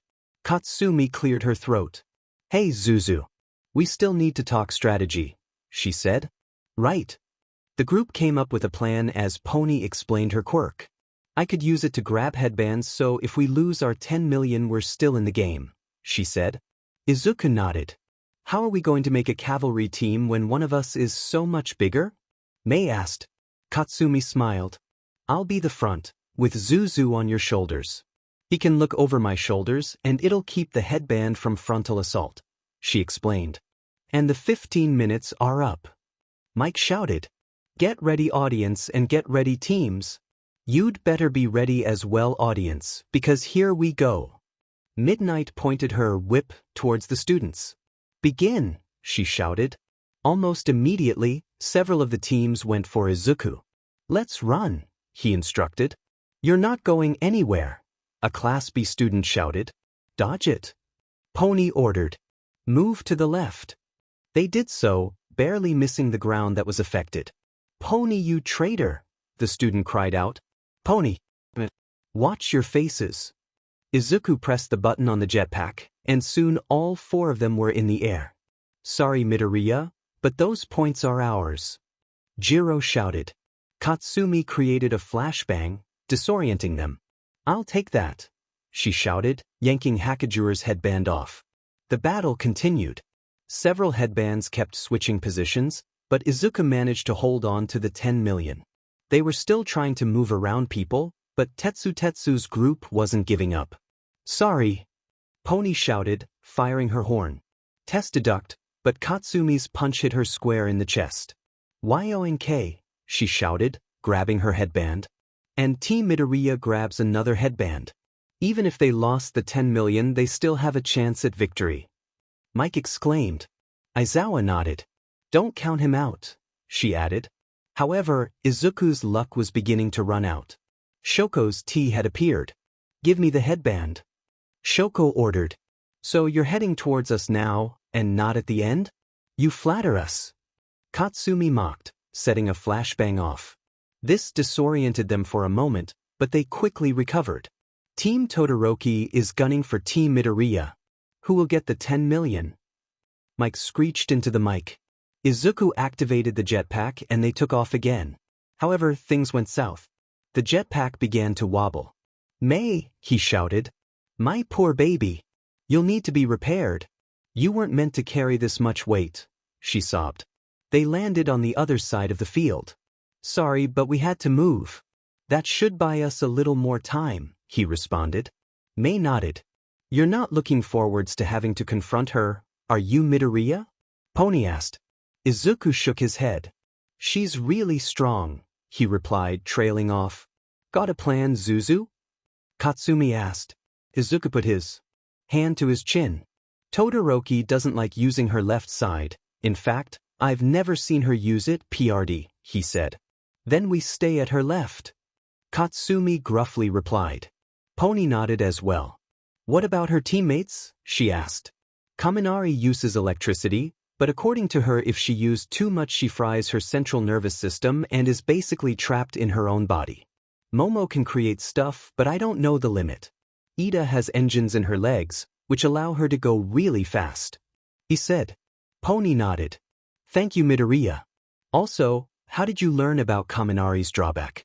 It sounds really descriptive, she noted. Truth or dare? Izuku replied. Katsumi nodded. It's why some of my classmates looked at me weirdly when my mind went off. Pony looked even more confused. Why would they look at you weirdly if you stayed up too late? She asked. Katsumi went red in the face. So did Izuku. Less talking, more running, the Minigiantess snarled. Izuku nodded at that. The last thing he wanted to hear was that Kakin was horny. Their ploy only kept Team Todoroki occupied for a few minutes, but it was enough. They had been forced to use Kaminari and Momo to get away from other groups who went for their headband. Now the electric woman was fried, barely able to run. She pushed herself to her absolute wattage limit, exactly 1 watt higher, and she'd go full moron mode. Meanwhile, time was running out. There are only a few minutes left. The suspense is killing me, Mike shouted. Aizawa just rolled her eyes. Team Midoriya has managed to hold on to their 10 million points, as well as snag a few other headbands, she noted. You're right. Instead of just running from attackers, they've also taken some headbands of their own. Mike responded. And it looks like Todoroki is trying to go for them again. Shadi droned. Keep to her left. Izuku ordered to his team. Shoto growled, and sent a wave of ice down to the ground. It created a wall around Team Midoriya, blocking them. And Team Midoriya has nowhere to run. With only a few minutes left, it'll all come down to this. Mike howled. Team Todoroki rushed in, but a few explosions from Bakugo sent them back. Mei, do you have anything? Izuku shouted. Said support student shook her head. No babies would be useful in this moment. Pony fired off some horns, knocking the opposing team back. There are only 2 minutes left. Mike screeched. Katsumi fired off another explosion. Everyone, I'll be worthless after this. We'll have to stand our ground. Kaminari? Are you willing to go all out? Ida asked. Kaminari nodded. Recipro. Burst. Ida shouted, her engines creating blue fire. However, thanks to her shouting her attack out, Pony created another horn. Midoriya, she shouted, handing it to him. Izuku grabbed it and chucked it at Ida. Roll. You rolled a 1, and, sorry, a 4, plus 11. The horn flew wide, missing everyone. Team Todoroki was right next to them. Ida reached out for the headband, but Mei and Pony swerved, and she caught something else. It was big, round, and very squishy. Katsumi ummed in pleasure. Kaminari then let loose her electricity. This blast then paralyzed Izuku's horses, pinning them in place. We, Kaminari said, thumbs in the air while drooling. Ida's face was flushed, and she removed her hand from Katsumi's beard. She dove for the headband. However, Izuku was having none of that. Smash, he thought, channeling one for all into his finger and flicking. He didn't flick right at Ida. Smash roll, highest 89, plus 1, 90. A moderate pain went up Izuku's arm. It felt like he'd been pinched, but nothing more. The blast, however, caused Ida to flinch back. Izuku then aimed the flick at the ground below Shoko. Smash. Smash roll, 63, plus 1. A much larger pain went up his arm. His fingers were broken. However, the damage wasn't done in vain. The large gust of wind the flick created hit Shoko head-on, pushing her and her team back. What the heck was that, Midoriya? Mike screeched. Just after she said that, a foghorn went off. And it looks like time is up. Let's check the scores. In first place is Team Midoriya. Second goes to Team Todoroki. Third goes to Team Imono. Team Shinso has snuck ahead. Fourth place is awarded to Team Tetsu. These 4 teams will advance to the 3rd round. Said round will start in 1 hour. Finally, Izuku felt like he could take a breather. Deactivate perk, Fearless. As the teams began to disperse, Shoko walked up to Izuku. Midoriya. She stated. Why yes, Shoko? Izuku asked. Follow me. Izuku did so, incredibly confused. Eventually, they got to a secluded area.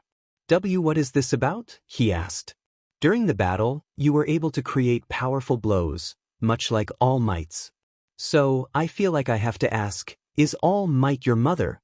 At the League of Villains base, All for one began vomiting for no discernible reason. Tashinari suddenly bent over. Are you all right? All me 13 began, before Tashinari began to vomit blood. This wasn't her normal coughing up blood, but genuine puking blood from what remained of her stomach. No. And my mom is Inko Midoriya, not All Might. Izuku stammered. Shoko looked at Izuku. And there wasn't any help? She inquired. Izuku shook his head. There was an awkward silence. Can I go now? Izuku asked. Shoko shook her head. The reason I asked is because All Might has her eye on you. My mother is... Endeavor. I don't know if you heard what my landmine was. Izuku shook his head. It was a vow of vengeance against her, for what she did. Shoko's fists clenched. You've heard of egg grafting, right? Izuku nodded. Egg grafting was when 2 egg cells were grafted together. It was an early attempt to make men not be needed. However, the egg was still unfertilized. You see, she always wanted to be the number 1 hero. However, she could never beat All Might, so she moved on to Plan B. A woman with an ice quirk, and forcefully married her. After that, she went and found a man to impregnate my mother. He was named Otani. Shoko was freely crying now. He provided the esmum, and Endeavor would check to see if the children that resulted had a fire and ice quirk. None of them did, until me. After I was born, she started training me as soon as my quirk manifested. It was torture. My mom and Hashi tried to stop her, but one day, I was on the ground, broken and bruised. Hashi rushed to me and dragged me away. We were in the kitchen, and then Endeavor came in. She was furious that I wasn't in the training area.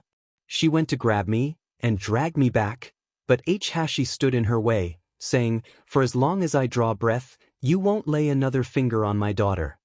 Endeavor nodded her head, said, I agree. Shoko's sobbing increased. She murdered him. She burnt him to ashes, she wailed, her head in her hands. Izuku did not know what to do here. However, before he could do anything else, Shoko stopped. After that, my mom snapped. A week later, when I was in the kitchen, she said, your left side disgusts me. And then she poured boiling water on my face. Izuku gasped at that. Endeavor locked her in a mental institution, out of the public eye. He arranged it to look like Dad never existed. So I swore to never use my left side. It's my one way of getting back at her. With that, Shoko began to walk off. Todoroki. Izuku said. Shoko stopped. I've gotten this far due to luck and the support of others. And I've always wanted to save people with a fearless smile, just like All Might. So now, listen to me. I'm going to save you from this. With that, Izuku walked off to Overhaul's nurse tent. Are you absolutely positive that's what Shoko said? Overhaul asked as she tapped Izuku's finger, healing it up. Izuku nodded. That beach. Overhaul shouted, slamming her fist into the ground. Eri wasn't around, so there was no worry of her picking up swear words. If she wasn't the number 2 hero, I'd forcefully turn her into a male, she snarled. You can do that? Izuku exclaimed. Overhaul nodded. My quirk allows me to disassemble and reassemble things. That includes chromosomes, the reassembling hero replied. Most of my work in that department happens over in the North American Republic, for obvious reasons. Izuku nodded. He knew of the laws regarding transsexuality. Oh, one more thing. Beat her, Overhaul instructed. Shouldn't you avoid taking sides? Izuku asked. Overhaul shrugged. Maybe, but honestly I don't care. Izuku nodded and left. As he did so, Overhaul smiled. You're going to do great things, Midoriya Izuku. I know it. It's time for the picking of the battles between the top 16 contenders. Who will win it all? Mike shouted. Midnight snapped her whip, and a wheel appeared. Let's get the matches set up, she declared. With that, the wheel spun and the 16 matches were chosen. They were Izuku versus Shinso, Shoko versus Tetsu, Kaminari versus Ibra, Uraraka versus Pony, Yosetsu versus Fumikage, Momo versus Ijiro, and Katsumi versus Juzo. Alright, you will have an hour to prepare and plan, so I suggest you get to it. So you're fighting me, huh? Shinso asked Izuku. Izuku nodded. I am impeached. He was cut off when Ijiro covered his mouth. Don't, she warned. Izuku looked confused. Follow me, she said. Izuku proceeded to do that. The hour of break was soon up. Izuku had been told about Hideshi's quirk, or at least what Ijiro could figure out. And welcome back. Now that the hour's up, we'll begin with the first match. In one corner, we have Izuku Midoriya, the first male in the hero course. And in the other corner, we have Hideshi Shinso, a general studies student who's been looking for opportunity. Midnight cracked her cat-o'-nine tails. Begin. Immediately, Shinso began to speak. You know, I'm not sure why you're not giving up. No offense, but you're not going to be able to move me out of the area. I mean, seriously. I outweigh you by at least 3 times. She seemed rather calm. That tailed girl, Ijiro, if I'm remembering correctly, must have told you about my quirk. Honestly, I'm happy that she actually saw you as human. Izuku was saying nothing, walking towards the center of the area as well. I'm at a loss here. You see, by getting this far, I do have an ample chance of getting into the hero course. Honestly, why don't you give up? I bet your classmates would understand. Izuku was confused. If you would dash. Shinso smirked. Bamboozled? Well, it doesn't matter. I've won. Please turn around and walk out of the area. Up in the stands, Ijiro face-bombed. I warned him, she groaned. Mike was confused. Hey Midoriya. Why are you walking out? Is this Shinso's quirk? Izuku, meanwhile, was panicking. Habari. I can't control it, he thought. Roll. Your highest roll was a 99, plus 1, 100. Perk gained, uncontrollable. Mental manipulation will now no longer work on you. Izuku felt the control falter and stopped. And Midoriya has stopped. Mike shouted. Izuku turned toward Shinso and grinned. Sorry, but it's over for you. Activate perk, glide step. Izuku took off, hitting Shinso before retreating. How did you break out? Shinso screamed. I'm full of surprises. Izuku responded, kicking the purple girl in the knees. Why can't I control him? She thought. Roll. Izuku instructed, ping his fist. You rolled a high of 47, plus 11. Izuku didn't do well with that punch. Dinin. He thought, backpedaling. Shinso kicked at him, but Izuku dodged it. He then grabbed her leg and attempted to swing her. Roll. You rolled a 78, plus 11, 89. That did it. With a roar, Izuku flung the tall girl out of the area. Midnight raised her whip. Hideshi Shinso is out of bounds. Izuku Midoriya advances to the next round, she declared. Shinso groaned from the out-of-bounds area and saw Izuku, offering her his hand. She took it, but used it to stable herself. There was no need to pull him down on her. Good match, he said. She nodded. I had to think on the fly, honestly, she admitted. Were it anyone else, I had this whole speech about discrimination and villainous quirks prepared. With you, however, I thought that would ring really hollow. Izuku was surprised by that. I appreciate it, he said, walking off the stage. Shoko was preparing herself for her battle with Izuku. However, a certain obstacle was in her way. Endeavor stared down at her daughter. Shoko ignored her. You're acting disgracefully, the number 2 hero scowled. Shoko still ignored her. If you had used your fire, you could have easily won the first 2 parts. Instead, you allowed a filthy male to impede your steps. Shoko stopped. Your continued malfunction ever since I cleansed my home must stop. Is that clear? She growled. Shoko was trembling. Say his name, she whispered. Excuse me? Endeavor asked.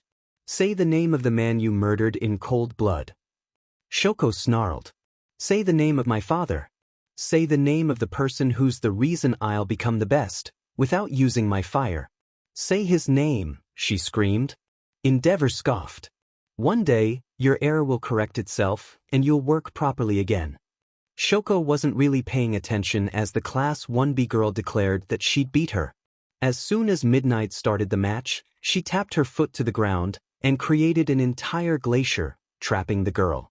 As soon as she heard Midnight's confirmation of victory, she walked up to the glacier and started to melt it, allowing the 1B girl to get out. Next up was Kaminari versus Ibra. The electric woman was overly confident, but Ibra easily captured her and threw her out of the ring.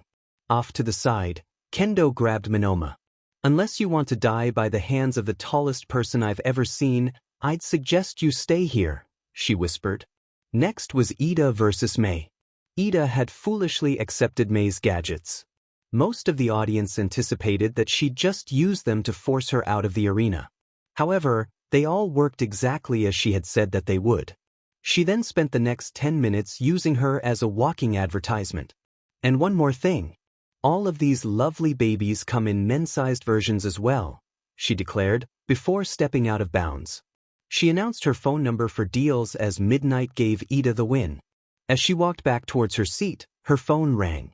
It was a text. Her eyes widened when she read it. You show promise. We'll take 5,000 units of your men-sized exoskeletons as soon as you can make them. Meanwhile, in the North American Republic, a well-dressed man smiled. That handsome girl was willing to sell to male heroes too, and her gear seemed to be top-notch. He hoped that his purchase would be a good way to start a business relationship. And now, men will be able to be construction workers again.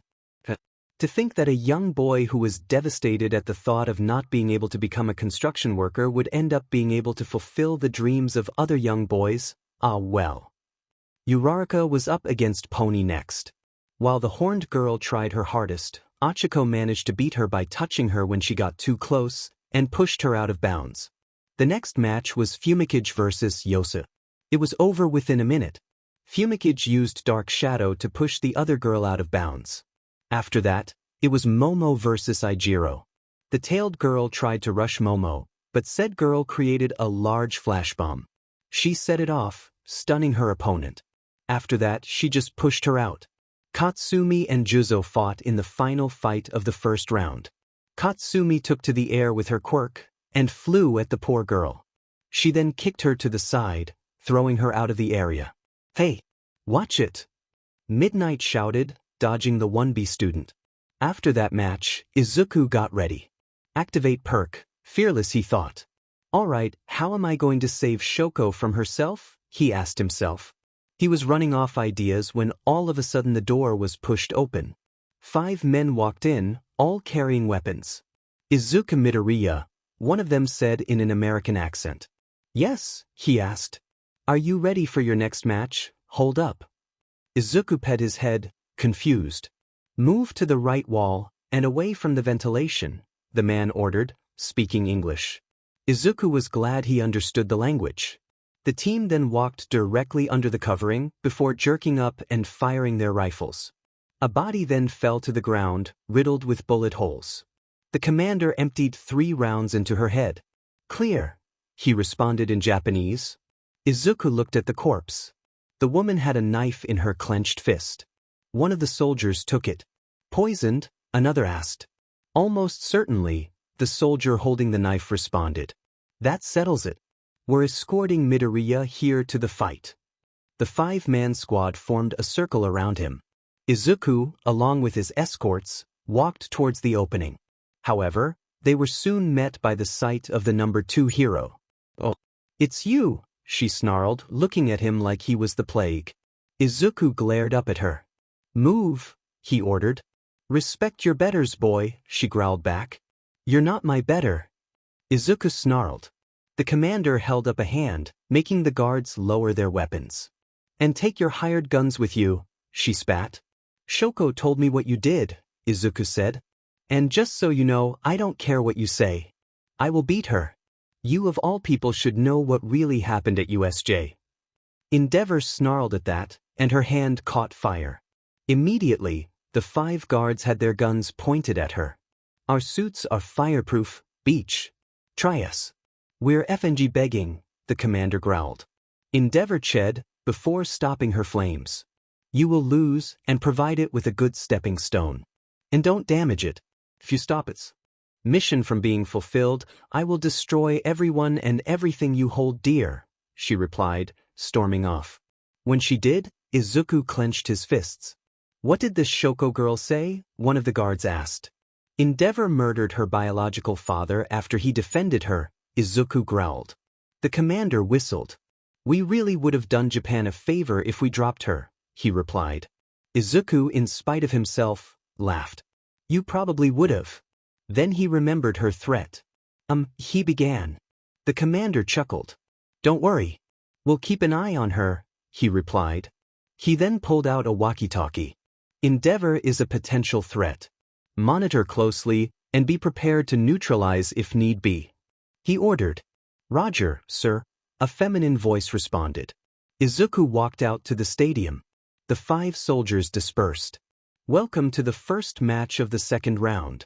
On one side, we have the first male in the heroics course, Izuku Midoriya. Loud boos were heard. And in the other corner, we have the daughter of the pro-hero Endeavor, Shoko Todoroki. This time, the news was met by loud cheers and more than one, kill the BSE Todoroki.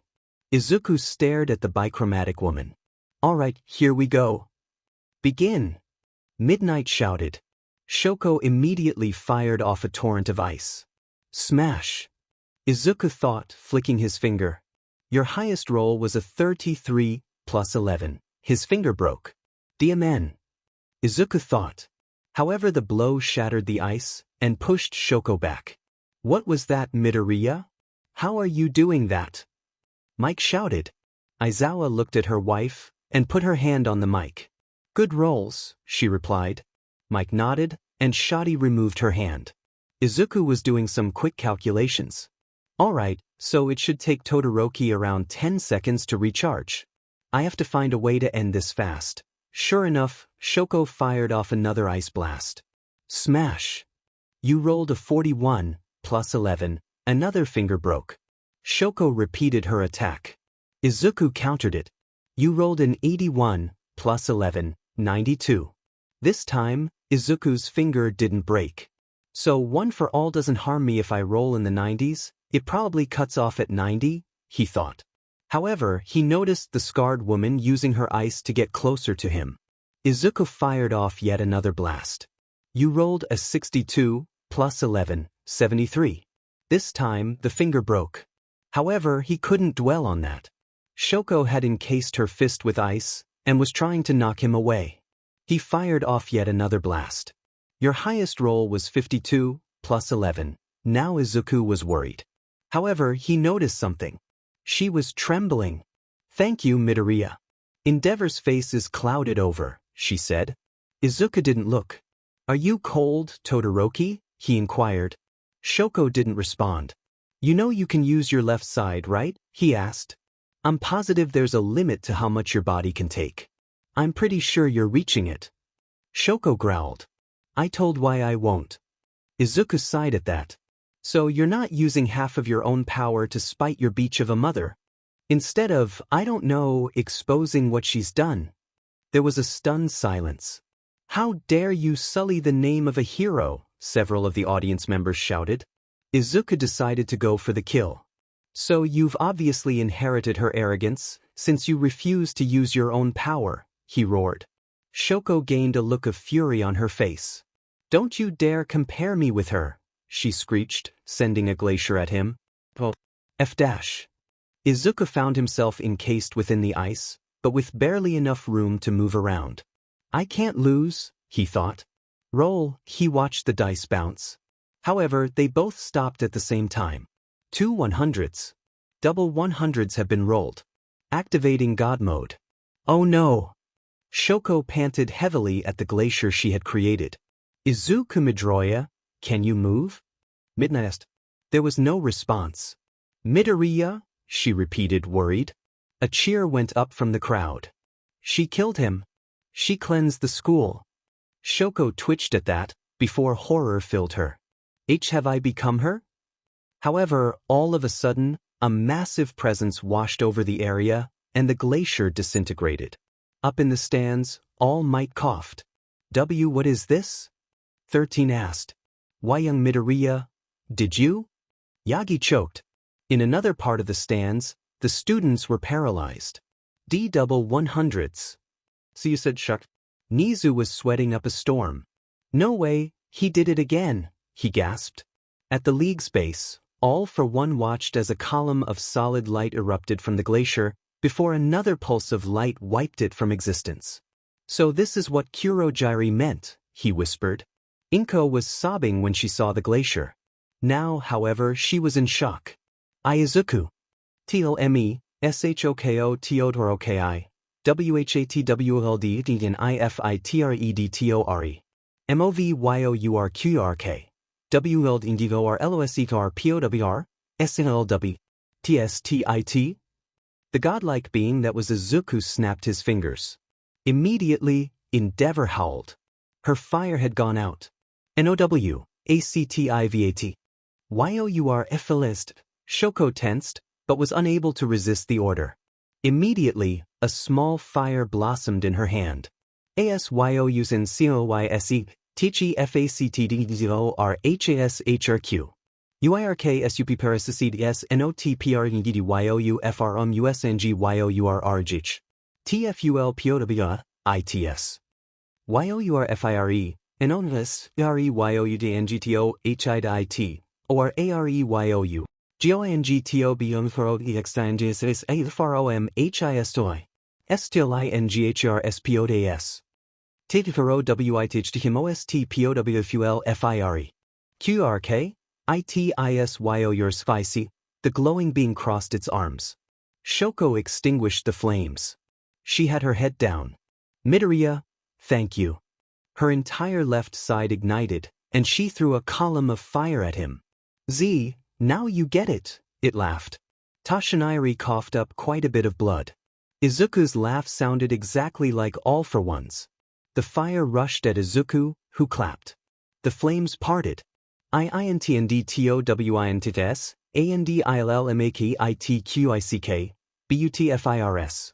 T, KNOWTHIS, ENDVOR, YOUVN YOURQYRK OWN HOIBYOUVN USC ITTO FIGHTTIM, ITWOULD MAKFORS usage WNTRFULCON It flicked a finger at Shoko, and she was blown out of bounds. The glow stopped, and Izuku returned to normal. Shoko Todoroki is out of bounds. Midoriya wins. Midnight declared. Izuku gasped. He was amazed that he was still on his feet. Perk updated, God Mode. God Mode is the result of rolling twice and having both rolls be equal to or greater than all rolls that add up to over 100 are cut at 100. Plus 2 to all skills. This amount will increase by 1 each time God Mode is activated. Note, God Mode is slightly different in personality at first, but after a while your personality will remain unchanged. Uses until unchanged personality, current bonus to all rolls. Plus, at least I didn't pass out, he thought, walking towards the exit. The crowd began to recover from their stupor. He cheated, someone shouted. Cheater! Cheater! Cheater! The crowd chanted. One member, a woman with storm clouds around her, stood up. Die su dash. Bing. Her face caved it from a sniper's bullet. Does anyone else have a problem? I didn't think so. An American shouted in Japanese. Izuku got to the interior without much issue. All Might was waiting for him, in her skinny form. Good job, young Midoriya, she cheered, embracing him in a hug. Thanks, All Might, he replied. Yagi. My name is Toshinari Yagi. You should use it. Izuku nodded. I already knew that from observe, but thanks for saying I can use it. Tashinari let him go, a smile on her face. Thank you for being respectful, young Midoriya. After the hug from his hero, he saw Katsumi standing a little off. Zuzu, I'm so glad you won, she exclaimed, kneeling down to gently hug him. Izuku returned the hug. How are you feeling, Kaken? He asked. Katsumi blushed. Well, she stammered. Izuku got the message. How long were you up? He deadpanned. 12:30, she admitted. Izuku whistled at that. Wasn't the latest you've ever been up 11:30 during that sleepover? He inquired. When they were 8, Katsumi and he had a sleepover. They went to the park the next day and played on the playground. When some girl had been mean to Izuku, Katsumi had beat her nearly senseless. He knew that the later she stayed awake, the more off she would be. Katsumi nodded again. Zuzu, I know this is sudden, but tonight, could you and I, she began tapping her fingers together. Izuku had a confused look on his face, before it went completely red. Are you asking for SEC? He questioned. Katsumi meekly nodded, steam coming out of her ears. I love you, Zuzu, you know that? I want to take it to the next level, she stammered, looking unsure. It was adorable. All right, just wait until after the sports festival. A new voice rang out. Overhaul had shown up. Katsumi began to sputter uncontrollably. And please do use protection. After all, I do not think either of you are old enough to be parents yet. With that, she tapped Izuku's head, healing his fingers. Did I do a good job with Shoko? He asked. Overhaul chuckled. You did a fantastic job, Midoriya, she replied, a soft smile on her face. Shoko wasn't having as good of a time. Those words from the audience. Cleansed, how could I have been so blind, she thought in anguish. She'd been parroting the norm, and she'd gotten it from her beach of a mother. And speak of the devil and she shall appear. Endeavor scowled at her daughter. You let him win, she growled. Shoko was still involved in her 1,000-yard stare. Endeavor sneered and slapped her. You are to be my legacy, and you lost to a man. You're defective. Broken. We'll be fixing that when you come for internships. And don't even think about going anywhere else, she screamed in fury. Shoko held a hand to her face. I'm not your tool. And you couldn't have beaten him in that state either, she quietly retorted. Endeavor reared back as if struck. He resurrected our teacher after she was decapitated. He disintegrated a monster. He shut off your quirk, she finished, growling. In that state he is nothing short of a god on earth. He would have killed you. With that she walked off. Endeavor rushed her flames over her. To be honest, when he had, with a snap of his fingers, shut her quirk off, she had been terrified. Her power, the one tool that never failed her, had been stolen. And she couldn't do anything here, not with those armed thugs everywhere. Perhaps I should pay his mother a visit, she thought to herself. After all, faking a gas leak was all too easy for her. Yes, that'll work. Ingenium grunted as she dodged another knife. A former ally, trying to kill her? She thought she'd be going after the hero killer, not her friend. Stand still, you traitor, her former friend screeched, using her quirk to summon another knife made out of bone. Why, Calcutta? Ingenium wailed, dodging another knife, only for another to hit her in the leg. She tumbled down to the ground. Calcutta threw a knife into her gut. Ingenium screamed in agony, desperately trying to stop the bleeding. Calcutta grabbed her by the hair. Your family has been too friendly with the masculinist movement. To top it off, your sister sympathizes with traitors, she roared, kneeing the downed pro in the stomach. Ingenium coughed up blood. The Hoso are not traitors, she gasped. They should have been hailed as heroes. Calcutta growled. I think I'll let you bleed out. I was going to kill you, but I think bleeding to death would suit you Jewist fine, she mocked, reveling in the undignified death Ingenium would receive. She turned away, a spring in her step. Ingenium put her hands back on her wound, and then, a dark figure dropped silently in front of her. No, you'll be the one who dies here, a raspy voice growled. Calcutta spun around, but her hand was cut off. She screamed in agony, but the hero killer was too fast. Stain kicked her feet out from under her and stabbed her in the heart. Calcutta fell to the ground, dead. Stain walked up to Ingenium. Said down pro had fear in her eyes. "Why are you afraid of me?" Stain quietly asked, dipping her finger in Ingenium's blood. She liked it and the pro froze up. Stain pulled out some stitches and removed Ingenium's clothes. She applied a gel to Ingenium's side, and it went numb. "W," she gasped out. Stain pulled out some stitches and began emergency surgery. "You're not dying today, Ingenium. Had I been earlier, I may have been able to prevent any wounds," she muttered, busy with her task. Why you kill pro heroes?" Ingenium stammered. Stain shook her head. "No. I slay those who claim to be pros, but deliberately refuse to save the most helpless in society, preferring to aid in beating them down. You, on the other hand, are like other pros who realize the wrongness of such actions and try to lift them up," she said, finishing her job. Stain pulled out Ingenium's phone and dialed, "I wish you well, Ingenium." With that, the hero killer left. Meanwhile, Ibra and Ida were battling. Ibra used her vines to try to trip her up, but the bespectacled student politely but forcefully pushed her out. "You were a tough opponent, and I enjoyed our battle," she declared, offering Ibra a hand. She took it. Ida then began to think about her upcoming battle with Izuku. Midoriya has shown to be a great strategist and is able to think on the fly. From what I know of his quirk, it is very possible that he could alter reality in such a way that I would be unable to win. I'll have to get him out before that happens, she thought. However, she soon felt her phone ring. It was her mother. "Mother, how are you?" she asked. Sobbing came through the phone. "T-Tensei, the hero killer attacked her and Calcutta," she wailed. Ida's blood ran cold. "What?" she shouted. Sniffling came through. "T-Tensei's in a coma, she won't be waking up for a while." "What about overhaul?" Ida asked, desperately grasping for straws. The school nurse was capable of miraculous healing. In fact, there had been cases where fatal injuries had resulted in the victim being fine. "I'm sorry, the hospital says it wouldn't help at this point." Ida slowly turned off the phone. The head nurse of the hospital growled in frustration at the secretary she was calling. "Overhaul's talent is perfect for this kind of situation."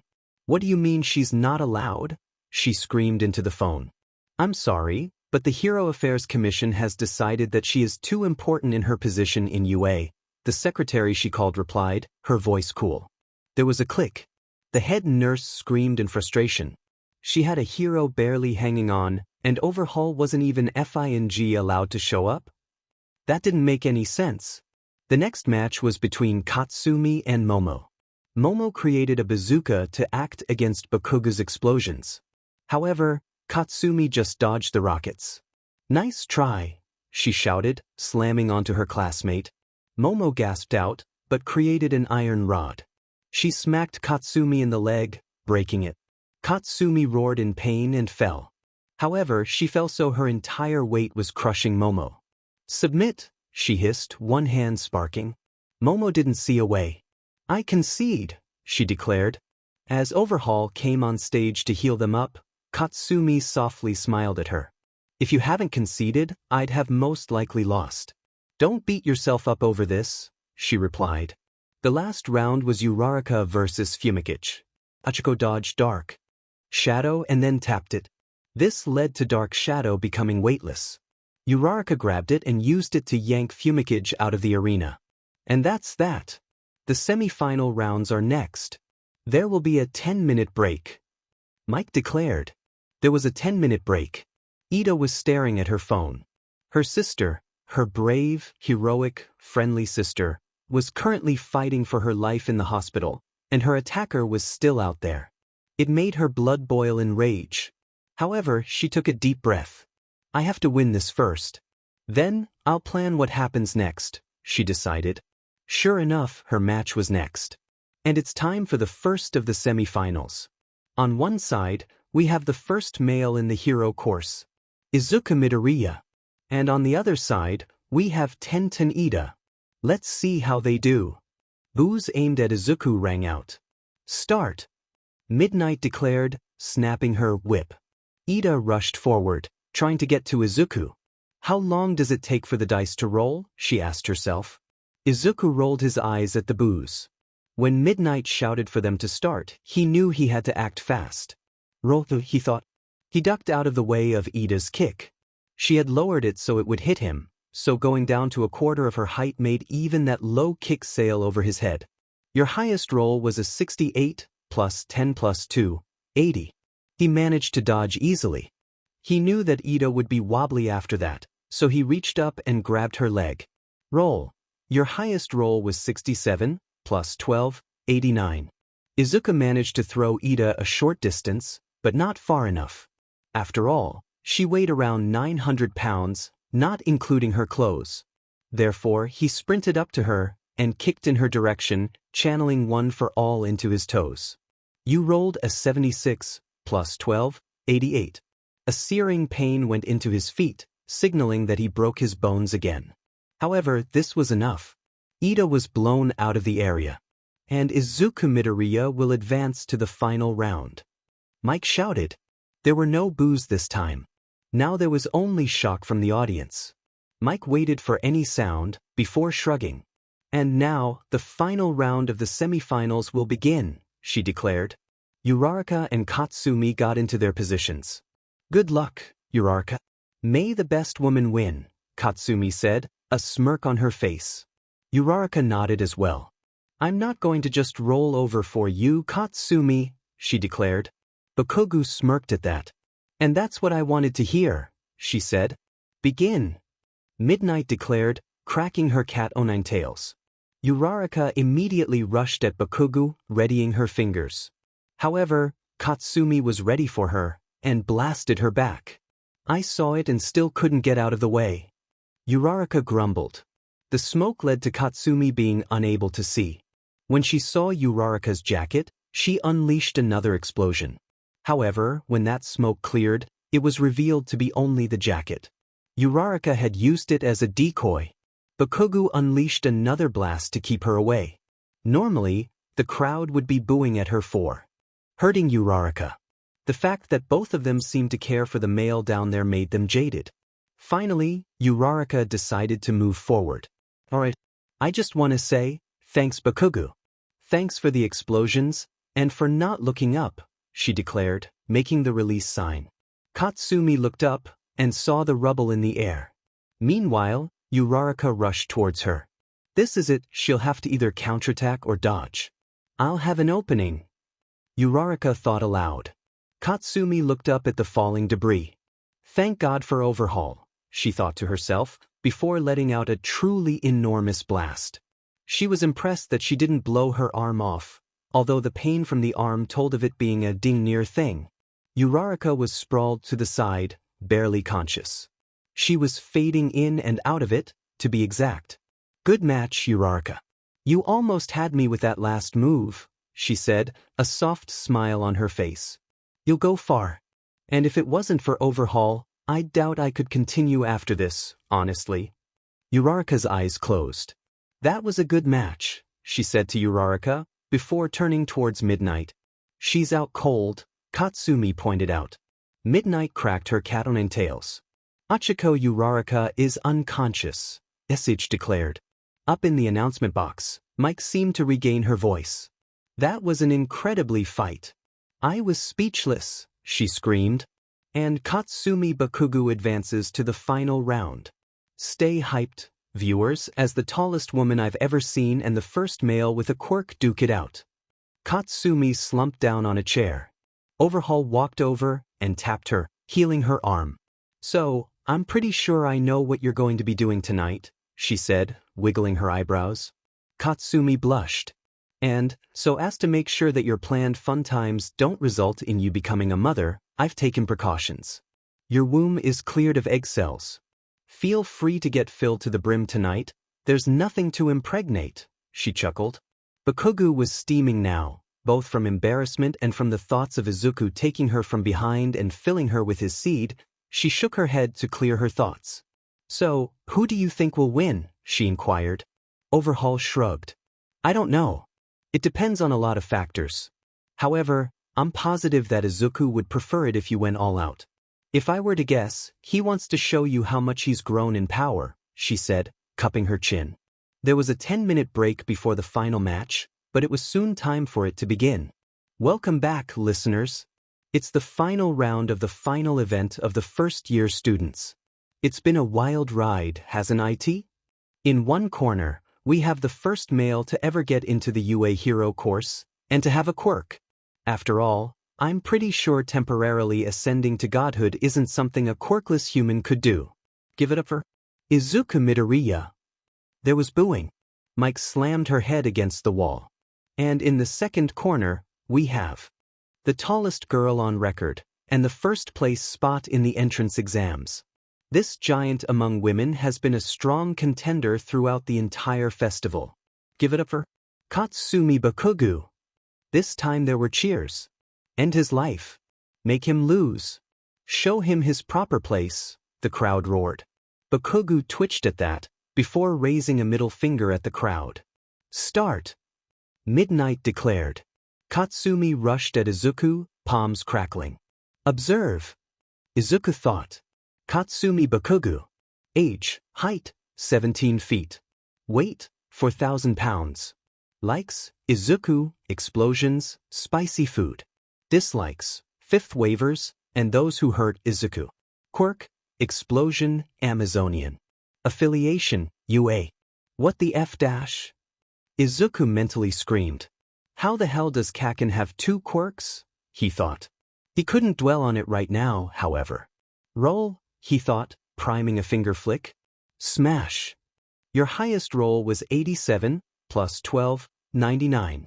Izuku fired off the blast, pushing Katsumi back. Activate perk, glide step. Izuku began to hover off of the ground.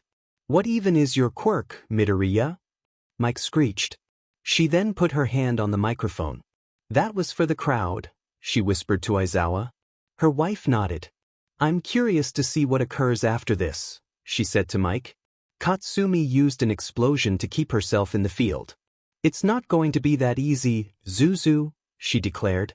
Izuku rushed at her, hovering slightly off of the ground.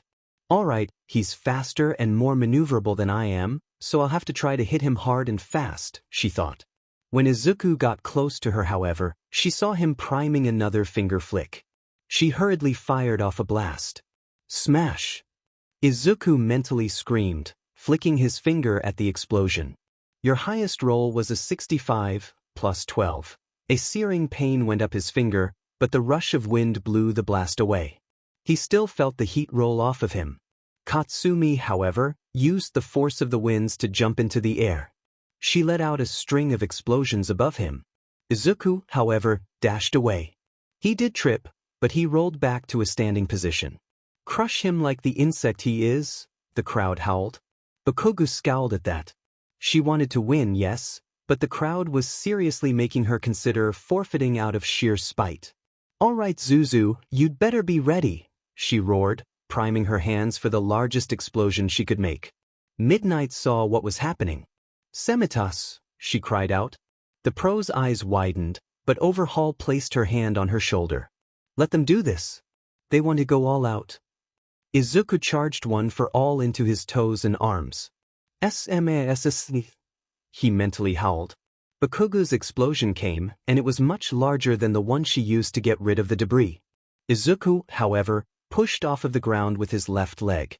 Your highest roll was a 75, plus 12, 87. All of his toes broke, but he managed to soar above the explosion. He rolled, dodging the flames. And then, when he was at an angle over Katsumi, he pushed the air in front of him with his hands. Your highest roll was a 36, plus 12. His arms shattered, but he remained conscious, in spite of the pain.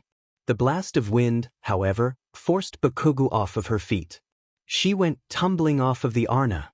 And there you have it. With a titanic shove, Izuku Midoriya has pushed Katsumi Bakugu out of the arena and claimed first place in the first-year sports festival. Mike shouted. Midnight raised her cat-tails. Katsumi Bakugu is out of bounds. Izuku Midoriya wins, she declared. Overhaul immediately rushed to Izuku's side and tapped him on the head, healing all of his injuries. She then did the same for Katsumi. At the league's base, all for one let out a cheer. Yes. Good job, son. You've shown the world what you can do, he cheered. Inko was crying a fountain of tears from the joy of seeing Izuku win. And now that the events have been completed, it is time to reward our winners. The medals will be given by... There was a whoosh of wind, and All Might landed. The two had talked to each other, so they wouldn't speak over each other, so she was crouched, waiting for midnight to finish. All Might, she announced. That was her Quebec. I have brought the medals, she declared. Midnight nodded. Now, in third place, we have Achiko Uraraka and Tenten Ida. However, Ida had to step out due to personal issues. With that, All Might approached the brown-haired girl. You fought very well, and your opponent admitted that you almost won. Keep training, young Uraraka, and you will be counted as one of the greatest heroes, she declared, putting the medal around her neck. Uraraka nodded, tears in her eyes. All Might then moved to Katsumi. You fought very fiercely, young Bakugu. Truly, you have shown your incredible skills. I look forward to seeing your future. She handed Bakugu the medal. Finally, she looked to the first-place pedestal. Izuku was crying tears of joy. And you, young Midoriya? You had an immense obstacle placed in your path, but you pushed through it. Truly, you deserve this medal, she announced, handing it to him. She then turned to the audience. Let us give these winners, and the next generation of heroes, a round of applause. There were a few applauding people. However, most were still in shock that a man won the sports festival. And now, let us support them with a cheer. Go beyond. Plus ultra, she roared. This time, the rest of the audience followed suit. Ida burst into the Hosu General Hospital. Where's Ingenium? She shouted. One of the nurses pointed towards the ICU. Ida had to resist using her quirk to get there faster. She slammed the door to the room open, before gasping. Her sister, her brave, selfless sister, lay there. Ida drifted over to her bed, before grasping her hand. Ingenium stirred. Hey, little sis, she gasped. Ida choked down a sob. She'll pay for this, she stammered. Ingenium's grip tightened. Then, you'll say that? It saved my life. Calcutta did this, she whispered out. Ida reared back. She gasped in shock. Ingenium lightly chuckled, before coughing. She called for help, and saved me. Please don't go after her for revenge. He hasn't done anything to deserve it. Ida stood up and left the room. When she clenched her fist. I will find you, Stain. And I will thank you for saving my sister's life. Shoko knocked on the door to a mental hospital. It was so far out of the way that it didn't appear on most lists of medical facilities. Of course, that was by design. The doctors here were unusually high-paid, so their secrecy was bought. As she entered, she saw a nurse wheeling a thrashing woman, who was frothing at the mouth, screaming about oil pits. She ignored them. Hogo volunteers tended to have violent flashbacks. She gave her name and was given directions to a waiting room. She sat there and thought more about Izuku. He was a male and had a quirk. He was also not afraid to insult Endeavor. That was a plus. She was brought out of her musings when a nurse came in, wheeling her mother on a straitjacket. She also noticed that she had been drugged. I'm sorry, but after the 12th escape attempt that almost succeeded, we've had to do it. The nurse then pulled a syringe and pushed it into her mother's veins. Now she should be able to think clearly for a while, she said, before leaving. Shoko watched in slow horror as her mother, the one who had earned that title, jolted back to awareness. Shoko? She meekly asked. I'm here. Mommy, Shoko replied, tears coming down her face. My snow flame, she bawled, embracing her. The two cried together for a few minutes, before calming down a bit. Did you watch the sports festival? Shoko inquired. Rei nodded, wiping her tears away. I'm so proud of you, my snow flame, and that boy. Izuku Midoriya, he was right, she stammered, softly smiling. I don't think that there would be anything that would enrage her, she snarled, her voice gaining a definite edge. Then having you erase her from public memory? Shoko nodded at her mother. She wants me to intern under her, she grumbled. As much as I wouldn't want to, I need to learn how to use my fire. Her features then relaxed. Also, I still have that picture of Dad. It's in my dorm, away from her, she sniffled, trying to forget the screams of anguish, the smell of burning flesh, and the charred remains. She pulled out her phone and showed the photo of the photo. Her mother broke down again at the photo. Lemon right off the back. It was the night after the sports festival. Izuku was mentally preparing himself for what was to come. Kaken had asked for SEC, and he understood that she really wanted it. It was heartwarming that she saw him as a boyfriend. However, he didn't know how she wanted it. Gulping, he knocked on her door. Come in. She answered. Izuku, before he could do anything else, opened the door. Katsumi stood there, in an all-might bra and panties. How do I look, Zuzu? She cooed. Izuku blushed furiously, and felt himself stirring. Are really good, Kaken, he stammered. She slowly tiptoed to him, going slowly. She then kneeled down. Zuzu, I want you. I want you so badly, but I know what you've been through. I'll take the lead for you, but if you want me to stop, just let me know, she softly stated. Izuku nodded. Now then, take my bra off, she instructed. Izuku paused. Zuzu, please take it off, she repeated. Izuku gulped and hesitantly reached for it, his fingers gently tracing over the fabric. This slight pressure caused Katsumi's breath to hitch. Zuzu, please don't tease me, she whimpered. Izuku moved his hands behind her, following the string that held them on. He deftly untied the knot, and the bra fell away, revealing Katsumi's biartis. Said girl hissed as the cool air impacted her sensitive skin. Zuzu, please put your hands on them and squeeze, she instructed. Izuku pulled his arms back and put his hands onto her left and right beak. He had to stretch a little to reach both of them. The flesh felt warm and springly. He instinctively squeezed a little, causing Katsumi to in pleasure. She gasped. Izuku complied, squeezing them again. He then put a finger on her nipples and began moving it back and forth.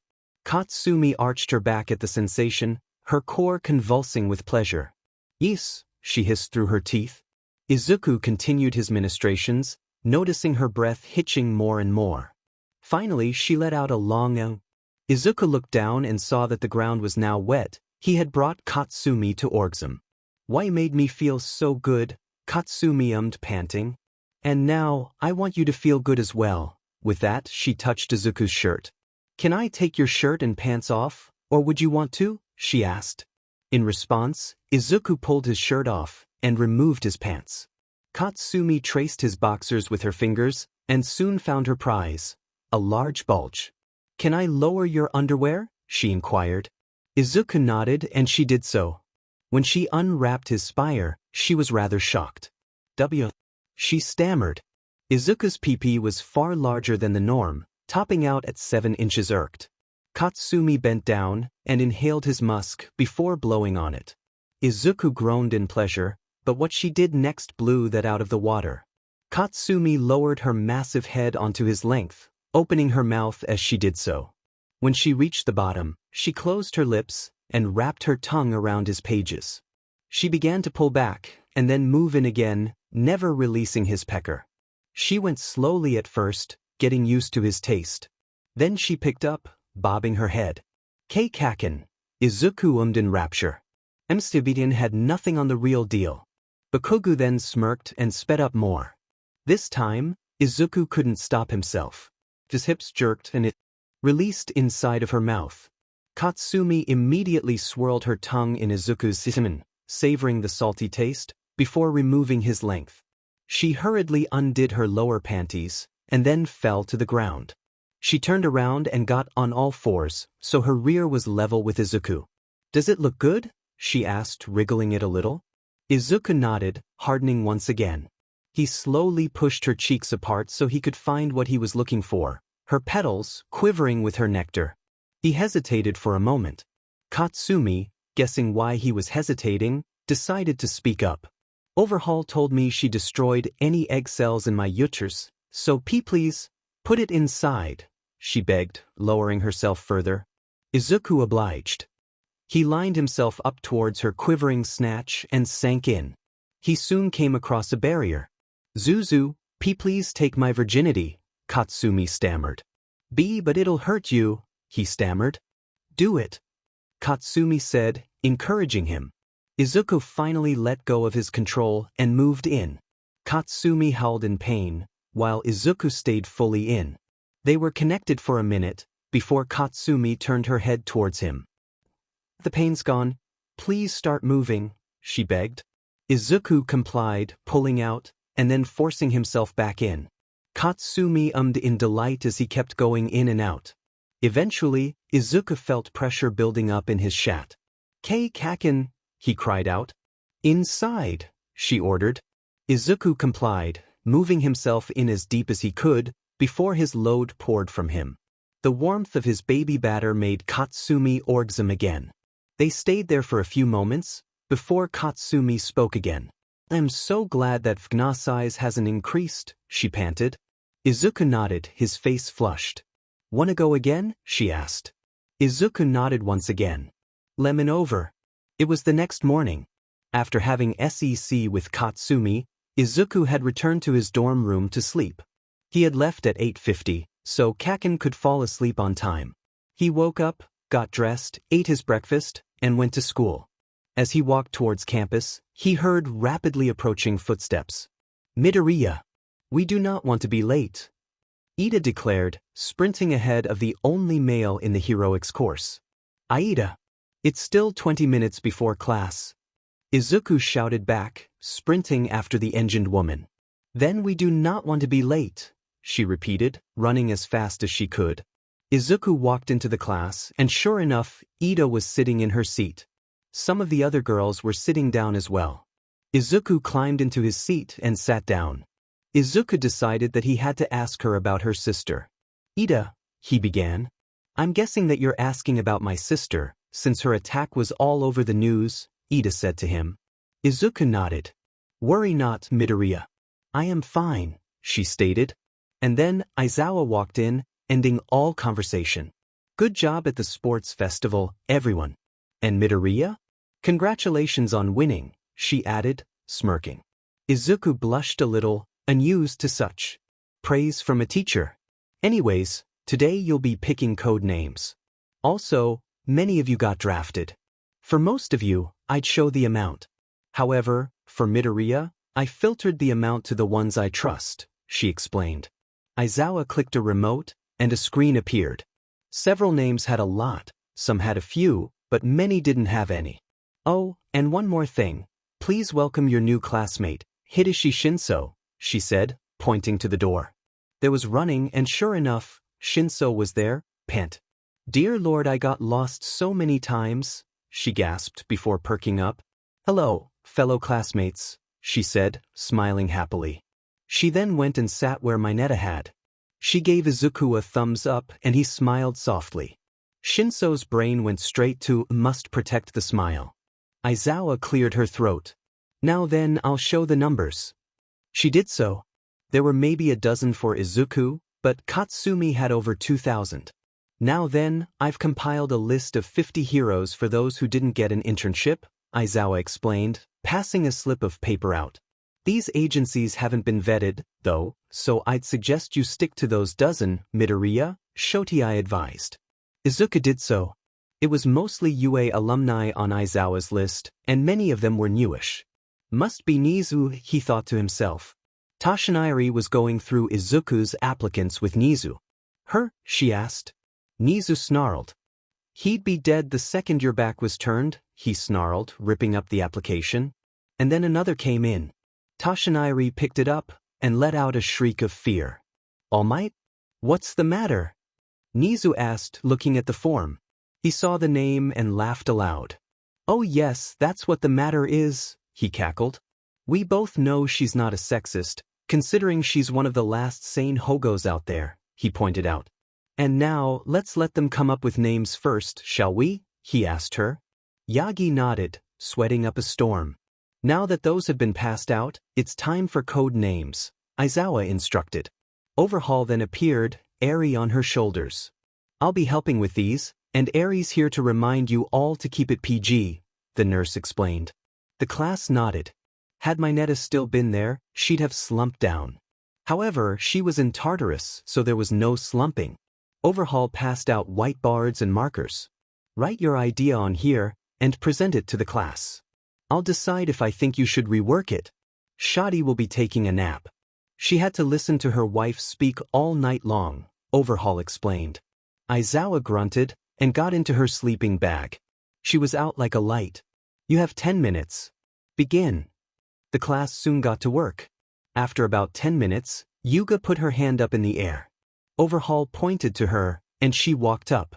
I will be the shining hero, I cannot stop twinkling, she declared. No. But dash. Redo it, please, Overhaul deadpanned. The sparkling girl slumped, and went back to her desk. Mina got up next. I'm gonna be alien. Queen, she declared. Because of your skin? Eri asked. Sure. Let's go with that, Mina slowly said. Approved. Mina went back to her desk, skipping in glee. So you walked up. I've known what mine was going to be since I was a kid. I'm gonna be the rainy season hero Froppy. Eri made a frog imitation. Freaking. Adorable. I love it, Overhaul stated, smiling softly. Kirishima came up next. I'll be the crimson hero, Red Riot. She declared, her hair flowing out. Overhaul tapped it. Since you're going to be naming yourself after your hair, it's only right that red is its natural color, she explained. Thanks, Overhaul. Kirishima stammered, before walking back to her seat. Jiro walked up next. I'm the hearing hero, Earphone Jack, she shouted. Naming your hero name after your quirk, are we? Well, it's what I did. Next. Momo walked up. I do hope that I do this name justice. The everything hero, Creati, she declared. Creative naming, Overhaul said, making a pun. Shoko walked up next. Snow Flame, she deadpanned. So, does this mean you're actually planning on using both sides of your quirk? Overhaul inquired. Indeed, the bichromatic woman said, walking back to her seat. Next was Fumikich. I shall be naming myself after the god of the night. I will be the jet black hero, Tsukuyami, she intoned. Overhaul nodded in approval. The bird-headed woman walked back to her seat as well. Katsumi hauled herself out of her, to her, tiny desk. She made sure to sway her hips for Izuku, which caused him to blush furiously. Ground zero, she shouted, slamming her fist onto the table. Enthusiastic, are we? All right, it's approved, Overhaul said to her. Katsumi smiled and walked back to her seat. Bujiro came next. The martial arts hero, Tail Woman, she declared, thumping her tail for emphasis. Overhaul nodded in approval. Sato was next. Sweets hero, Sugar Woman. Overhaul gave another thumbs up. After Sato was Kaminari. The stunning hero, Charge Bolt, she shouted, throwing sparks. I'd suggest training more, personally. However, it fits, so it can stay. Next. Next was Toru. I'll be the stealth hero, Invisible Woman. Well, the Fantastic Four are public domain now, so you won't have to worry about any lawsuits. I'll allow it. Overhaul decided. Shinso was next. The controlling hero, Puppet Mistress. Overhaul gave a thumbs up, not opening her mouth. You're no fun, Hideshi sulked, heading back to her seat. Koda was next as the petting hero, Anima. Overhaul gave another thumbs up. Uraraka walked up, nervously holding her board. I'll be Uravity, she explained. Another quirk pun, huh? Not bad. Not bad at all. Next. Ida slowly walked up to the stand. Shaking, she rested her board on it. Ingenium, she said, letting the silence trail off. You're inheriting your sister's hero name, right? I'll try to get to her as soon as possible, Overhaul said, patting Ida on the back. Eri supplied. Head pats, sad that Ida was sad. Ida walked back to her desk, head in her hands. Izuku was pretty sure she was shaking in sadness and frustration. Finally, it was Izuku's turn. Gulping, he slid out of his seat and walked to the front. Katsumi smiled softly at him, which was very encouraging. "I'll be the gentleman hero, Otoko," he declared. Overhaul applauded. "Oh, you're going to trigger the infected so much. I love it," she cackled in glee. Eri held her arms out to balance herself, laughing as much as her adoptive mother. The sound of Eri laughing woke Aizawa up. What did I miss? At lunch, Izuku was going over the list of names Aizawa had provided. He knew of a few of those heroes, but most were small fry. Not even in the top. He wasn't complaining though. Aizawa had made sure he was safe, which made him happy. Katsumi came over and sat next to him. "Hey Izuku, have you decided yet?" she inquired. Izuku shook his head. "They're all welcoming, and a few even have male interns, but I'm not sure yet. They just haven't clicked with me. What about you?" he asked. Katsumi gave a confident grin. "Best genist. I'm surprised she isn't on Aizawa's list, or did she not ask for you?" Katsumi pondered aloud. Meanwhile, Best Genist was in thought. She hoped that the Bakugu girl would accept her invitation.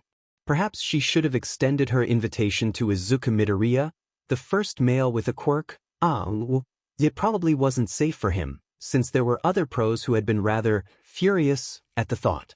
"Why are you doing this?" a so-called she had wrapped in her threads howled, thrashing.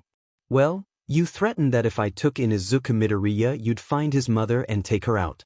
As a hero, those who would threaten the population cannot be allowed to go free," the number 4 hero sighed, as if stating the obvious. "I would be doing the world a favor. That abomination shouldn't exist." Hakamata rolled her eyes. "Well, will the police see it that way?" The 5th wave hero gained a wicked smile. "Abso-fucking-lutely. And when I'm free, I'll tell them about you," she roared. "Then, it's a good thing you aren't going to the police," Stain growled, walking out of the shadows. "Hello, Tsunaji," she said. "Hello, Stain. I'm sorry that I have made you miss your chance at fun, but alas, things go as they may." The hero killer nodded. "She's been on my list for a while. I thank you for delivering her to me," she said with a bow. With that, she decapitated the woman Genist held captive. The threads retracted. "A quick kill?" Genist inquired. Stain walked up to the number 4 and kissed her on the cheek. "I don't want any blood on me for our date, honey," she explained. The classes continued. "I'm going to Gunhead's agency. I want to work on expanding my fighting style," Uraraka declared, punching the air in enthusiasm.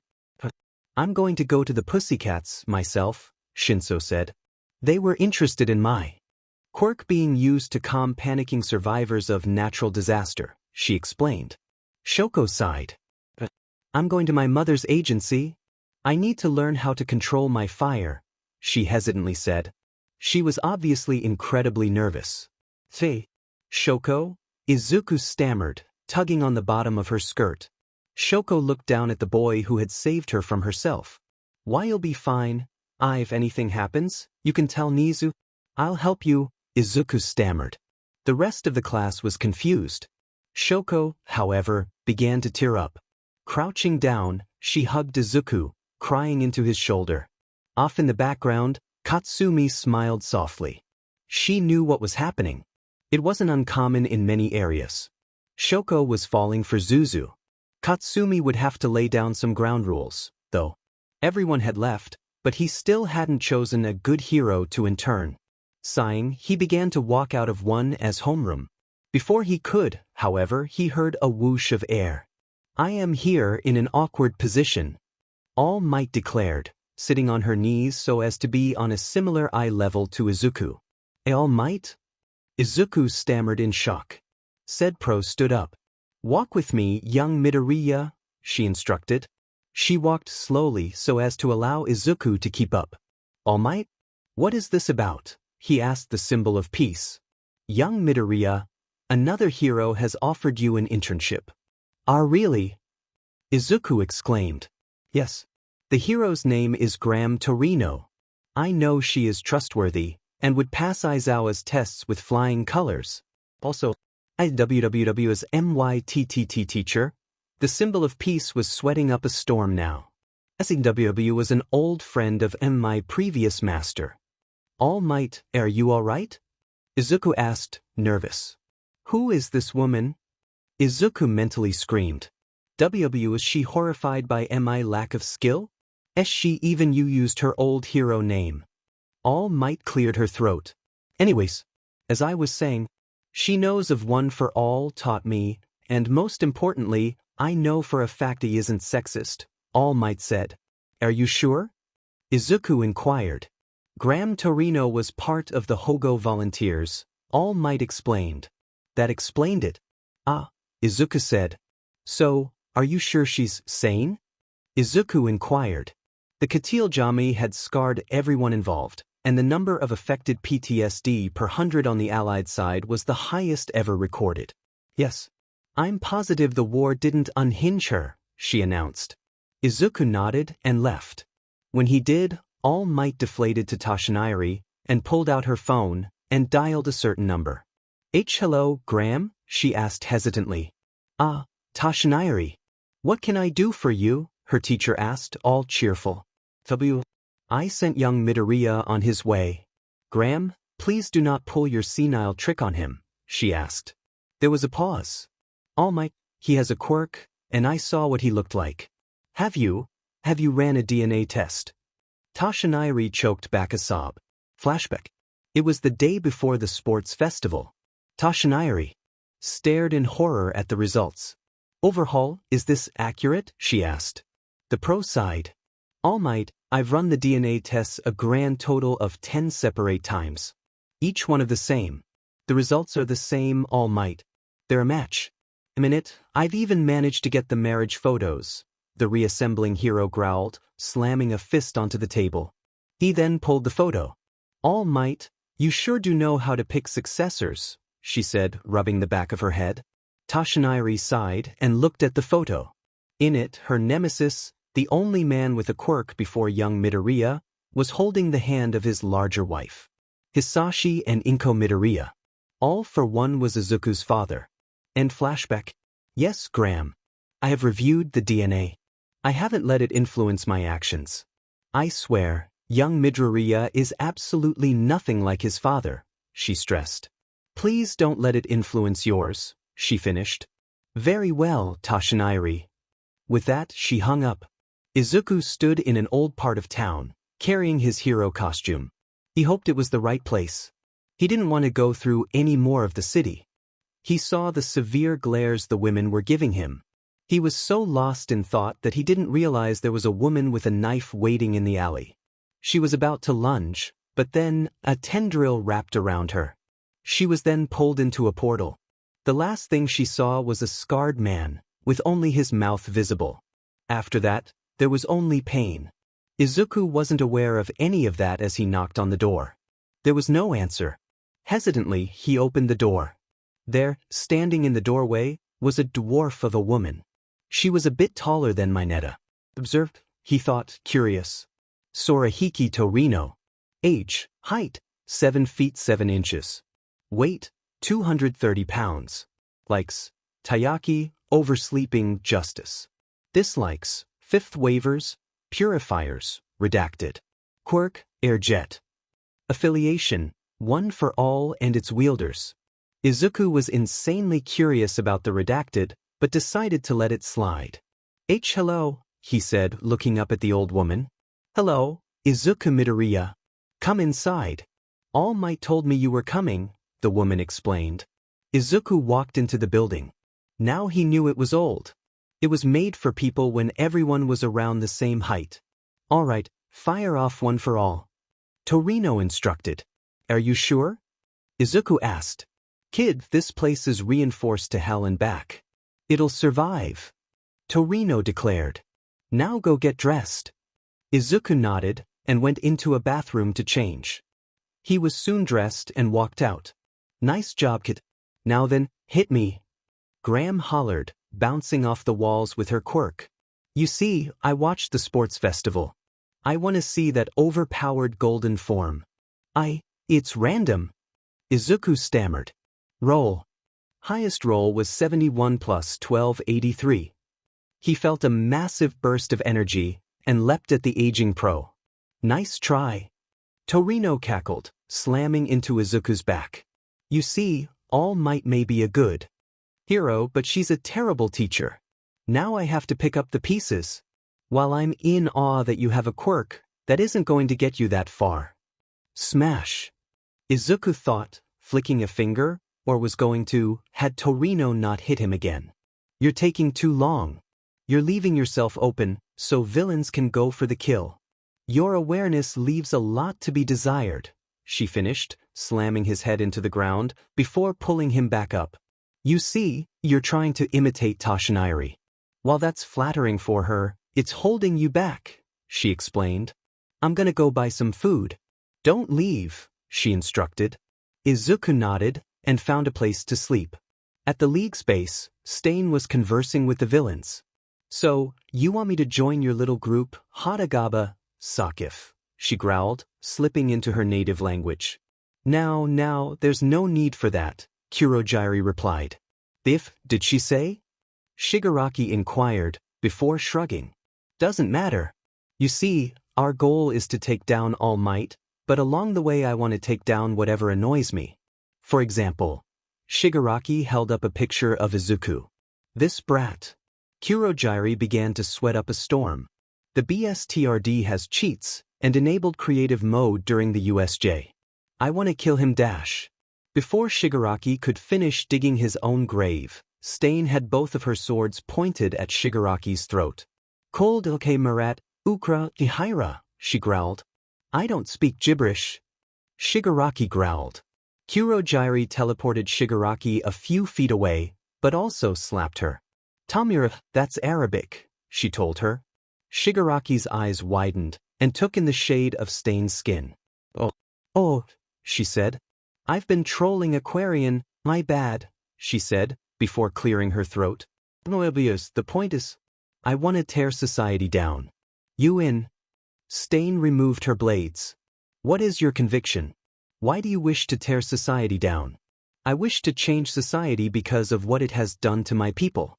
Are you merely throwing a tantrum?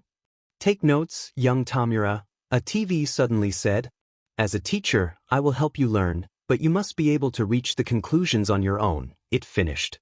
Meanwhile, Izuku was going over his notes for ideas. Alright, so I'm being held back? How? Suddenly, a light bulb went off in his head. That's it. I've been thinking of one for all, like how All Might uses it, focusing on only one part of my body. I need to spread it out. Outside the room, Torino was smiling.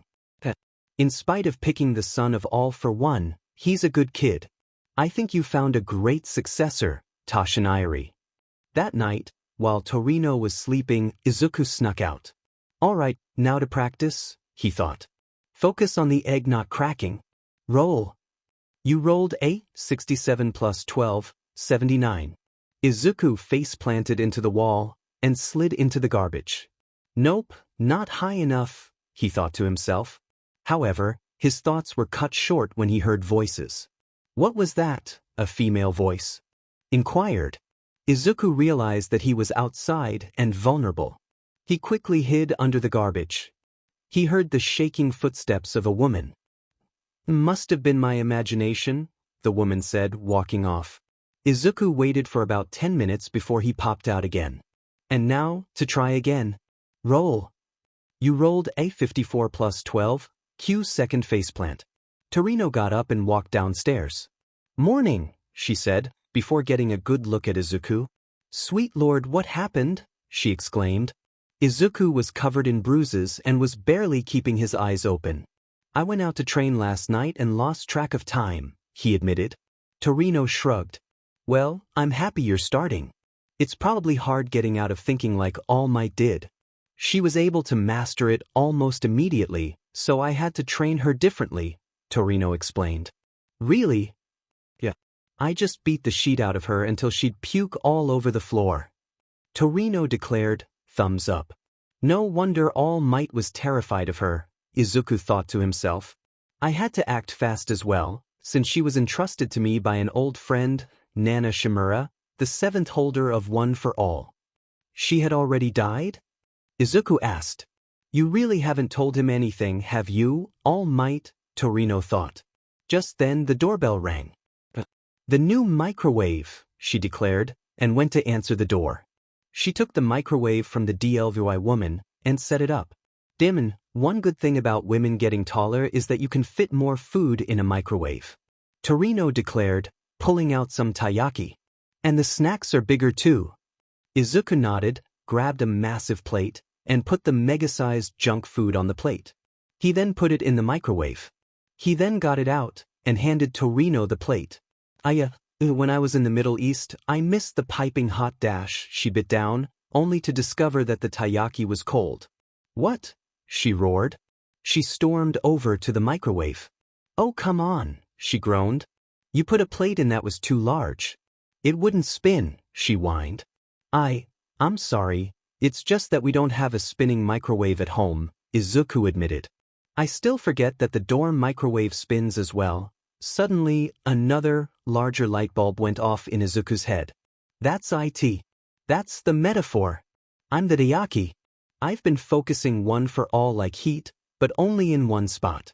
I have to move it around my body like I'm a taiyaki, a rotating microwave, instead of an egg in a non-rotating one.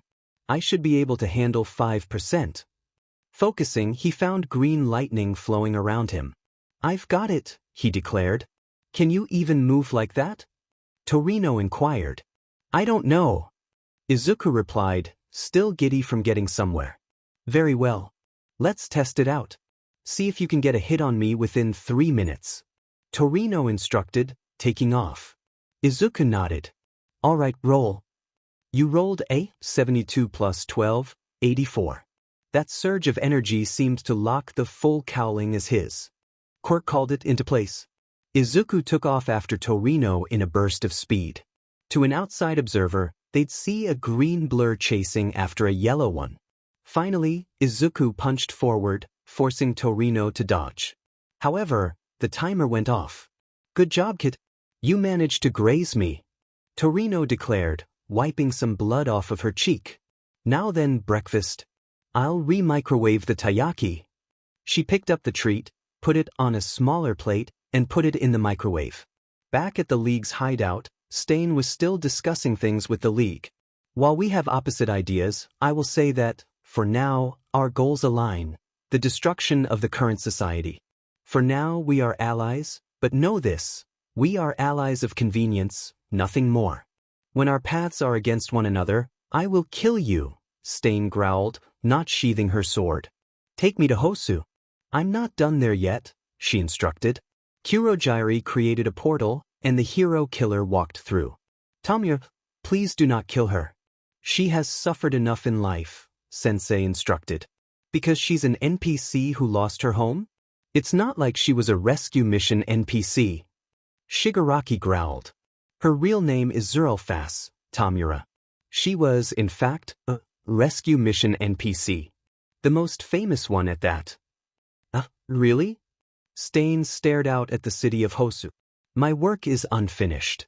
I must add one more corpse to the pile of dead monsters, she declared. So, this is Hosu, huh? Shigaraki inquired. Nice place. You going on another murder spree? It is not murder. It is slaughtering the monsters within human flesh that mock justice, those that claim to be heroes but only care about pushing the weakest down, she snarled. You know, I'd stop your bullshit right there, but Sensei let me know your status as a rescued NPC. Who'd have thought, huh? If you're speaking about my old life, cease. The innocent girl who watched her parents die has grown up, Stain grumbled. Now then, who shall perish next? With that, she leapt off into the city. Shigaraki stared for a while before laughing. Kurogyri, unleash the boss monsters, she howled. Sure enough, another portal opened, and several Nomu came out. Thank you for letting me play with these. Tonight, hero killer, whatever rampage you cause will be forgotten. Izuku was sitting next to Torino, fidgeting in the seat that was meant for people twice his size. Hosu? Really? Izuku inquired. At night too? Yeah, Hosu. Manuel called and offered a joint training exercise. She said she has one of your classmates as an intern. Kida, I think, she said, putting a hand to her face. I know. I'm worried about her. She had a lot of higher-ranking heroes who wanted her to intern with her, and Stain was spotted here. At the mention of Stain, Torino began to sweat. Oh, yeah, I've heard about Ingenium. Internally, however, she added, and it doesn't add up in the slightest. I'm worried she's out looking for revenge at what happened to her sister. That would ruin her future, wouldn't it? He asked. Kid, I'm going to be real with you. After the first week in the Middle East, my thoughts went from saving people to vengeance for those killed. That book? The title is literal in some cases. I remember Riyadh, where they dug a massive hole and filled it with blood. They'd broadcast it live, including drowning people in it, she growled. I understand the desire for revenge. I know the deep, dark desire to find those who have done wrong and end their lives. If your friend shows any signs of desiring vengeance, I'll see it, and I'll talk to her, Torino told her ward. Izuku looked thankful and slightly queasy, and returned to looking out the window of the bullet train. Then, a hero slammed through the side of the train. Izuku recognized her as a hero on the list Nizu gave him. What? Izuku screamed. Attention passengers, there has been a slight delay. The hero groggily sat up and locked eyes with him. You're that guy, she muttered before the thing that threw her into the train appeared. Another Nomu? Izuku mentally shouted. Torino shot into action, kicking the beast and sending it away from the train. G-Gram. Izuku stammered in shock, staring out the gaping hole in the train. He gasped as he saw explosions in the background. What's going on? In a deserted alleyway, Stain held her next victim to the wall. I've been looking for you for a long, long time, she snarled. What the F did you do? The hero stammered. That's not important. What's important is what you did, Stain growled. I'm a H-hero, the hero gasped out. No. You're not a hero. You're a monster, bubbling under human skin. Stain pulled down her bandages, showing her skin. Wire dash, the hero stammered. One of those who survived, Stain answered, bisecting the monster. The former purifier captain was dead before she hit the ground. May you burn in the fires that were fueled by my kin, Stain cursed. She then wiped the blood from her blade. Stain, someone shouted. The Arabic female turned around and saw a woman wearing armor? Why are you here? She asked.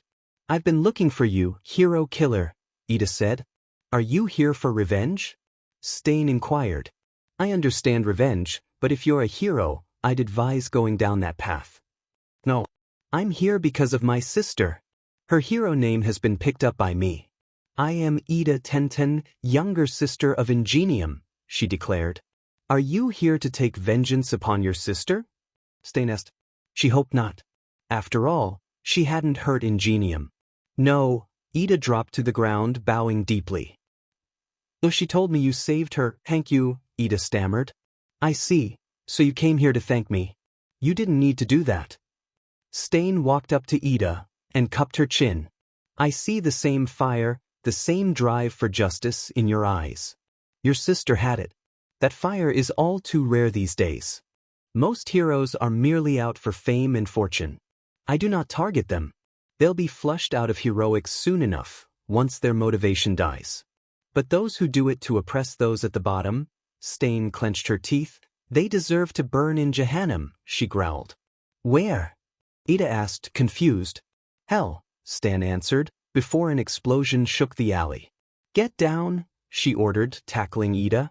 When the smoke cleared, there were several people there. They were human, or what was left of them. Their eyes were vacant, staring at nothing. Drool came from their mouths. By Allah, Stain gasped. What had happened to those people? No, she knew. But it wasn't possible. What is this? Ida gasped. I don't know. Leave this place. Stain ordered. She's dead. She was killed in Afghanistan. One of the zombies, or whatever the hell they were, lunged forward. Stain decapitated her in a flash, her body crumpling. The other braindeads paused. One held up her hand, and a gust of wind blew in. Stain was buffeted by the wind. Evidently, despite how brain-dead they were, they could still use their quirks. That complicated things. Shigaraki, she snarled. You double-crossed me. Stain lifted her blade. I'm not one you should double-cross. She rushed at the zombies, sword stabbing one in the brain. It went down. She nicked another with her sword, and liked the blood, paralyzing it. A third one was heading for her, but before she could decapitate it, Ida slammed her foot into it. I told you to leave, she ordered. I still owe you for my sister's life. Ida shot back, kicking the zombie into the ground. What happened to these women? Mental torture. They've been broken down to the bare basics and have been turned into mindless beasts. Putting them down would be a mercy, Stain explained. And only one beach knows how to do it. Ida looked offended.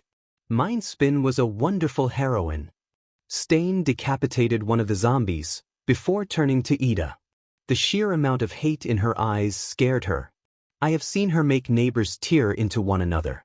Mothers rip their daughters apart. Daughters slay their mothers. My people turned into golems, the guards to the great tombs that dot my home. If she was not dead, she would have been my first target. That does beg the question, who has used this? You can't use someone else's quirk. As she did that? Why? Ida exclaimed. You wouldn't understand. Almost no one does anymore. Hatred for my culture. Hatred for my ethnicity. Hatred for my religion.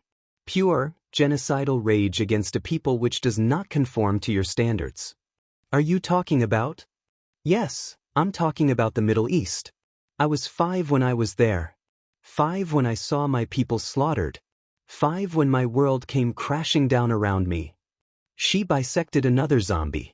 By now, they were closing fast, some using their quirks. Thankfully, none of them were as powerful as that wind user. These are fresh, Stain said, touching one of the corpses. They are wet, meaning they can only have been made today, instead of the past week. My guess is that these are civilians who are being attacked by those Nomu. The way she said it, that cold, rational tone, it was easily one of the most terrifying things Ida had ever heard. It spoke of past experience. It spoke of knowledge of this event, this cruelty. Ida had known about the darker possibilities of Mindspin's quirk, as there had once been an interview. Mindspin had reassured the public that it wore off in only a few hours. And now, with the way Stain explained things, Ida knew she had been lying. Izuku rushed past the crowd of people. Most of them didn't even notice the man slipping between the gaps they left. Those that did looked down with surprise. The places people are leaving, that's where the chaos is. Izuku grunted to himself. Okay, what's my best move? I can't just rely on my dice for this. And what if Nomu like the one that attacked USJ appeared? If that's the case, then the entire town's in trouble. That's when he heard it. 10-10. Where are you? Manuel cried out. Izuku paused, watching the carnage. There were 3 Nomu, including one with wings. Izuku found the wings familiar, but couldn't place them at the moment. One was surrounded by people who looked like their soul had been ripped out and replaced with nothing. They attacked the heroes like zombies, barely using their quirks. The heroes tried to not kill them, but if they didn't, the brainwashed civilians would go until they died. Why isn't Ida here? Izuku thought to himself. Hey, you're Izuku Midoriya, one of the heroines shouted. I wish you could pull that stunt you did in the sports festival right about now. We need all the help we can get. I'll try, ma'am. Izuku stammered. Roll. You rolled a 60 and a 62, plus 12. Izuku felt a buzz run through him, but he knew it wasn't enough. Nothing. It's only a 1 in 10,000 chance. Izuku shouted. Well, it was 1/10,000 when he needed flat 100s. However, with the bonuses to tests of strength, it was 1 in those odds were far better, but it wasn't enough to deal with them. Find Ida. She went off somewhere. Manuel ordered. Use your quirk if you have to. Izuku nodded and raced off. Where would she go? Her mentor needs her. Then, Izuku's mind went to a dark place. No, she didn't go after Stain, right? Izuku began looking through alleyways when he noticed a swarm of those brain-dead civilian meat puppets crowding around an alleyway.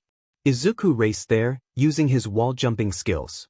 Sure enough, she saw Ida and Stain fighting side by side. He slammed down on one of the brainwashed women, knocking her out. "And Midoriya?" Ida exclaimed. "So, the ayah of this age appears," Stain mused. "That's an Islamic term," Izuku pointed out, sending his position out to his contacts. "Indeed. You know your cultures," Stain replied. "Tenten, is your friend capable? If his quirk is cooperating, he can resurrect the dead," Ida said. "But that'd be a yes then," Stain mused, slashing another zombie open. "Why did you dash?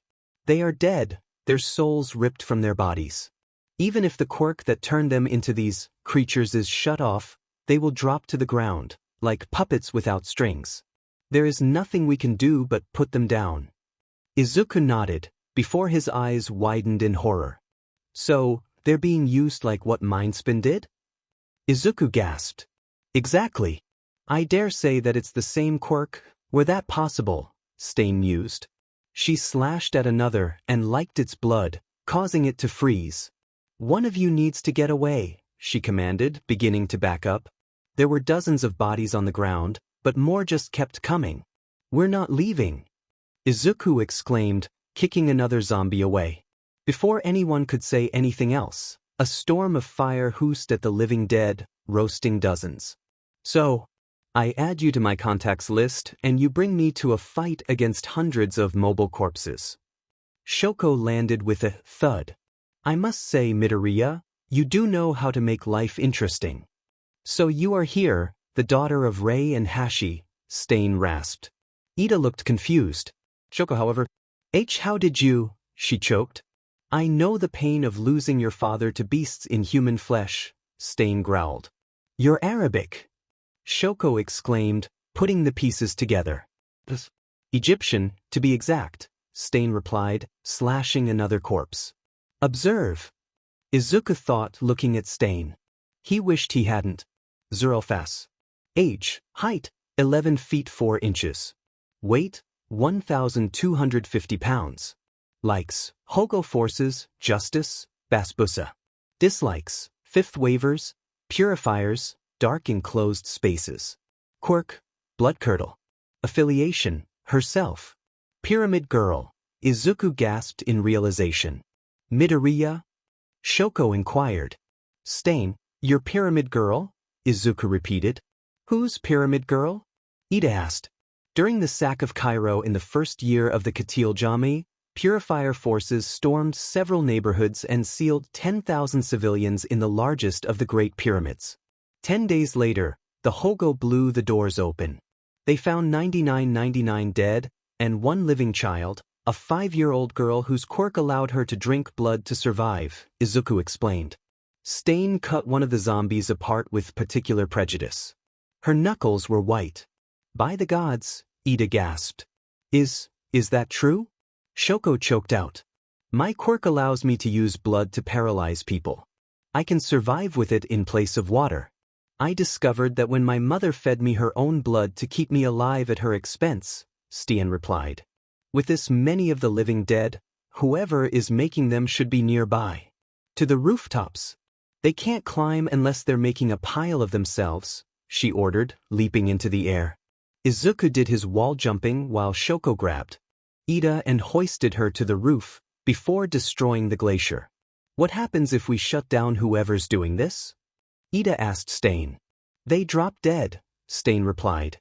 "So Mindspin's interview," Ida began, "was nothing but lies from a monster who literally got off on swimming in the blood of martyrs?" "Indeed," Stain answered. The four began looking around, hoping to find anything. Sure enough, they saw a Nomu. It was directing a great swarm of people. Izuku estimated that it was controlling at least 1,000 people. "There it is," Stain grumbled. "Todoroki, try to burn it to ash." Shoko nodded and set another firestorm at it. The flames charred the corpses around it, but it was more or less unharmed, and the harm that had happened was regenerating. It looked at the three of them before screeching. "Focus inward," Stain ordered, before the mental onslaught began. The three were down for the count, focused on not dying from the strain. Izuku, however, was completely unaffected. "Thank you, uncontrollable," he thought before jumping down, where the Nomu looked over him. Is it not taking me seriously?" Izuku exclaimed. He didn't know whether to be relieved or insulted. He decided that trying to kill it would be a good way to remove the indecision. Roll. He needed to figure out the weakness. You rolled a 77 and an 86. Plus 22, greater than 100. Perk unlocked. Detect weakness. Learn the weakness of your opponents. That was incredibly useful, in Izuku's opinion. "Okay, what's your weakness?" he thought, looking at the Nomu. Weakness, stabbed through the heart. Izuku thought that was a bit cheesy, but it would do the trick. He hurriedly bounced to the downed Arabic woman and borrowed her blade. He then raced down the zombies, which now seemed like they were trying to grab him, albeit non-lethally. "Okay, this is just weird," Izuku thought to himself, before appearing in front of the Nomu. It roared at him, now finally taking him seriously. It lunged, but Izuku dodged the clumsy attack. Evidently it was meant to be used as support, not as a front-line attack. Izuku slashed its right arm off. With that opening, he flanked it and moved the massive sword with all his might. The blade struck true, impaling it. It shrieked before collapsing backwards. All of the living dead collapsed, like their strings were cut. They weren't breathing. Stain, Shoko, and Ida climbed down. Did you kill it?" Ida asked, clutching her head. "Why, though the heart. It was cheesy but effective. My quirk gave me a power-up that allowed me to determine weak points," Izuku explained. "Impressive. Now I must leave you too. May your paths lead you three to true heroics," Stain said, before leaping away. The three staggered out of the alleyway, exhausted. "That was," Ida began. "Terrifying." Shoko finished. "Horrifying. I feel like a fool." "This is about what Stain revealed, isn't it?" Izuku asked Ida, patting her. "Indeed, to think that such a well-respected hero would work for forces pursuing genocide?" Izuku guessed. "Yeah. A lot of the heroes of that time picked sides. My mentor was part of the Hogo, for example. Midoriya. And there she is," Izuku deadpanned as the shorter-than-average woman sped right next to him. She picked him up so they were at face level. "What were you thinking?" she exclaimed. "This is above your caliber. Did you even watch the sports festival?" Shoko monotoned. "A 1 in a million chance of becoming a god for a short amount of time does not mean he's invulnerable." Torino pointed out. "It was Stain," Izuku replied. "All the more reason dash. And her real name is Zurelfas, Graham," Izuku finished. "I wasn't in any danger. That I wondered where she went after the war," Torino replied. "It makes sense she'd go after those who were trying to kill her in the past." She set him down. "And the Soul Vord? I took out the Nomu that was controlling them. For some reason, I don't think it saw me as a threat," Izuku admitted. "Because you're a guy?" Shoko asked. "No. I saw a couple of men in the horde," Izuku replied. "Why would they avoid harming me?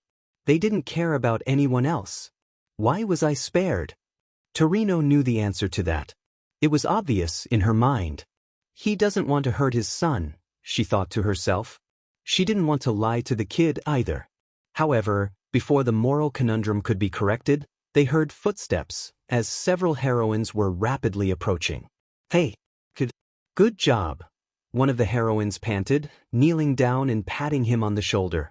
"Were you the one who took down whatever was controlling those things?" "Indeed he was," Shoko said, looking down at Izuku. "He seemed immune to whatever was controlling the living dead." I have a perk for that," Izuku stammered, blushing. I got it during the sports festival." "There you are, Shoko," a very familiar female voice rang out. Endeavor was sprinting towards them and skidded to a halt. "You," she spat at Izuku. "I should have you arrested for assault for what you did to me the last time I saw you." At the mere idea of being arrested by those who were most likely very much not sympathetic to him, Izuku began to panic. Activate perk. Fearless, he thought to himself, and breathed a sigh of relief when the fear went away. For what? Proving a point. Izuku shot back. Torino flinched. Midoriya, I'd highly advise not doing that. For hindering a heroine's ability to do her work, Endeavor spat, leaning down at him. Does your work involve incinerating innocents that stand in your way? Izuku growled. How dare you, you pig! Endeavor's fire shot up in her rage. Unlike your kind, I have been a fighter for all that is good. I can list 10 different incidents where you caused over a dozen deaths through reckless quirk usage. Of those, at least 3 were very much not accidents. Considering the villains in question were in the opposite direction. And that's not even including, Izuku trailed off, staring her down. Not including what? Endeavor hissed. Deliberate matricide, Izuku responded, whispering so that only Endeavor could hear him. That's not a crime. That's a public service. Endeavor spat back, arm igniting. Removing your filth will also be considered a public service dash. A blade slammed right in front of her. Touch him and you will perish, Stain growled from the rooftops. Her head turned. Graham Torino. A shame we couldn't have met under more pleasant circumstances. None of the heroes moved. So, you show yourself, hero killer. Endeavor spat. I kill those who slaughtered my kin like a man drowns an anthill, Stain answered. No true hero has tasted my blade. She then pointed to Izuku. Look at the future, you monsters. Look at what is happening. Mark my words. He will not be the last quirked male. Your time is up. Before they could do anything else, they heard a shriek of a Nomu. One of its eyes was gouged out. Threat assessment to priority 1, extremely high. Evacuation must begin. The Nomu screeched as it dove at the heroes, but it wasn't aiming for them. It dove at Izuku and grasped him in its claws. However, Izuku noticed that the grasp was not one of force. What is this? He screamed to himself. Shoko, meanwhile, saw Endeavor's grin. She's going to blast it out of the sky, Midoriya included, she warned, creating a pillar of ice in front of her mother, just barely stopping a pillar of flame. Shoko, you dare defy me? Your mother? You're not my mother, Shoko spat, before trying to figure out a way to save her friend, when a drop of the Nomu's blood hit her scar. She winced, but then nearly screamed as a scarred tongue brushed over it. The Nomu froze in midair, and Stain leapt onto it, and brought her sword through its brain. She then grabbed Izuku, and rode the corpse until it landed. Hear me, those of the world. You turn a blind eye to the plight of those you deem unworthy, and worship heroes who you think can do no wrong. I say differently. I am Zerelphas, and I say before you all, before Allah himself, that this man, she shouted, before holding up Izuku, is my legacy. He is the one who shall end this wicked hatred. I can see it now. He will show the world that the male gender will not be cast out. He will be the bane of those who sought to burn my people to ash and blood. To all those that follow my ideas of true heroes, and the purging of the murderers hiding among the hero ranks, look to him for guidance. She then set him down, and leapt away, for real this time. There was silence, before Izuku saw Endeavor. Her eyes were filled with more malice than he'd ever seen in a person. His instincts screamed at him to dodge. Thanks for Fearless, he didn't freeze up. Endeavor, however, her entire body was frozen inside a glacier Shoko had hurriedly made. The other heroes restrained her, while Graham grabbed Izuku and bolted. That no-good, lousy, green-haired brat. Shigaraki screamed after she had been teleported into the bar by Kurogiri. Somehow the Nomus didn't hurt him, the one I wanted dead the most. Kurogiri saw that the feed was on, and felt death staring at her.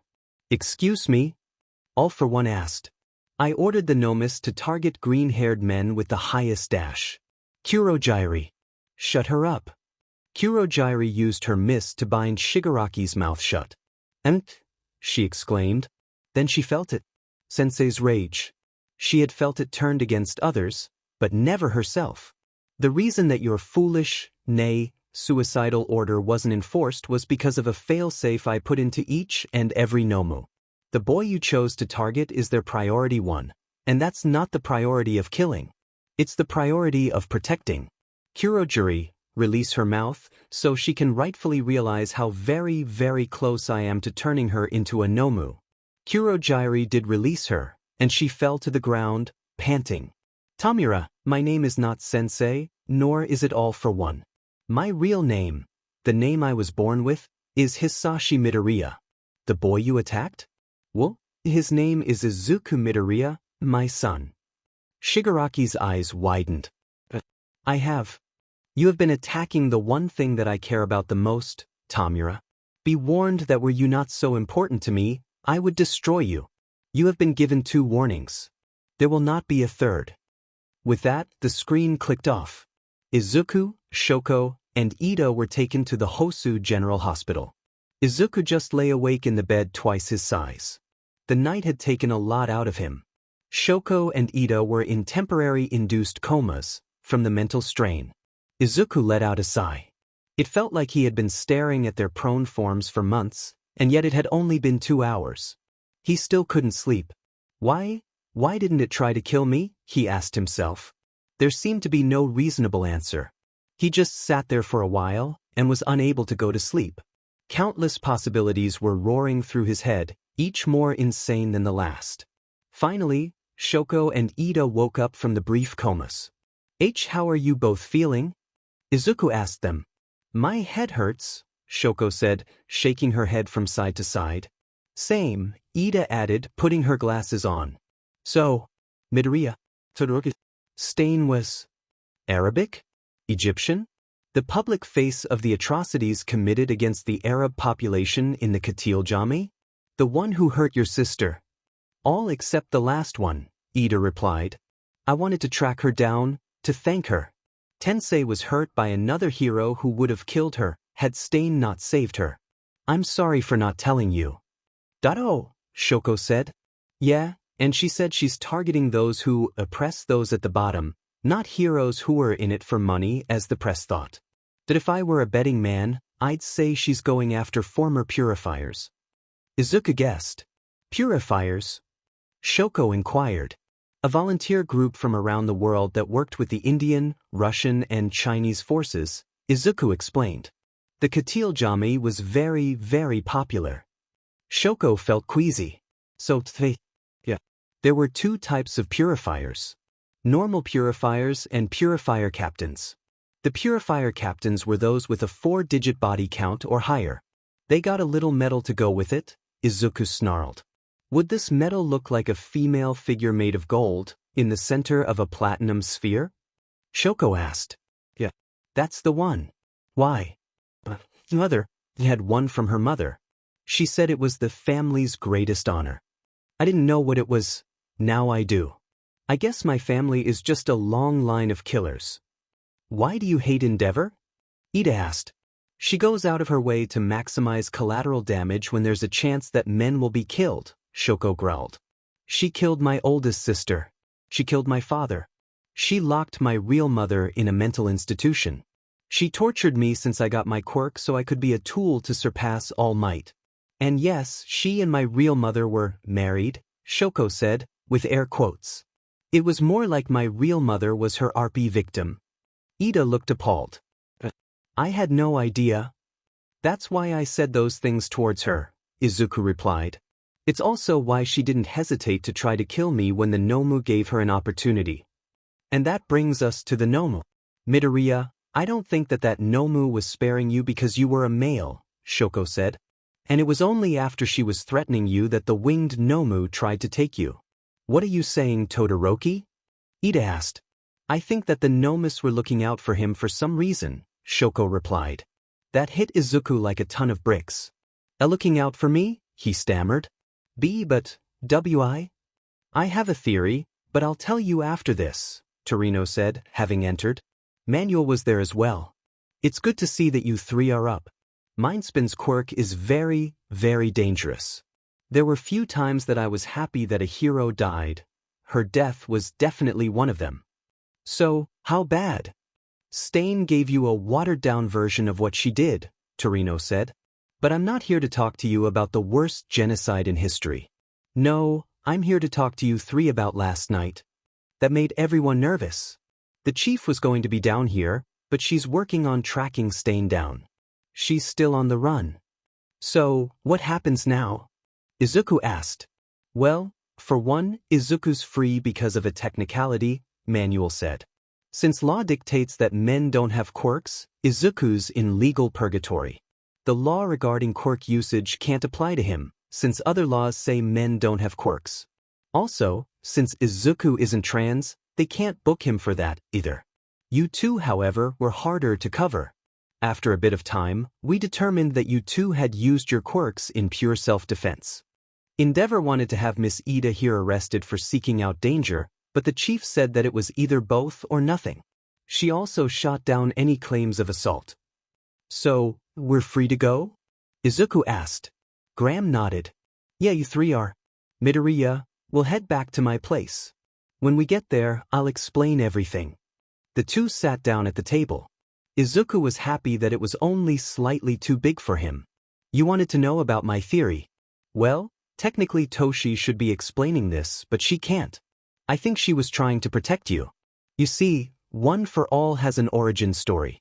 It began during the first generation of quirks. Back then, the nations of the world were panicking. The percentage of women with quirks was low, but society changed forever. During this time, a statistical anomaly occurred. There was a man with a quirk. His quirk was simple, yet nearly all-powerful. He could take someone's quirk and use it for himself. He called it in him, All for One. There was a darkness that Izuku felt.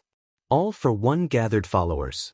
During this time, he was able to empower both genders, men and women alike flocked to his banner. He was the shadow ruler of the underworld. But he had a weakness, his little sister. She hadn't manifested a quirk and was constantly ill. This was because their mother had inflicted upon her Munchausen syndrome by proxy. You know what that is, correct? Izuku nodded. All for One's first kill was his mother after he found out. But by then, the damage was irreversible. So he kept her safe.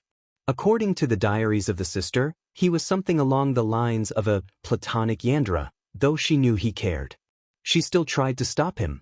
She couldn't. Her body was too weak. After one attempt, she was on death's door.